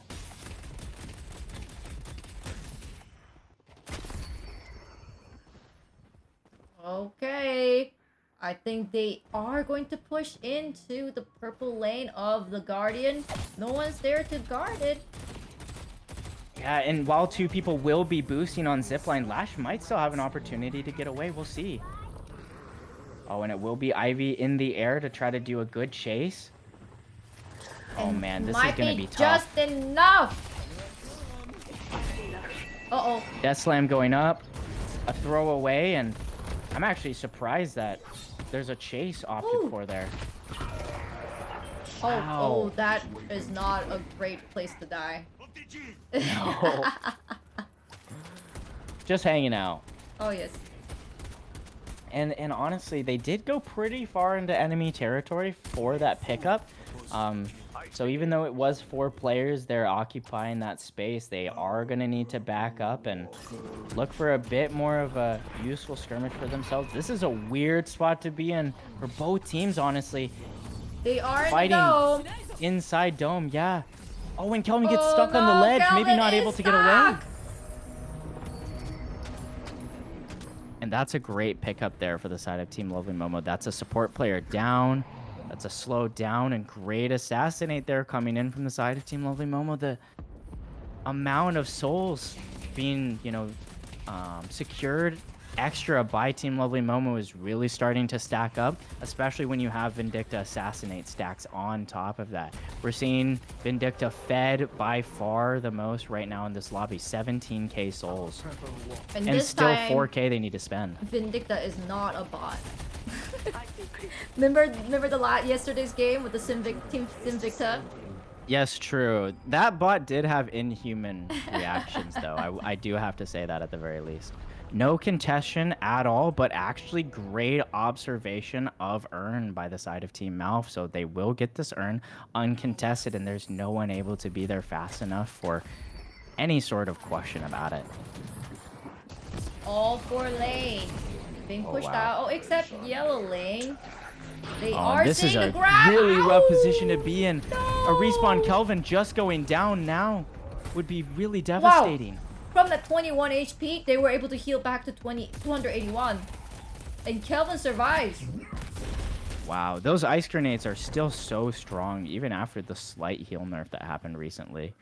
Everyone is able to get away, and honestly, like this is looking like a casual reset here from Team Lovely Momo. Honestly, still giving a bit of respect to the side of Team Malf, even with Rejuve secured. Just working on the lanes, dedicating 1 or 2 people. Rejuve is still up. I mean, Rejuve is going to be still up for like good 2 minutes. I think they should make the best out of this. Yeah, I'm surprised something more aggressive isn't fished for by the side of Team Lovely Momo, but that's actually what we might start seeing here. 2 players on one side, far side of the map, 3 Here players comes on the other. Lash's ult. Oh, big ult potentially, and great stone form to get away. This is on the bridge. It will be a 3v2 player chase here. And great confirm there from Lash.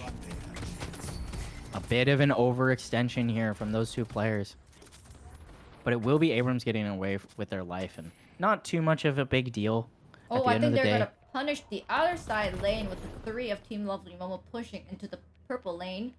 Oh, but maybe they'll just let the guys go. Yeah, and honestly, I kind of like this move from Geis of feeling no need to use your stamina when unnecessary. You only have 3 stamina with Geis and really bad move speed, I want to say. So really saving all of it for dodging those hooks and grabs that might come in. But yeah, it will be the Walker taken because of it. Good singularity. And that's going to turn into a huge Essence Bomb that'll help convert into an even bigger chase here. Vindicta in the air trying to find any prey, but I mean, it's looking like everyone got full HP. Yeah, and meanwhile on Whoa! the other side, it will be a tornado to try to escape the seismic Mirage impact. I running don't for know if their Mirage is going to be life, able to but get away I from don't this. know. Oh, wow. That is rough, Very and secure. unfortunately, yeah, I'm curious if this will be a free secure of the Walker.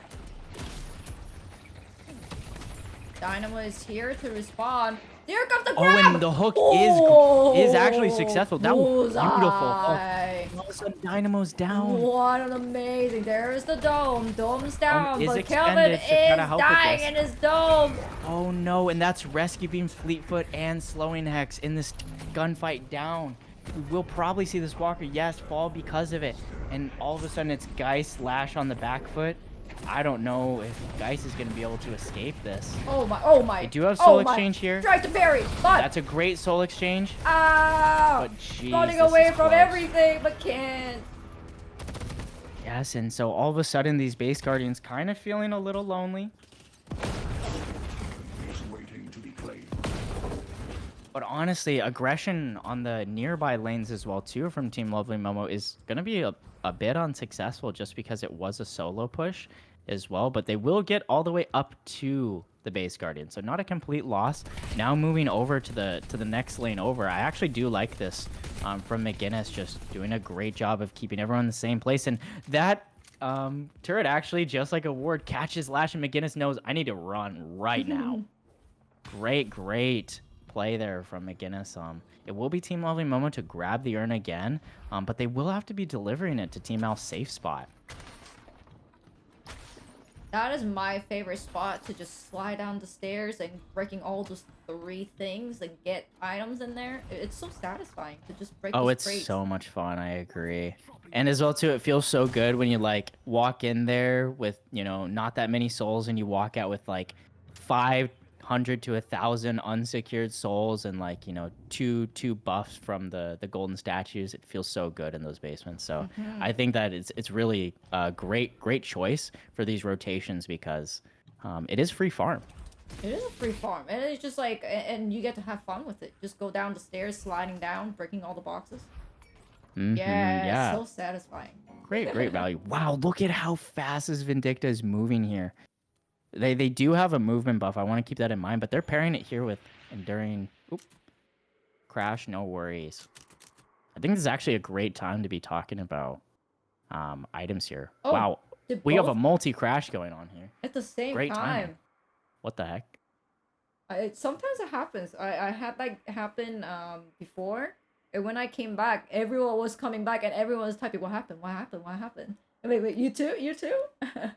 Yeah, I've actually noticed as well too some interactions between Lash and Kelvin from the most recent 2 patches ago have been starting to make both their respective games crash. I don't even know what it is, but yeah, sometimes seeing certain visuals on the screen will bug your game out a little bit. So no worries.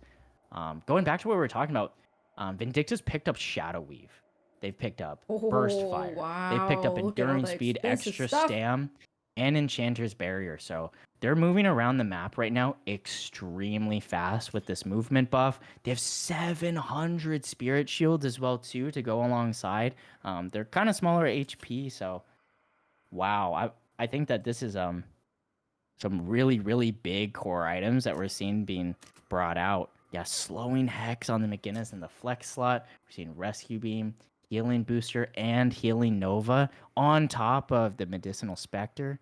So this is looking like a lot of stacked support items and offensive items.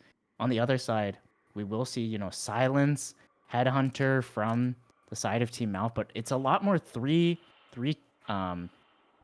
tier items rather than 4th tier items that are coming out. Unlike Team Lovely Momo, who has a little bit extra souls to spend, about 5k each per person. I have no idea if they would actually drop the urn. Oh, they might actually be fighting this. I'm very curious Headed to par. about this. It is true, Vindicta is moving extremely fast right now, so it might not be... Oh, it would be an issue. They see 2 people there, at least 2 people. And the fight has started, so there might be a window of opportunity, but with how many players are around here, this Trying is to get curious. a visual on Team Lovely Momo. Yeah, we will see only, you know, 1 or 2 players each from either side kind of be anywhere Here comes far Ivy. from this drop-off spot. Yeah, Wow, and it will be when a did that successful happen? delivery in the thick of it. Uh-oh. Lash assault. Oh, Jet. and great job there to make Someone sure is that trapped the in the shadow dome, transformation but- doesn't get its value. Yeah. Oh, and there's Huge basically black 2 fights hole, happening right here in the same 4-3. area. A silence goes on Kelvin as well too. This is a really tough scenario. Oh, really good healing stacks happening right now It's like a for the side double of Team Mouth. healing. Look at all of that healing. There was Oh, like wow. 3 healing like circles on the screen there. And even so, they will still opt to kind of fall back a little bit. The gap in souls widening. AP gap widening even further. Team Lovely Momo's doing a really good job. Okay, they might fish out for the battle here.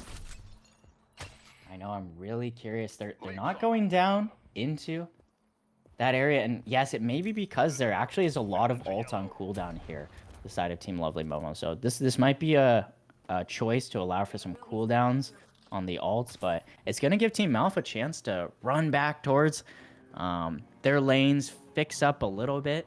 6k item can be bought here by Mirage, and we're going to see They Crippling hear Headshot the come out. roar. They hear the roar in the mid boss. How are they going to react to this? Yes. Oh, actually, they're And gonna this finish isn't it a off. bait. This is real right here. Okay. This is a little scary. Oh, man. This is scary. And yeah, they need to get out. There was no singularity available. Not a lot of ults to contest this from the side of Team Malph. Oh no, they flew All of a right into the sudden, dome, but this is a huge melee fight inside that dome, and it's unsuccessful. wow, Punches just coming out non-stop as the punches. primary chase. There's the Yeah. wall. Oh, here is the parry, but goes down without any parrying. Oh, wow. And the chase is all Oh over the wow, place. they hear the mole and just punches going down. Seriously, and all of a sudden, this might be base guardians for both sides of this middle base be taken. Let's see. Actually, there's a bit of poke.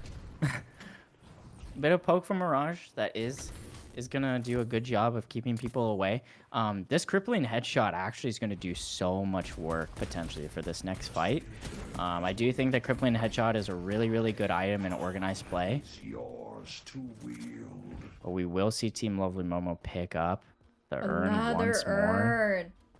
Currently, And they still 2 have- players are down.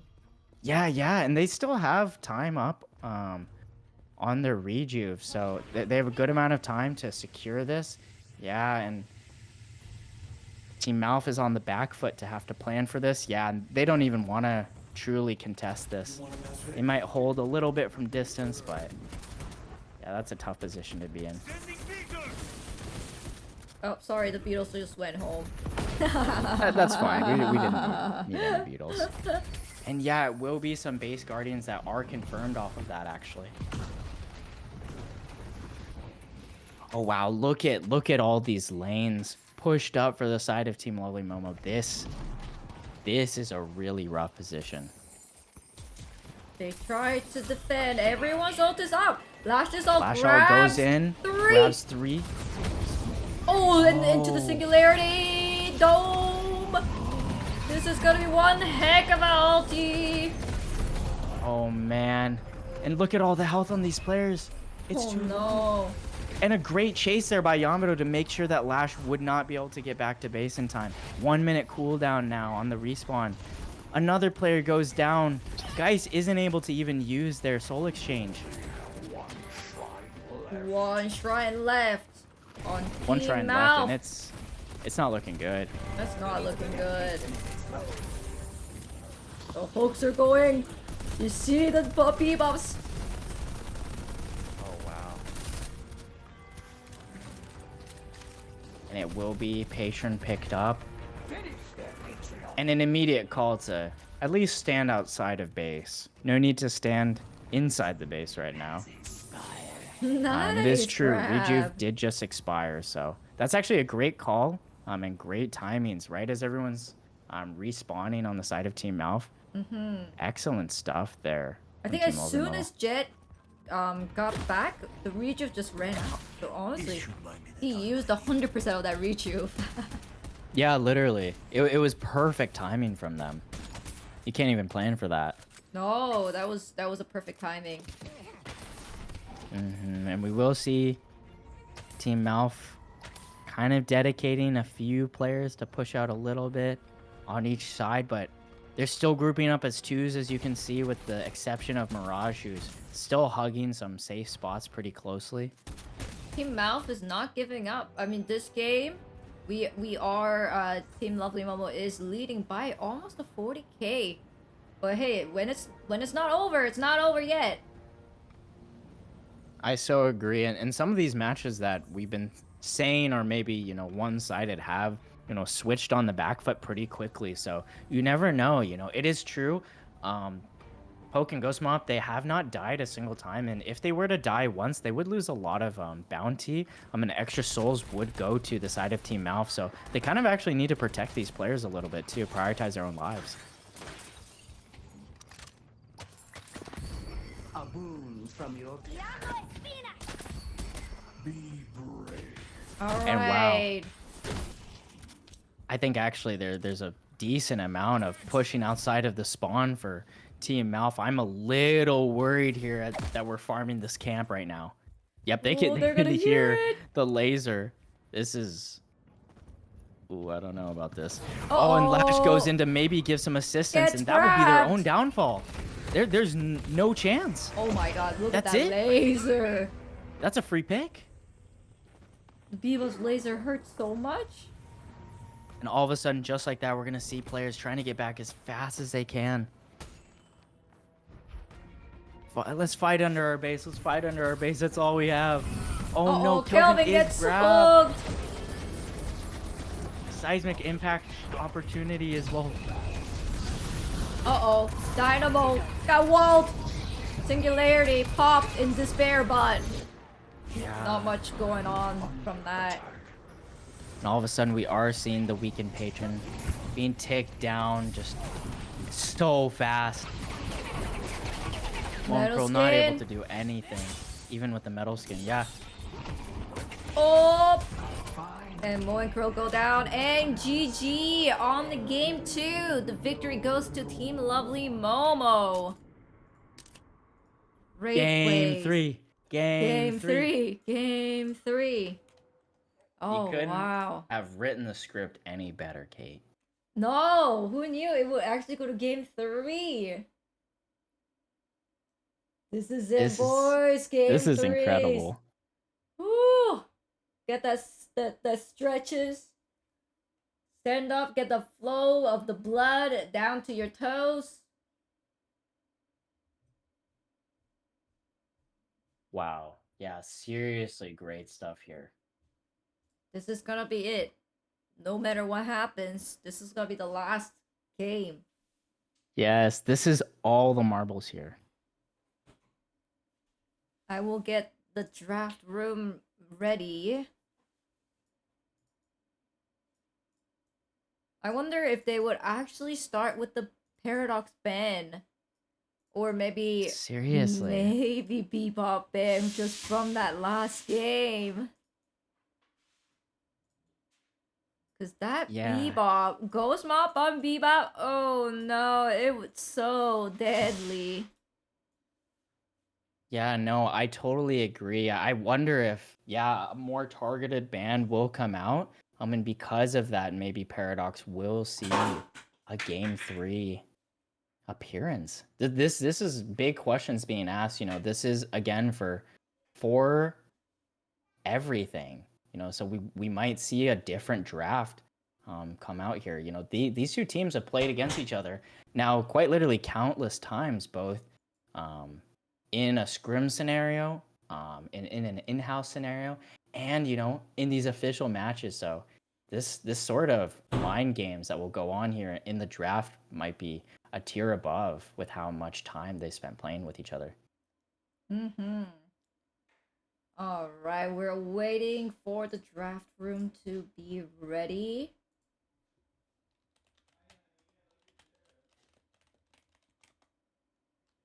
We are ready for the draft.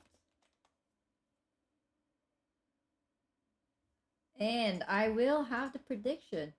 And the prediction will be which team will win this heard of it.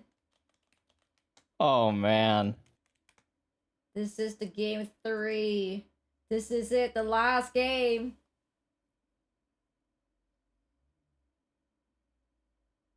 Joseph saying he's going all in on Team Lovely Momo. And I can't blame them. These games are so close that you'd have no choice but to go all in on your choice, whatever it may be. Looks like players are taking a quick water break. No worries.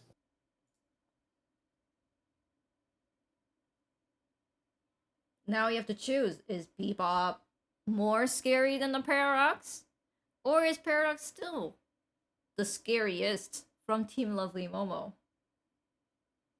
Honestly, even after the really, really great Bebop play that we've been seeing from both sides, I still gotta say that keeping Paradox off the board would be optimal. I think that the amount of opportunities that both Paradox and their teammates have to play against and around their time walls, and with Carbine being such a simple setup for your own ult, it's just really, really hard to disrupt a Paradox when they're on a roll and they're flowing between lanes and just doing a really good job of controlling the tempo of the game. So I would not be surprised to still see it off the table.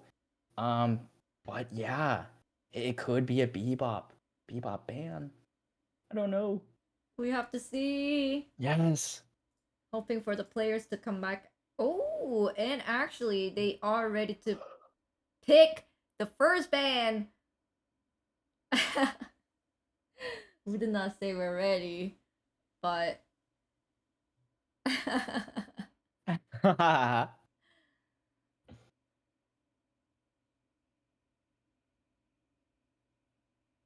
little bit of you know, Miscommunications, I'll say yes. okay.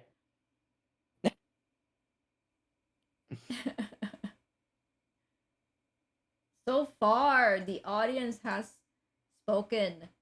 76% on Team Mouth actually securing the victory of this tournament, Whoa. which is, I think, a little.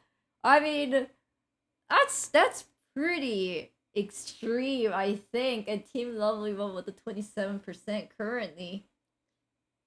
Yes, I don't think that's representative of what we see on the table here. Honestly, I do think it's a bit 50-50 here.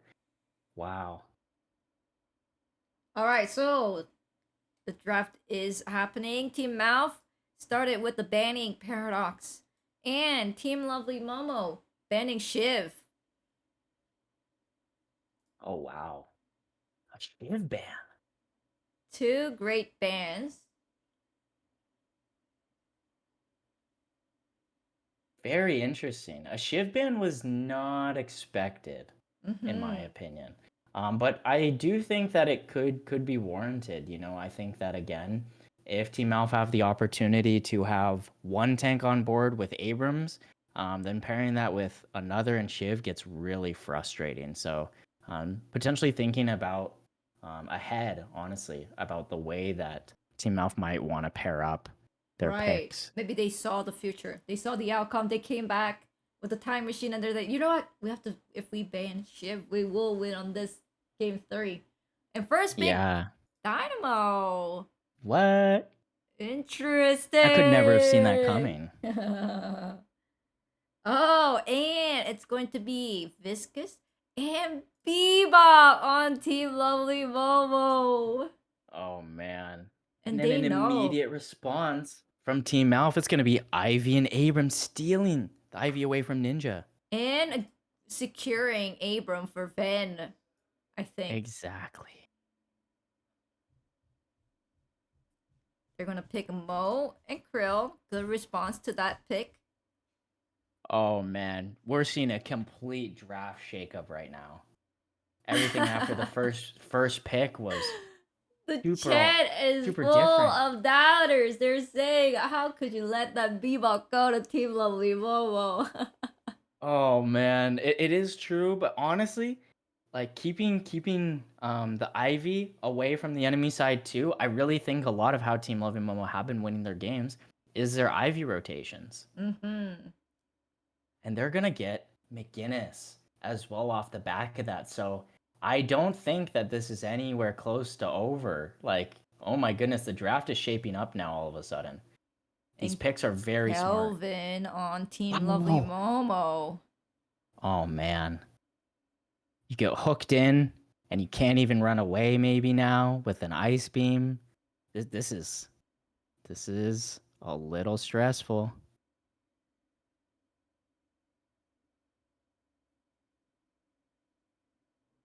Oh, someone in the chat saying I really want to see a Warden. I think Restart is the same. Restart lost to see a Warden. For some reason, I have to agree with that. And honestly, I Oh, wouldn't be and here surprised to comes see it. Warden. Here it is. That The is Warden so pick. funny.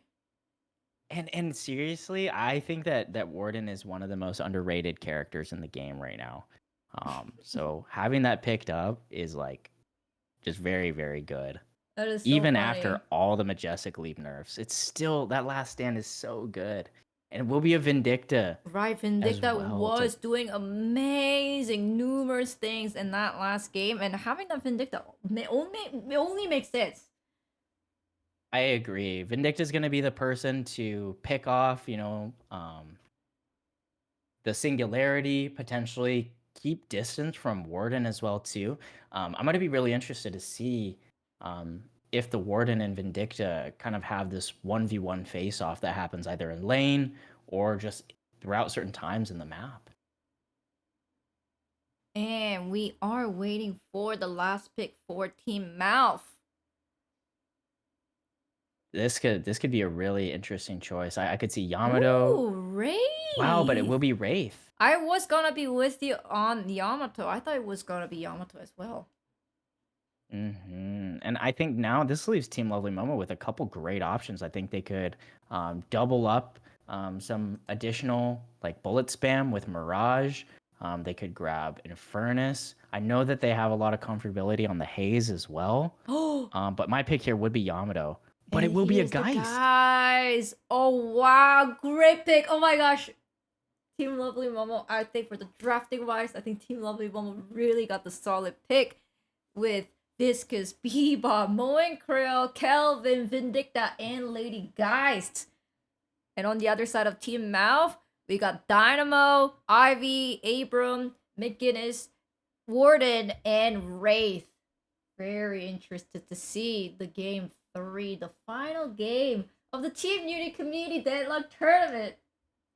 Oh man. We couldn't have asked for anything better. A No. reversal, the first seed becoming the lower seed in the final 1-1. Right now, this game will be everything. All right, the total prediction, the final prediction of the which team will win this tournament. 56% on Team Lovely Momo. I think that number just skyrocketed as soon as they saw the Bebop being picked. And Team Mouth, where was at 73% leading, not currently at 44%. That is so funny the way that things flipped on their head when people started seeing the draft. That's so funny. When they saw that Bebop, they just put that stunk right into the Bebop stunk. Seriously, very, very funny. But honestly, I do think that the matchup does slightly favor Team Lovely Momo's side. But honestly, I think that some comfortable picks were stolen away too from Team Lovely Momo's side. So this could be honestly just a battle of just trying to take away synergies. And it will be, let's see. Stop running. Stop running. Can we blind pick? We can blind pick if people want. They're running away from the inevitable defeat. Are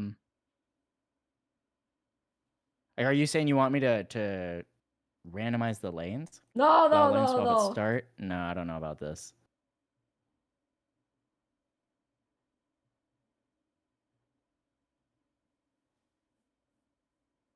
Let's allow the lane swap. I mean, I said it before. The lane swap after first wave, which is significantly less than 5 minute cap.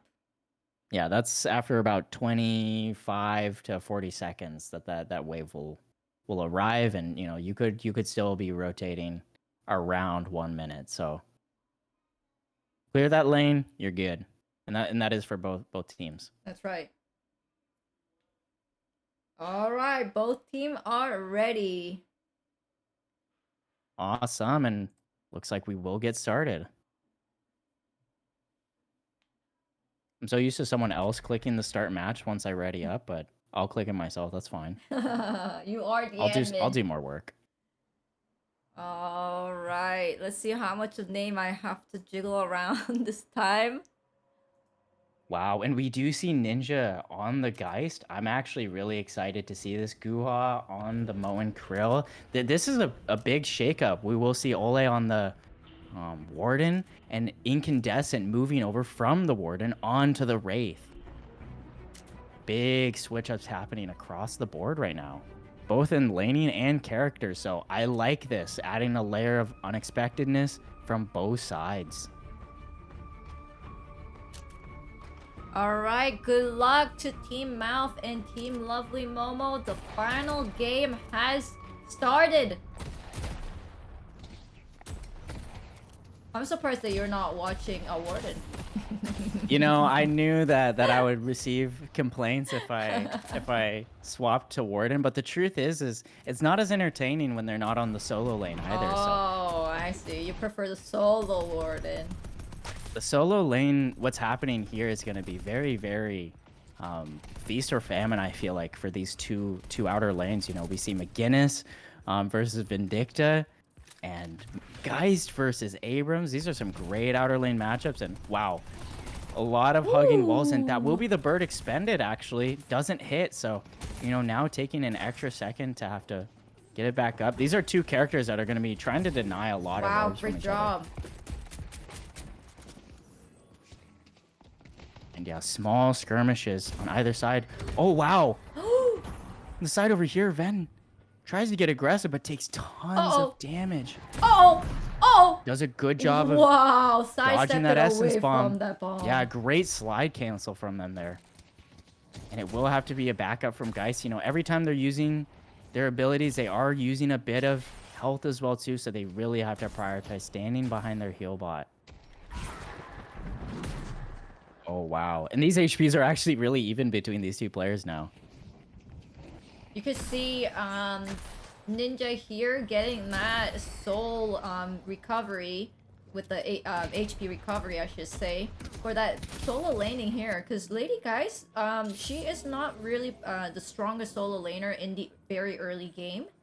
And I think having that extra healing will help her sustain and keeping her in the lane here.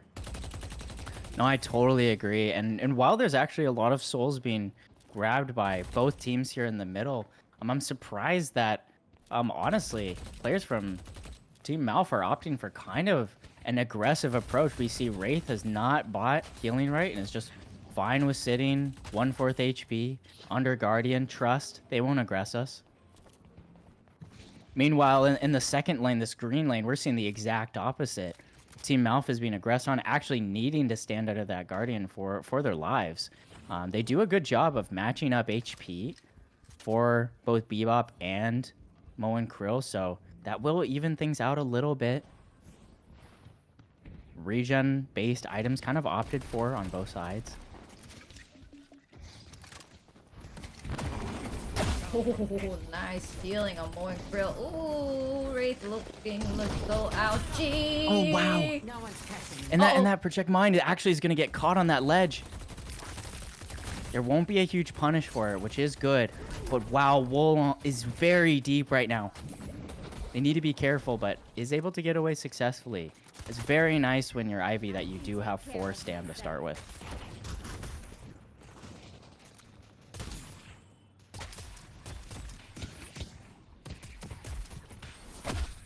Trying to clear the lane.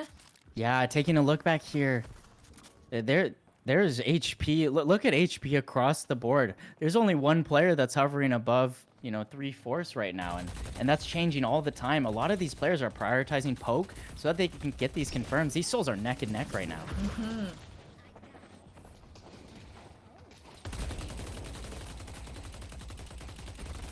Oh wow, and yeah, we will see, yeah, full clips actually, you know, being expended just to chip players down an extra 100-ish health under these conditions sometimes. So a lot of wow, space nice. and great burst there with a card there. No extra charge bought yet from Incandescent on Wraith, so actually, you know, they will be saving some of these cards, honestly, and using them pretty wisely. Good job of taking advantage when players are close together, but wow, Ven does take out Ninja successfully. Woo! Holds low HP. These have been very close skirmishes from these two players, and actually going to use Zipline Boost to go all the way back. And meanwhile, Ninja's using Zipline Boost to come back as well, so it kind of, in the end, might be an even-ish trade on souls. That's right. They might not feel the results of this frag very much. Looking back at some of the inner lanes, there's a lot of HP expended from both Kelvin and Viscous. And WoW as well, too. Soul Climb as well starting. Everyone's going to have ults online except for a couple players here in the green lane on the side of Team Mouth. So this is a great time to start pushing forward, especially when you have an oppressive ult like Telekinesis. But wow, in the green lane, we are seeing a great use of ults to try to expose these two players. One is taken down, and Dynamo might be all but lost here, trying to get around these corners. No, Dynamo goes down. And that is a good confirm there, there's but the cage, but good easily job escaped. as well, too, from Guha to get out of there. But was that a hook? Oh my gosh! Oh, wow. Yeah, and a lot of HP taken off of that Guardian subsequently. Oh, and Good Wraith goes pickup down. there as well from Oh, a no. Team Lulu Oh, no. player, but Q. an emergency goo be needed Oh with my the gosh, Q, but and the dome. Oh my gosh, they're flying. Ult is being this used. is gonna be a bit wow, tough what a clutch. for Ivy, but What a clutch.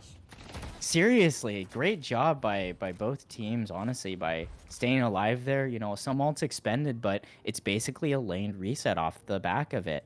And still, these green lane players on the side of Team Malf are not able to have their ults up until just now. So there is a little bit of staggered ults and staggered soul counts that are starting to be noticed, really just in these individual lanes. McGinnis is going to be aggressed on by both Mo and Vindicta. So we are going to see a couple players, two actually, migrate over to help out. I wonder how Team Lovely Momo will decide to capitalize off of this. Yeah, we're seeing two players kind of just walking around this bridge area, farming and showing presence. Meanwhile, we kind of see something nice similar hook. on the other side. Oh, great hook, actually. Got to swap back there. Oh my Great confirm. goodness. I think the viewers knew what was happening. When you see the Bebop, the stonk. It's a stonk. Bebop, invest in Bebop stonk, everybody. Yeah, seriously. Already we're seeing so much value from the hooks coming out. And just a little bit of free farm here, a bit of 1v1s there, and all of a sudden Team Loving Momo's looking back to try to make their way back, actually, and Ivy will be able wow. to get away, so geez, that is a little rough for the side of Team Mouth. They will expend the telekinesis and the Ivy fly just to get away, and it doesn't even fully work out. So ults are staggered. Meanwhile, on the side of Lovely Momo, we see those cooldowns are honestly going to match up pretty well.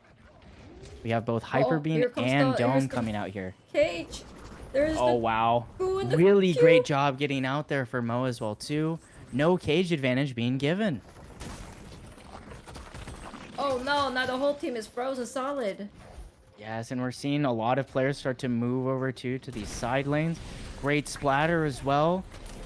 This is a big chase down right now. And good shoulder charge to get away, but Go blue. oh, man. There's so much happening because of that. I wonder if Kelvin's going to be able to... Nope, no catch on Abrams because of it. That's okay. Oh, I think they're still chasing Abram. There's a little squish between Mo, Abram, and Warden. Oh, wow, and yeah. Oh! Mo is able to get outside in a way, but they have to kind of pop up into the air and take a bunch of damage to do so. Oh, dodge the Gordon hook decides, by nah, that. I'm not going to chase. Yeah. And wow, there's 4 players. I'm just hugging these 2 lanes, honestly. This is getting really, really Oh, here comes aggressive. the ball. Hope you don't mind the pickup. As well, too, a bit of flight Oh! is going to help. A stone form as well, Oh! too. Oh, wow. Oh no! This is a really, really great stun here coming in and a confirm, actually. Oh! They hooked Oh. him! They hooked him! And last stand will be Might the not be immediate enough! trade. 70, 80, 90. Already at That was a 100. great emergency ult there from Ole, doing a good job to keep their health up there with the last stand lifesteal. Ooh, Now we will see wee. Ven try to chase off Ninja for just a little longer. Their lane is going pretty well, but every time these turn into bigger team fights, we are seeing Ven kind of being pressured quite a bit. Alright, they're back again to their lane. Seriously, and over here, Vindicta, we will Oh, see here get comes a the wall. little Here bit comes isolated. the black hole. Yes, and even though, wow, that was so low, actually, for Dynamo. But does a great job of just getting the singularity and getting out. And hopefully, you know, if they don't catch Mo and Krill here, or which they might, this is rough. They're not going to opt to grab the movement buff either. This is a traditional chase. I think they see him. They saw that they're going up the building. Oh, nice Oh my combo goodness, wombo. and it's a combo lock, actually. Oh, ah! They survived for now. And Quantum They're going Entanglement down. with a They're couple out of misses is bullet. going to actually give an ability to potentially get away, but no, the confirm is there. Wow. Oh, hold on. Wraith is here. All of a sudden, Wraith is here, yeah. And they do have a telekinesis, so they could try to take Where did this they go? 1v1. They see them. They see Boy Krill flying. Oh, but they're away. Great pick there from the Mo and Krill and Guha.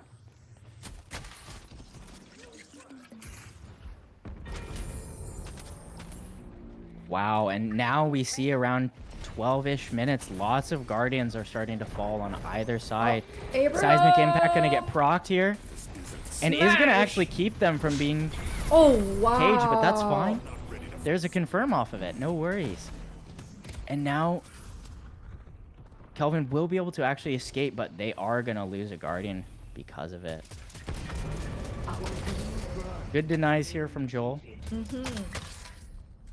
And while we do see Ninja trying to aggress for a little bit of free walker damage, it's going to be hard for them to get away here. Oh, Honestly, from Ven, who's they're able to gonna get move around the map sandwiched. so well. Oh, wait. They just got to phase through. It's Soul Swap. Oh, wow. So many players have corralled here to help out Ven. Oh, and Oh, what? Where is amazing, going? amazing wall jump there from Whoa! Ninja. But they are Try to going to get parry. grabbed. They are engaged. They're getting combo by Oh, and Gula. all of a sudden, there's Uh-oh. so many players getting Nice stunned parry. and Oh locked my right gosh. now. And Geist is still surviving. Geist is still running free. Healing right popped. Oh, and again, great stun there. Jumping over the fence there. Great job there by Wool. Oh my goodness. What a play from the wall jump, from sustaining. Oh my goodness. That was an amazing play right there. Yes, and while Team Malf will give up a Guardian for that, you know, there is just one Guardian now on either side available, so this is looking really even, and the soul count as well speaks to that too.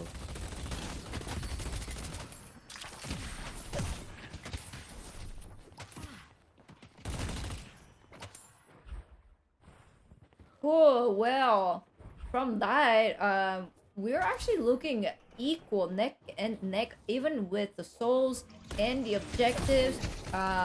They have each team have one guardian still standing. They see Oh man, and all of a sudden this Warden. is a huge chase. Great puddle punch as well too. That cage does not really mean anything when there's nothing to follow up on it.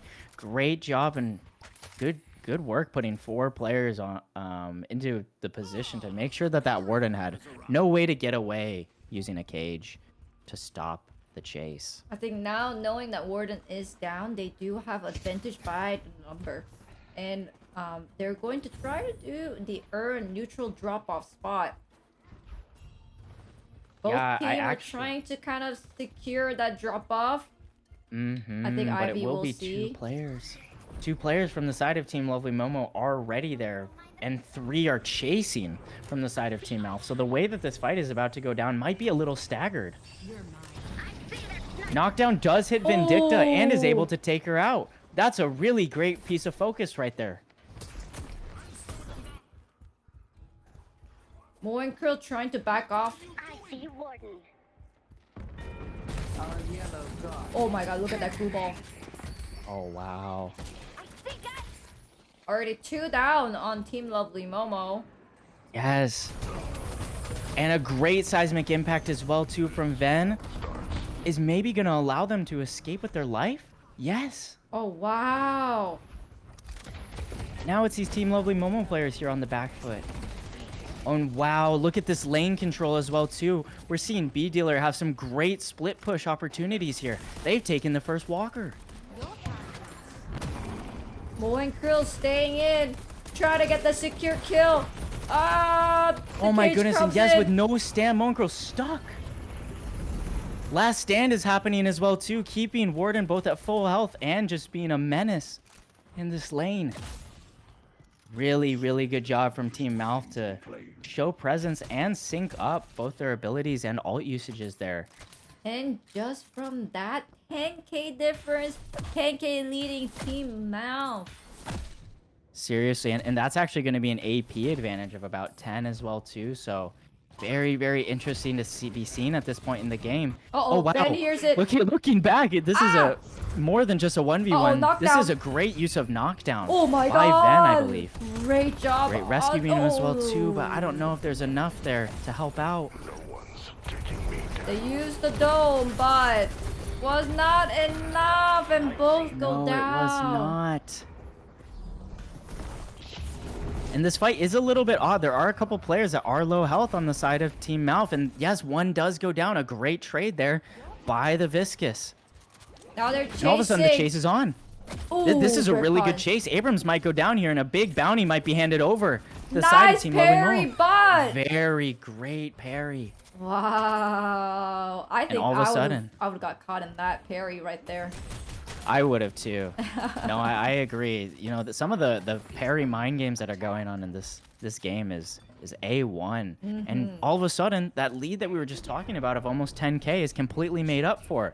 However, B-Dealer alone has secured 1 Guardian and 2 Walkers by themselves. Wow. This is a crazy B-Dealer carry right now in terms of objectivity Oh, but hold on. and macro. Wow. They too got the walker. Team Lovely Momo also got the walker.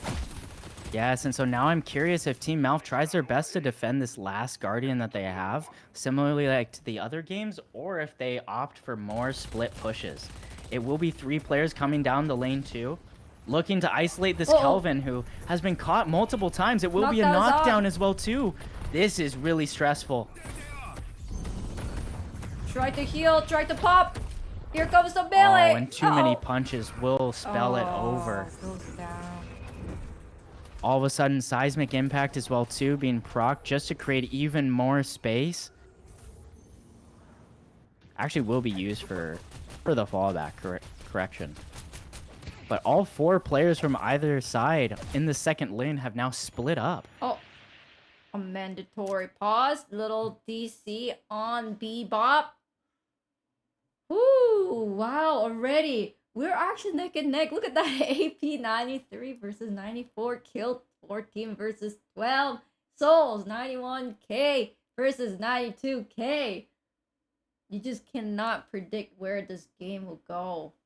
Seriously. And I just have to compliment how good of a job both teams are doing when noticing, like, we actually shouldn't reset here. We can still get 1 more kill before resetting just to keep souls close, neck and neck from each other. So far this match, you know, this is 18 minutes in. We're seeing 1 player on either side down almost all the time. And that's honestly very telling.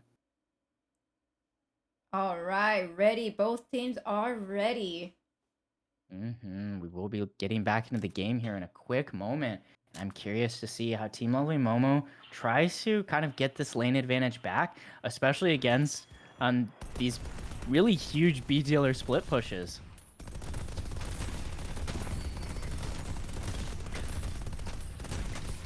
Oh man, B dealers are actually just Love the they versatility just of this thing. love to push.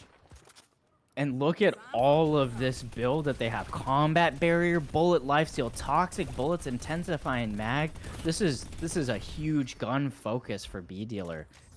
Becoming a turret of their own and already, has a clip of over 100. This is very, very good for the minigun. I'm liking this build a lot. Oh, surprisingly, Team Mouth still has that one Guardian on the blue lane.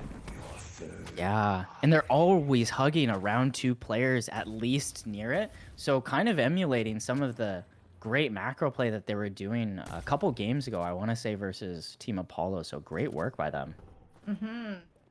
Oh, actually, we're about to see blue lane be pushed in from Team Mouth. They want that It's walker. some stolen farm, yeah, that might turn into a skirmish here. Players identifying themselves, they know that it's at least a 3v3. And Wraith is desperately wanting that farm. They will get away, looks like. A couple other players to just take the attention for a second. And Ivy's going to do a little bit of extra scouting. A Kudzu Bomb is going to do well. And it does look like the airdrop is maxed. So silence will happen for 4.5 seconds when players are ulted. And that ult is going to come up once a minute. So this could be really oppressive. I was talking earlier about how well Ninja was piloting this Ivy to help set up more gunfights. We're kind of seeing the same here from they Wolf. see the B dealer. And Oh then my goodness. And look how quick everyone was to be able to support that fight. Even though 3 players were only necessary, Mouth's team had 5 players ready for that fight. oh, They and pay B for it a little dealer's bit with gotta some extra keep on guardian damage. pushing. Yeah, B dealer in a crazy position right now, honestly. But they do see with their quote unquote ward, Monecro taking that space back. They know at least 1 or 2 players are within that fog of war, and some callouts are being made to try to isolate any players that are looking to re-aggress in that 3rd lane. So great job there Can't go wrong with these. from the All Malphers. right, the Team Urn Mouth grab will be had. picked up the urn. I feel like the urn is the start of the disaster, but we'll just continue and see. Oh, okay. It's just a little Uber driver having a little issue. We took a wrong turn at Albuquerque. Yeah. No worries. I see Viscous. And it looks like both teams are very prepared for this drop-off. But honestly, it's happening so quickly that Team Lovely Momo doesn't really have an opportunity to contest with the 2 players they committed there. Here's the ball. And then Telekinesis is going to chase Goo. But it will happen once he is kind of within a safe area. So opportunity to hold this last walker. Oh my goodness. Yes, this is the last Cage. walker. Oh my goodness. They have to protect this walker. You Yes, and cannot I do give think... up on that flex spot. Oh, boy, it goes man. down. And it just shreds so quickly there against 4 players. You have to back up here. Oh, as but you Team can Lovely see Momo. on the yellow lane, Bebop was able to push so much minions, but B-Dealer is there to deal with the minions here. Oh my goodness, and B Dealer is shredding minions so fast. That was absolutely so quick, and so, now it allows, again, Ole to keep aggressing and solo pushing that lane. Again, 4 players on the side of Team Alpha are here. They're still protecting that Guardian. Oh, in they see isolation. Really good job with the Hunter's Aura as well, too, but it will turn into a lock. Uh-oh, this might be a good pick. Oh, man. Vindicta's here to help. This is a scary place for Vindicta to be. Knockdown is procced. I don't know about this. The chase is on, and while disarmed, there is a shoulder charge up in about a second here. Singularity comes in. It is going to turn into a 4 hit with Seismic Impact. 5, correct me. Oh, no! And wow. Oh, My goodness, that was a huge Seismic Impact from Ben. My goodness, and there is no chase opportunity here. from the Malphurs. Great attention there. And all of a sudden, it's an insanely fast call for mid boss. B dealer being the one to hold everyone off. Here, take a wall. Here, take a couple turrets. You got to get past this to even contest us. Game is not over yet. This is just the first rejuve. And that is going to be secured by Team Malphurs. Yes, I actually do still want to call out that Team Malf did have to use a lot of their energy in that center area and in those middle lanes. So we will see the players kind of have to spread out again to fix, for example, this far fourth lane. They will look to do a little bit of extra roaming, which honestly I do think is a little bit of a risk here. I'm surprised that they're not putting more players on evening out those existing lanes, but hey, that's what those rejuve Candle Troopers are for. Something to note here, I mean, yes, Team Mouth does have 3 walkers, but I mean, one of them is on a sliver of HP. If you just like sneeze on it, it's gonna fall down. I agree. I actually think that, Oh, yeah, where's the I can't HP? even see the HP. So I actually think that it is possible that a player could sneak around the side and take out this walker. But honestly, priority needs to be given to taking out that last guardian as well, too. And with both of those middle lanes not pushed up, this is going to put a lot on this current team fight that's about to go down. Potentially. Right. Oh, no, it will be a reset. Team Lovely Momo opting to fight closer to base. I like this.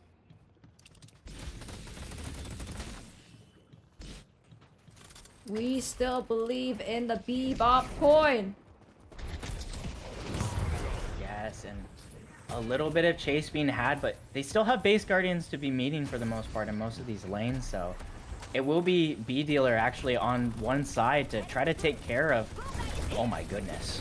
They are my just goodness. burning them off so fast. That was wild.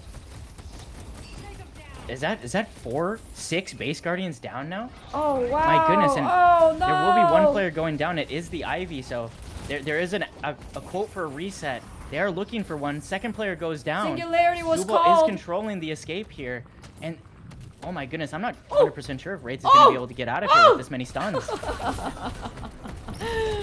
Holy cow, this Viscus. Oh no! Now Viscus is in trouble. Wow. And the turnaround is excellent with the help of B dealer there. Let's go green. All of a sudden, that was kind of a stale there, and Dynamo will Nice get taken as pick well up on too, that dropping a bit one. of a bag. Not really going to be prioritized by Team Lovely Momo. They would much rather just take care of the minions in their base, start working on evening out these lanes. Let's see when Rejuve is going to go down in less than 30 seconds, so this is a good opportunity to just play in base, get everyone up again here in a second, start moving players towards those outer lanes. But Team Alpha is making a couple pings on the map. I'm curious if they want Urn. It doesn't look like they're walking to it, but it does look like they're trying to prioritize their farm.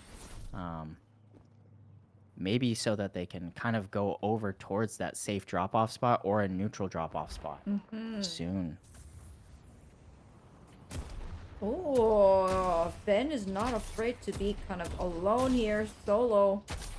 Yeah, and with that Hunter's Aura purchase and Point Blank that they have, honestly, it might be warranted for them. They even have the casting buff, so Ven in particular is looking very hard to kill. Headed to yellow. The Urn being picked up will signify that actually it is a safe drop-off location for Team Lovely Momo. So more work has to be done by these two players in this first lane to try to push the narrative a little bit further, move some of these Or they're non-rejuve. just gonna let wow. that. Oh, grab! Huge grab! Oh, the grab goes in, but The Urn is returned for Team Mouths. yeah. Oh, and I think that's just, they're just gonna call it. Okay. Yeah, and big reset actually. And a chase that B dealer is gonna have to run away from. They do not have right now their wall up, and they just took damage, so they're not gonna be able to get onto the zip, and when they finally do, they'll take punish damage B for it. dealer of all that work they did on your base. Oh, all that bomb, all doing so much damage. They'll They're look for a trying to. medicinal specter and a wall. just to keep Okay. people away from them. I Oh, but actually they- like that wall. Oh, they're not actually gonna call it off. Okay, they're gonna call it Oh off. my goodness. Oh, B-Dealer gets away wow. with their life. I cannot believe that just happened. That was very impressive movement and good choice of wall there to kind of prevent people from going up the zip. I like that. I think put this this to ball good was use. dropped by Dynamo earlier. Dynamo. That's right. Yeah, so that 3K is going to go towards, let's see. I'm curious. I do want to say it was improved reach grab. Okay. More farming on the side of Wraith will be done, and they do have a couple teammates near them, so they are feeling okay to take some of these risks. They don't really want to aggress towards this farm, though.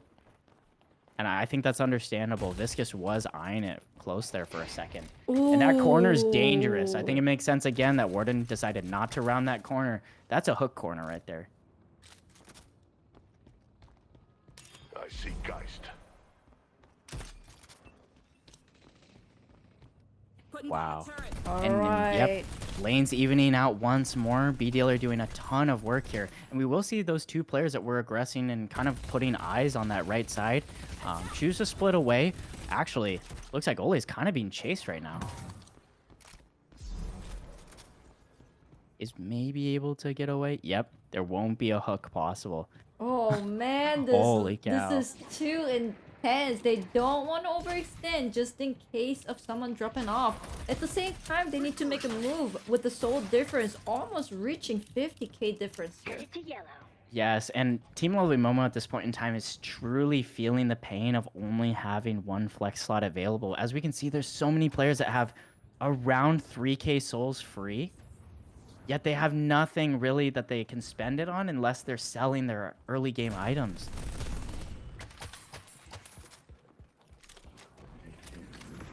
And Team Mouth is doing what they should be doing. They're pushing all the lanes. They're not letting them come out of the base. They're not letting them to farm up.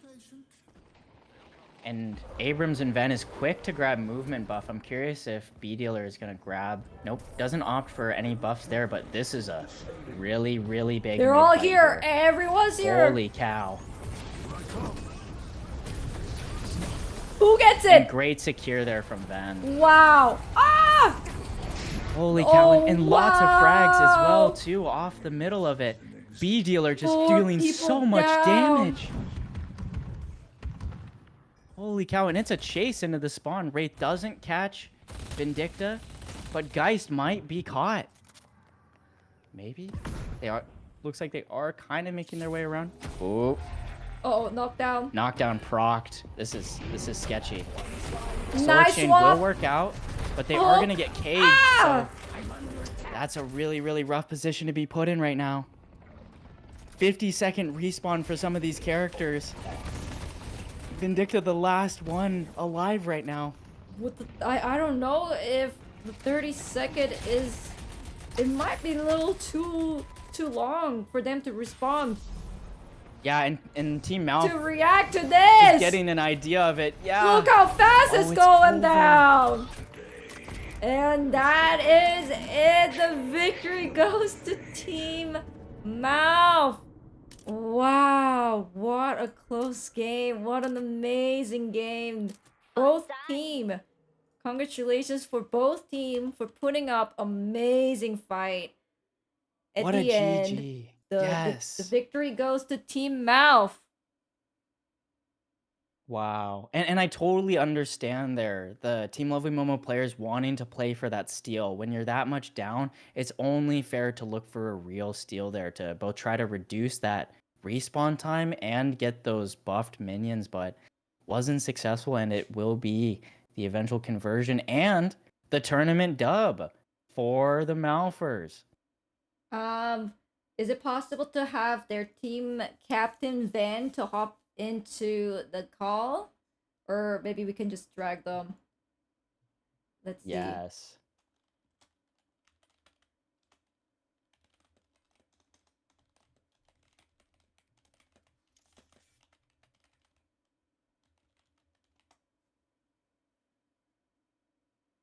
Let's see. I'm sure Van is currently trying to catch up. The breath, try to just get that heart rate a little slow down. Yes. All right. Looks like Ven did say okay. I will drag them over.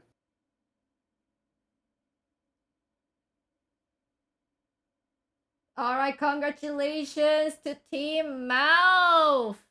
Yeah, thank you so much. Seriously, awesome tournament, guys. Just so fun. Went so smooth. Loved the whole way. Any any moment that stand out for you from the last 3 matches? Oh wow. There's a lot, right? You know, we played a lot of games, just like hours and hours of games. So there were so many moments. I think what really sticks out to me though is how even after that second game, you know, getting stomped like that, my team was just not willing to give up. Immediately right after we lost that game, we were already thinking up strategies, thinking about what went wrong in that draft and how we can fix it up. So the mental for my team and just like my team in general was so good. Pulled out a performance I didn't even imagine that we could during our open scrims. It Yeah, was amazing. it really was, and I think that your team actually showed a lot of flexibility in the roles that they were willing to play and the characters as well too. I mean, you yourself had really shown a preference towards the Abrams, but even you yourself were pushed off of that a couple of times. Mm-hmm. And like we discussed this in our voice comms earlier, is that really the flexibility is what it was the flexibility and my team's capabilities of planning out before the games happened, doing our research, seeing like what picks we wanted to counter pick. That's really what won us those games. We had such like a huge sort of hero roster between everybody, and we were really able to kind of get those key picks we needed and figuring out those key bands that were needed so that we can really get an advantage from picks and bans, then use that advantage into the game. I agree, and seriously, I think you had some really incredible flex players. If and this may be a hard question on the spot, but if you had to pick one MVP from your team this tournament, who would you pick? You can pick yourself if you want to. You can pick yourself, yes, of course. Hmm. Hmm.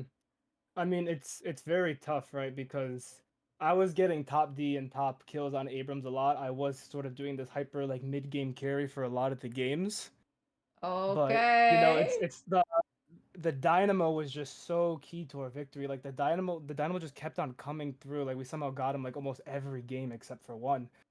So that was like huge for us. I mean, Hanzo Gonzo, like he did a fantastic job. Those double refresher ults were just it's like we would just win team fights off of that specifically. But then you know you know Wool put out an amazing Vindicta performance, basically completely like changing how Team Lovely Momo swapped out their playstyle. So I think in terms of like the set against Team Lovely Momo and Grant, I would give it to maybe Wool. I mean, like the second game was a bit tough on Kelvin, but I mean the Vindicta and the support really got us through it. And then overall would either go to me for like the damage and the kills and the space I was able to provide on my tanks, or Hanzo Gonzo for the goaded dynamo. Just you know, the ult black hole is just winning us those games.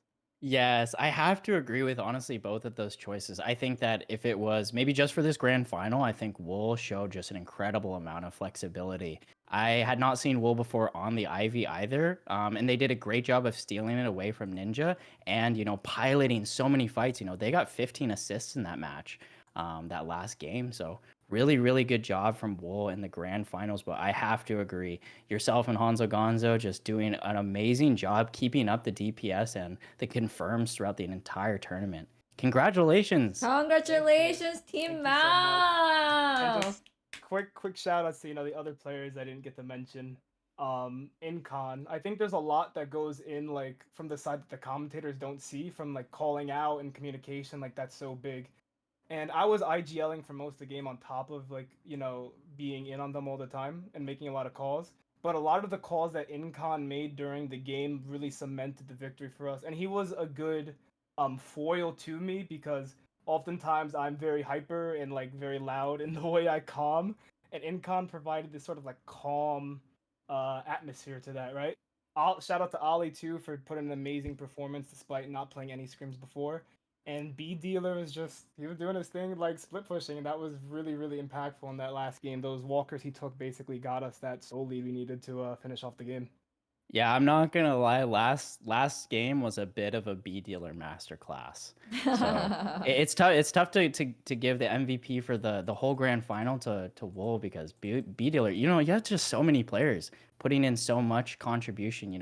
Flexing and allowing affordances to the rest of your team because of the way that they were playing. And yeah, the highlights that you give to Ink and to B dealer and Ole on just being flexible players rings true, I think. And I think that's maybe the way that we're going to see this game continue to evolve. So I think y'all had a great vision for this Yeah, tournament as well. Congratulations again. 100%. Congratulations, Team Mouth and Van.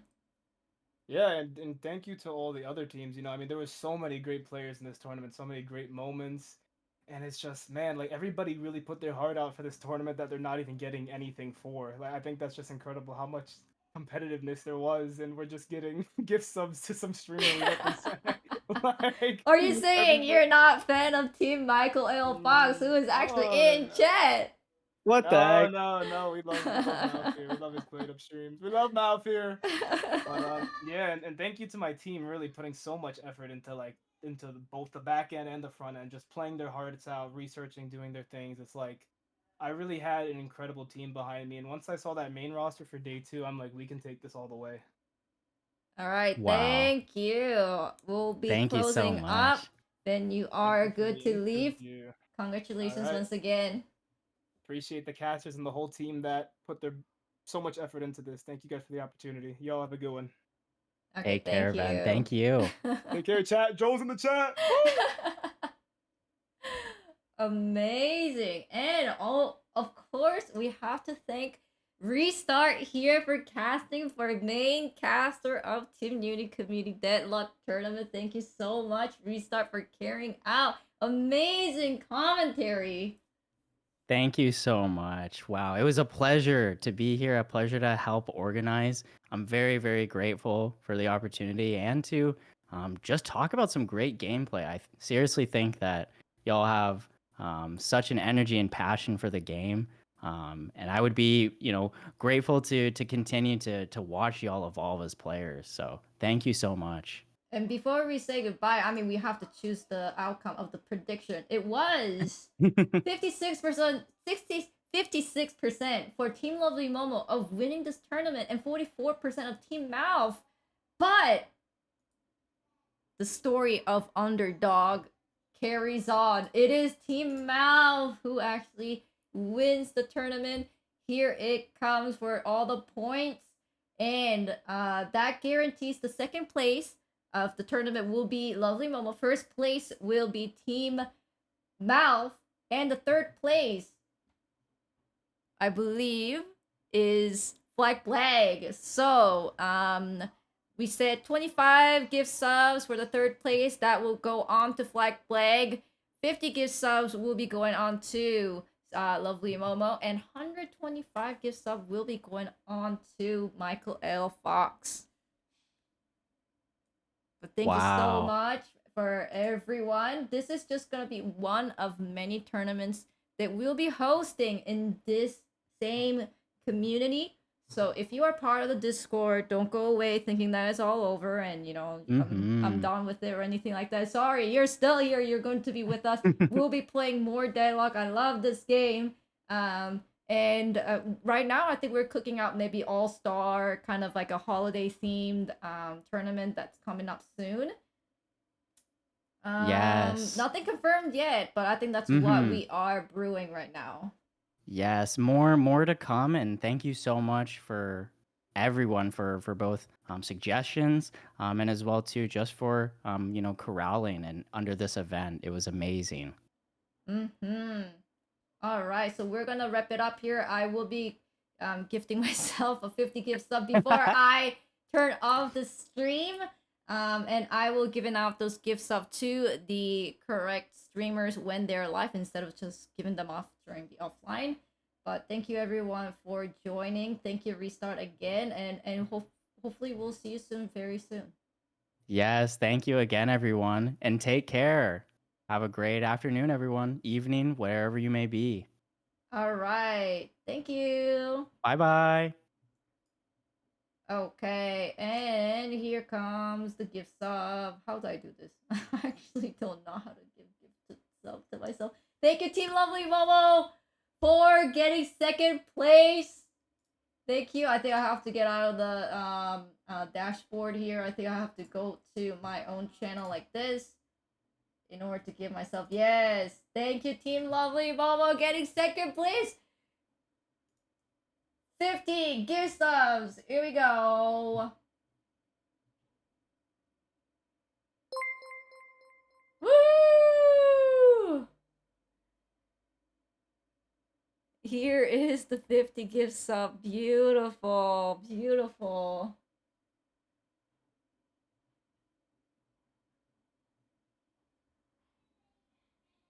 And I will be giving out the correct amount of gift sub to the Flag Flag and Michael F. Fox when they are live.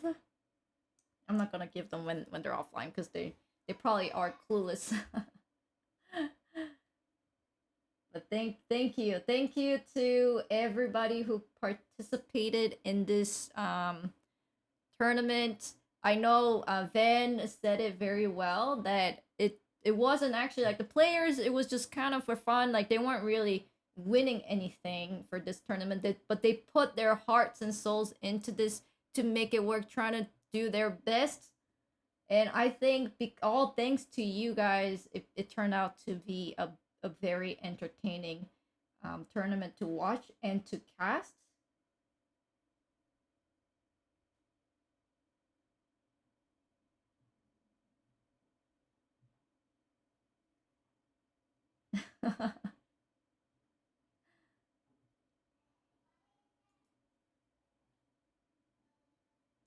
All right, I am going to wrap it up here. So, Ryan and I, we're taking a week off starting tomorrow. We'll be back next week. So that would be November 18. So hope you guys will have a nice chill week, and we will see you guys next week. And I'm gonna end the stream before Librarian tells me what to play. Thanks for watching. Bye!